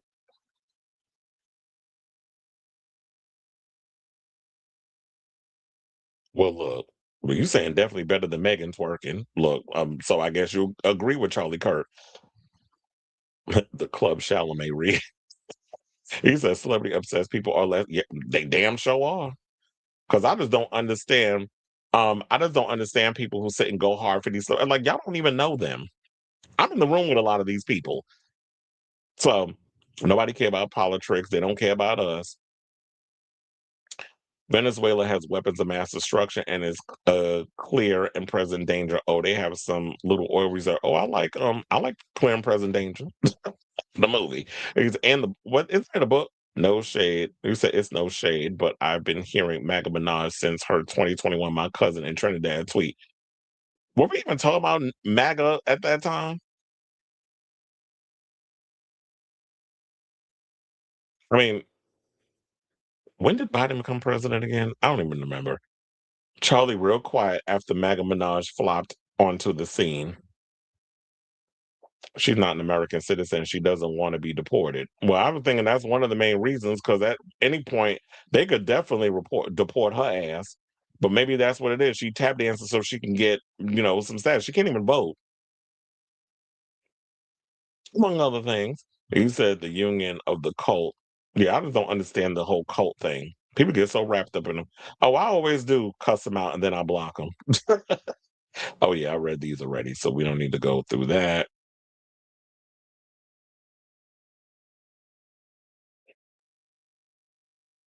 Rubio on that Tina and Coke cocktail. Well, you know they be lacing all the drugs with Fenty and all that mess. Crystal even like, oh, she does. I tell you, well, it is a catchy song. Girl, they gonna forget when she go back to they. And you know how easily people forgive. Oh, she come out with a oh, it's all forgiven. If y'all do, then that's on you. It just goes to show a lot of y'all with this. I can't with this fake outrage. It's like, do y'all even stand on anything?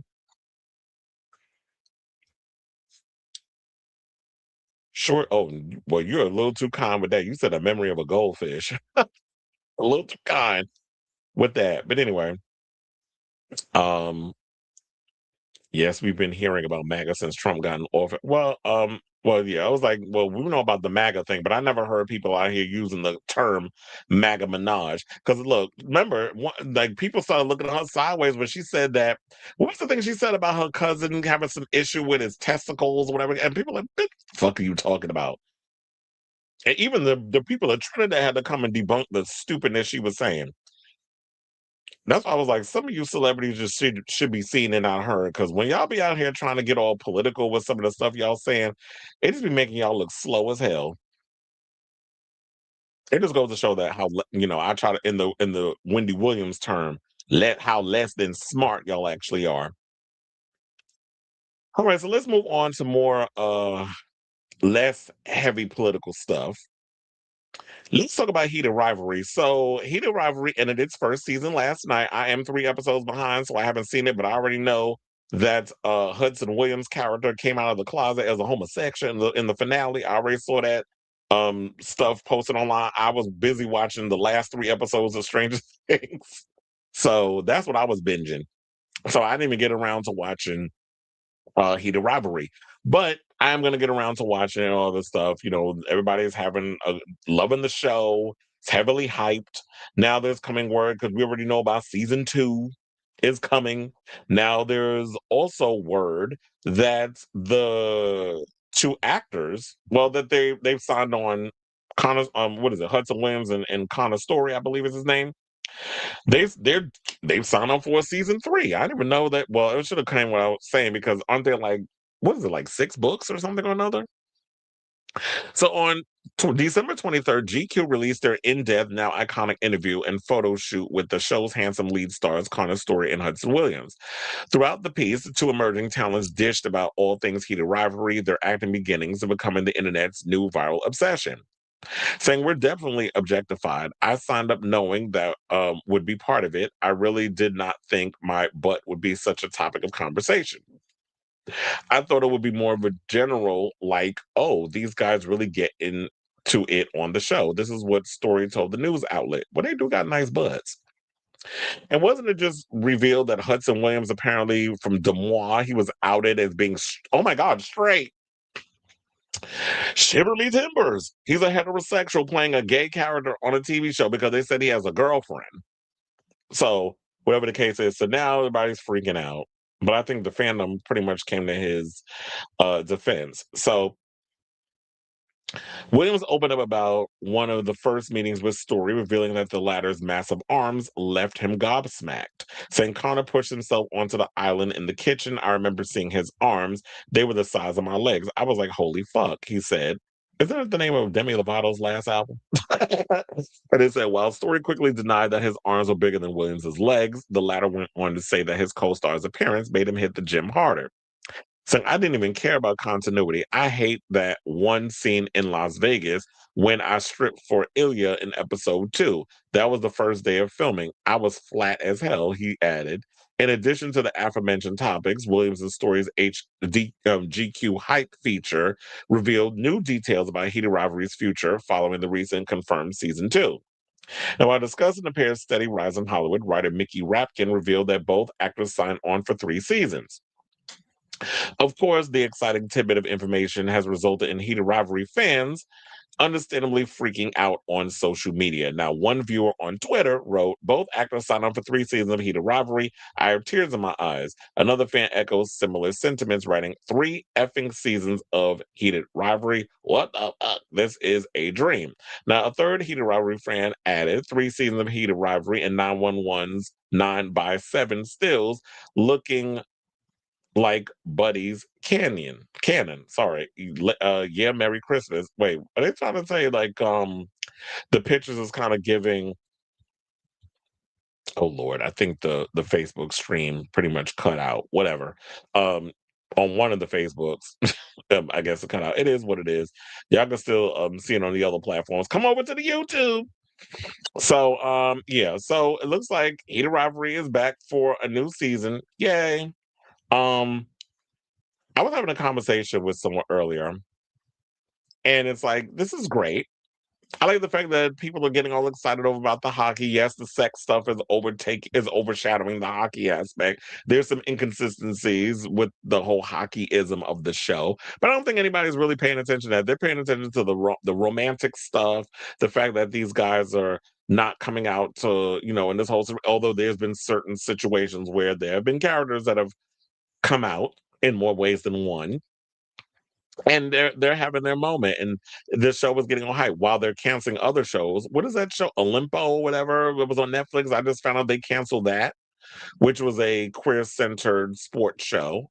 Then also Boots was canceled. So there's a lot of cancellations going on, but I'm just hoping that with the success of this show, that what it does is open a Pandora's box for more shows like that to get made.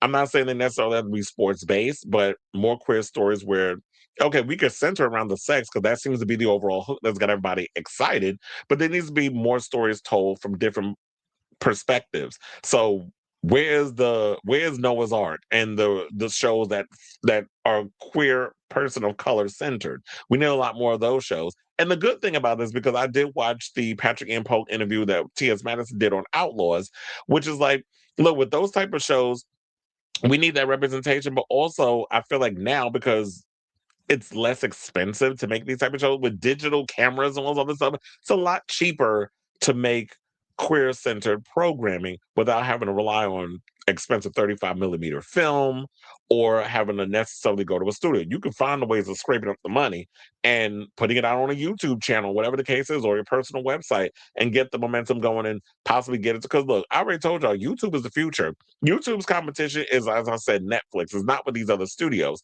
Digital media is the future. So if you could use that to your example, hopefully there's somebody out there, and even myself, where I will say the one thing that I will say about this show, it has definitely inspired me to get back into my screenwriting and creating something where I could see myself in these type of characters and that world being put on television. So that's the next thing with me doing this show, creating scripted content.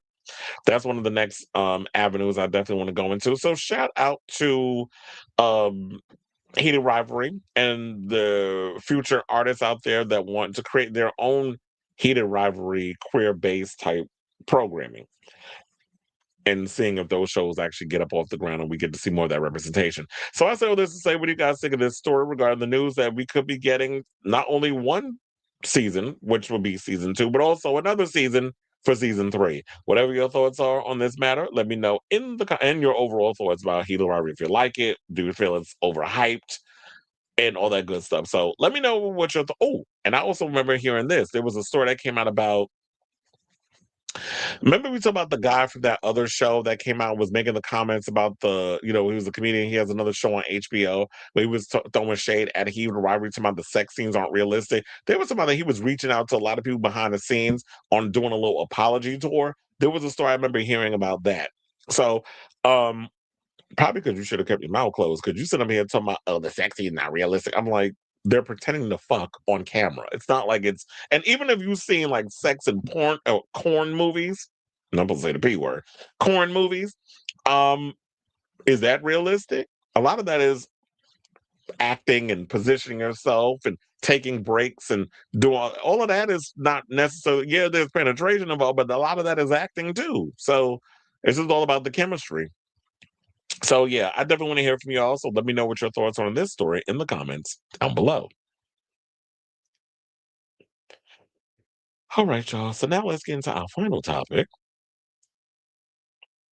And let's talk about Mama Ru. So there's a couple of queens that I've been noticing have been coming out and saying some things against RuPaul and his overall silence surrounding you know, a lot of what's been going on, particularly the Trump administration's crackdown on trans issues, you know, healthcare for trans youth, also, you know, the banning of trans people using restrooms and jobs and that sort of thing. So there's been a lot of anti-trans rhetoric that's been going on. Also, the cutting of HIV research, also pediatric cancer research, that sort of thing that's been going on within the medical community. So there's been a lot of those things going on, and people were feeling like RuPaul should come out and say something about it. So yeah, so drag queens in the wider Levitical plus community have criticized RuPaul for what they perceive as a lack of direct vocal condemnation on you know, of Donald Trump and the associated anti-Levitical plus policies. So Ru, as you know, has addressed anti-drag legislation in the past. Some performers and fans feel that he's been notably silent on directly calling out Donald Trump by name, especially given the global reach of his platform, RuPaul's Drag Race. So RuPaul has generally addressed political issues, as y'all know, through broader statements and action-oriented support rather than direct attacks on Trump, where he has condemned anti-drag bills back in March of 2023. Previous political commentary, you know, in the past, he provided commentary on Trump, describing him as a poster boy of the egocentric culture and contrasting it with the nature of drag. And even, you know, they even did a Trump the Musical episode. So y'all remember that I mean, there were also in July 24, 2025, there was something where they said, like, an open letter to RuPaul, it's time to cut ties with Trump aligned media, saying thank you for everything you've done to uplift our community and bring drag. And this is from Reddit, by the way, to the world stage. RuPaul's Drag Race has inspired generations to live with pride, power, and purpose. That's why we are writing with concern. Paramount and the new parent company Skydance recently paid Donald Trump $16 million for rights to The Apprentice, helping him rehabilitate his image. Wait, isn't that Amazon Prime where you can watch it on there? I don't know if that was Paramount, but there was. But I get the gist because Skydance and everything. You know, they got the ties of Trump. They had to go through him to get to acquire Paramount. And you already see what they're doing with the news media over there at CBS. We already talked about and Barry Weiss and that sort of situation. And then, you know, canceling Stephen Colbert, where he gave the finger to you know, the network on the last day of his show. And they said the move suggests a disturbing shift, companies profiting from queer art while empowering those who threaten our rights and silence truth. We know you may not control these choices, but your voice carries global weight. Rue, you've always said if you can't love yourself, how the hell you gonna love somebody else? This is a moment to show queer kids everywhere that love means action and that business choices reflect our values. You have a responsibility, there's a pun on his name, obviously, to show that drag isn't just entertainment, it's resistance. Because yes, drag isn't just something where it's like literally a clown in a wig, as Bianca Del Rio and Lady Bunny have made consistent jokes about in their thing. But activism also is in drag. People look at drag as like their superpower or they're in superhero mode. Also, there are a lot of people like Marty Gould Cummings and so many others who use political activism in their drag. So drag is a plethora of different things. But some people look at Rue as you gone a little mainstream. So, and I would give him a pass if he hadn't spoken on it first about it, but he has. And then there was, you know, where they said queens such as Aja and Bosco have used their platform on RuPaul's Drag Race also to discuss the tangible negative effects of the Trump administration policies on the trans community and the drag industry, including loss of income and difficulty accessing healthcare. Other local drag performers have engaged in direct protests, such as the group of DC based queens who attended a Kennedy Center event that Trump was attending, effectively upstaging his appearance and making a visible statement. So, yeah, they always feel like that you've made issue focused political statements in the past. And you know, we need you to come out and call Trump on a thing. But here's the thing I don't know if he could necessarily speak out in so many ways because it might be out of his hands because of the whole Paramount thing. You know, with World of Wonder and everything, who knows how long their contract is over there. So maybe he doesn't want to rock the boat of this thing that he makes a lot of money off of. Because there was this one video, I mean, this one post, I don't know the exact date, but there was one with um Trinity the Tuck had said this. She said, We are how many days into this specific fight of protest and positive change for Black Lives Matter? Mother at RuPaul, where is your voice? Everybody say love. Everybody needs to say something. This is the moment. Your voice is important and needed. Your fans, your Drag Race family, your Black brothers and sisters are needing your encouragement and light right now. Silence isn't an option. Please use your platform. You are the most well-known queen in the world. It is so important. I understand some of your concerns, but when you have such a massive platform, it's your responsibility to the people that look up to you for you to use your voice. The end. So it said 20 minutes that it was saying, oh, I don't even know the date. I wish I would have known the date of this because I don't know if I saw that it was emerging on platforms and stuff this week. So I'm like, is this a new thing or is this something that was old and then it's just resurfacing? So I don't necessarily know the date of it because I'm like, yeah, we haven't heard people use Black Lives Matter in a minute. But then there was this other post, which came from Mimi I'm First, where it said, you are the most famous queer person of color and you have said nothing. Nothing. Speak up. Come on. You've got to be fracking kidding me. Okay, that was shade. That was funny. And then some person, and I left it on purpose in the comments where hold on, because let me see if I can pull it up for y'all. Hopefully, I don't have people posting stuff in the thing and I don't get in trouble because y'all keep. Okay, so it said, I don't know if you could probably see it at the bottom. Hold on, let me take out the headline. Oh, wait, let me also, sorry, I got to take out all of it. So I don't know if you can read the bottom here in the black, but it says just like a white man, I expect a black one to do the heavy lifting. It's not RuPaul's job nor obligation to say a damn thing. RuPaul has nothing to prove. His life work is proof of what he stands for. Be for real with these tweaked out ass social media posts.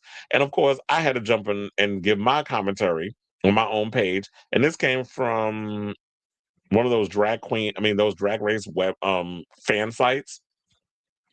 So I put another Drag Race vet is coming for RuPaul. I purposely and we already had the Lady Bunny thing that came out recently. Which shout out to y'all and thank y'all for having that go viral. But I was just giving my opinion. People were interested. So another Drag Race vet is coming for RuPaul. I purposely left one comment in where the black cis woman said it's not Ru's job as one of the most influential black drag queens working today to speak out on behalf of all the political atrocities happening in the queer community, courtesy of this rotted administration. Sorry, boo, but this goes beyond race. I personally don't believe that you need to speak out if you don't have the vernacular to do it. However, Ru has taken political stances many of times via social media or via episodes of Drag Race. So she doesn't get a pass once you open Pandora's box. Or maybe she's choosing to be silent because she's worried if she pipes up too much that it will affect the show's future and her coins. Remember, David Ellison owes Paramount, which they are running into the ground as we speak. And the Ellisons are friends with Trump. So I did ask, what do y'all think?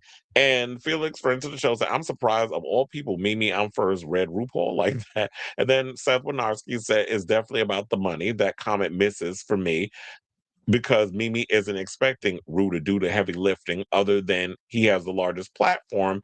And like you said, has spoken out or taken a stance politically many times. That's a garbage take. And then Fabian says, Child Ru is not about to stop her own bags. So there's that. So I definitely want to hear from y'all. What do you guys think of this story? Do you feel like, because of RuPaul's position as one of the most powerful and successful drag queens in drag today, mainstream, there's a lot of drag superstars out there, but RuPaul is the one who was out here for over 3 decades as one of the most, and yeah, she's had her ups and downs on her career, but she is one of the most well-known, most recognized, most successful drag queens out here. Do you feel like it's her obligation to come out and speak out on behalf? I feel like if you're not someone who has the vernacular, if you don't have the political, wherewithal to take the stance on the vernacular, whatever you want to call it, then you don't have to speak out. But once you've opened that Pandora's box and you've come out and said some of the things, and you've taken that stance before, you can't be surprised when people are expecting you to step your pussy up and speak out, be a voice for the voiceless. Who knows? Maybe we'll see some of that play out during this upcoming season of Drag Race, but then again, they filmed it before the whole voting thing. Trump was going against, the Trump Kamala Harris situation, the political, climate. All of that the show was filmed before we got to where we are today, where he was, became president and that sort of thing. So, wait, yeah, it was, right? Because I think over the summer they shot, I think over the summer they shot All Stars. So I think like with Drag Race, whatever, they filmed all of, the regular season before the whole voting situation happened and Trump became president. So who knows? I don't know if they'll add that in or it'll come up during like the reunion, or they don't even do reunions no more. Like the whoever wins, whatever the case is, like we'll see how it all turns out. But for the most part, yeah, is there an obligation for him to speak up? I definitely want to hear from y'all. So whatever your thoughts on this matter, let me know your thoughts in the comments down below.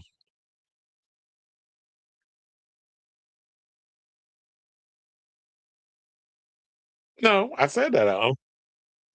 I said I saw Stranger Things Volume 2. I said the reason why I didn't when I did the Heat of Rivalry story. I said I already heard some of the stuff that was spilled in that last episode, but I did not watch Heat of Rivalry because I was busy catching up on the last 3 episodes of Stranger Things season 5, which I should have been more specific, part 2. So yeah, I was watching that yesterday. I was underwhelmed by it, by the way. Yeah, for the most part, I was pretty much underwhelmed by the situation. What did I say on it? I was like, no shade, but these last 3 episodes of Stranger Things were underwhelming. I don't feel, despite a few emotionally compelling scenes, Max reuniting with her body, Will coming out of the closet. I know some people are like, well, why did he have to come out and state the obvious? Because we already knew he was gay. I'm like, shut the fuck up. First of all, this is the 80s. People were not coming out like that in the 80s. So y'all need to remember where y'all at. Stop bringing 2025 shit in 1980, whatever year it was, type stuff. So this was a significant moment where it needed to happen or whatever. So that scene was actually good. Jonathan and Nancy, confessing before they became Marshmallow Mash. Dustin begging Steve not to risk his life for, like Eddie. When he had that emotional, they had the big fight, and then he got emotional. Was like, he don't want to lose you, and don't get on the ladder, and that sort of. So I did like that stuff. The nail biting action sequences was good. Mike's mom coming out and saving them from the Demogorgons in the hospital. Like there was a lot of really good moments, but I did feel like I was on a hamster wheel with the story. Like I don't feel like y'all set up anything impactful for me to really look forward to this series finale, which is about to air on New Year's Eve. So I was underwhelmed. Like it had great moments, but the penultimate episode of the series is the second. Oh damn!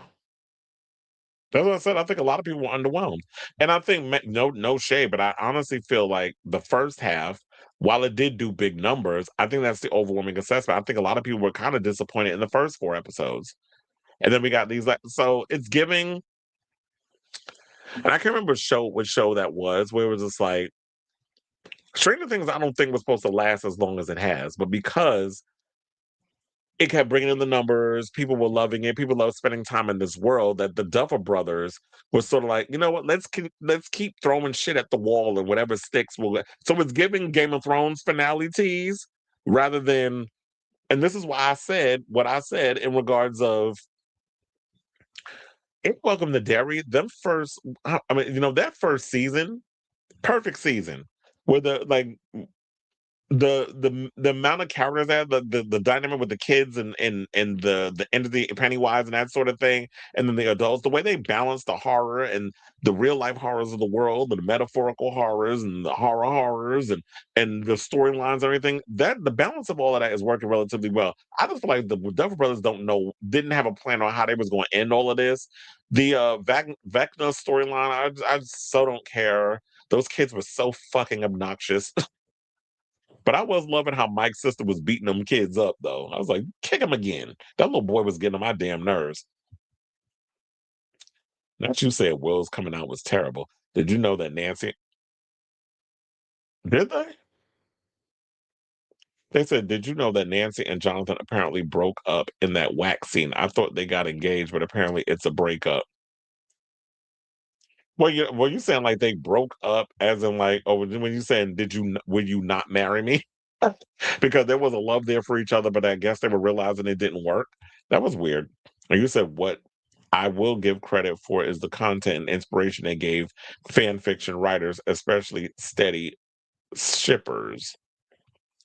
Yeah, but like I said, I was underwhelmed. I mean, I'm so glad I didn't spend, I didn't get a ticket to go see it in the movies because, like I already said, I'm not gonna be able to see it anyway because I'll be working fish at Madison Square Garden.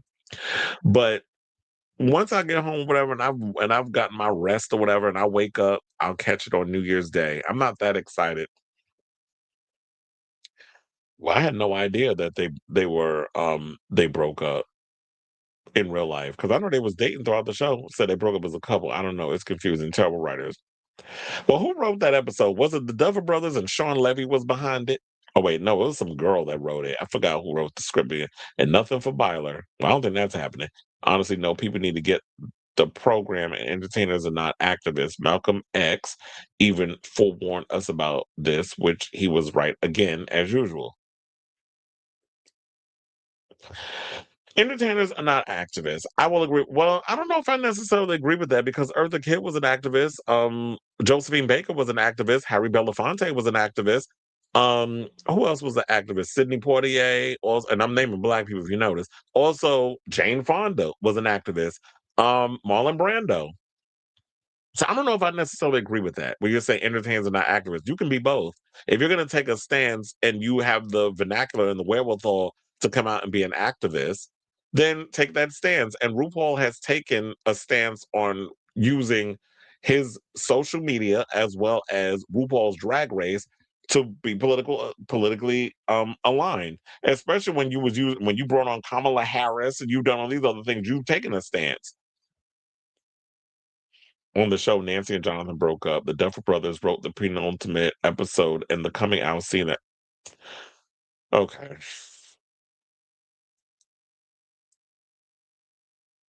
I don't even know if I don't even no shade. I don't even think Paramount made the smart choice to even give the Duffer Brothers a job over there at Paramount. But then again, David Ellison has already proven he don't know what the hell he's doing as a studio head. This is why you don't let oligarchs or people with a lot of money buy studios if they have no idea what the hell how to run a studio. You put people in place that know what the hell they're doing in regards of a studio. You don't just buy one because it's a vanity project or you just bored with your money, which is what this is pretty much giving. But anyway, on that note, we are done with today's show. I want to thank you all for tuning in to the latest episode of Chris Avalon Unfiltered. Please hit that like button, that subscribe button. Also, smash the notification bell so you know when we go live with a brand new episode of Chris Avalon Unfiltered. I don't know if there's not anything of interest. I think it's been a slow news week. It took a lot for me to even scrape together stuff to talk about on today's show. So if I don't see y'all probably next time you probably see me is Tuesday because that's when I'll have an actual available day. Because like I said, Fish is about to hit the garden, so I'll be working those long ass shows. I hope I'm not gonna get tested for drugs because I'm gonna be getting contact highs with all the mess. They be up in there snorting and smoking and God knows what else. But yeah, so shout out to all of y'all. Thank you all for tuning in and supporting the show. Commenting and kikiing with me in the comments, all the other stuff. So love you all for watching. Thank you all for your continued support. And until next time, ciao, darlings.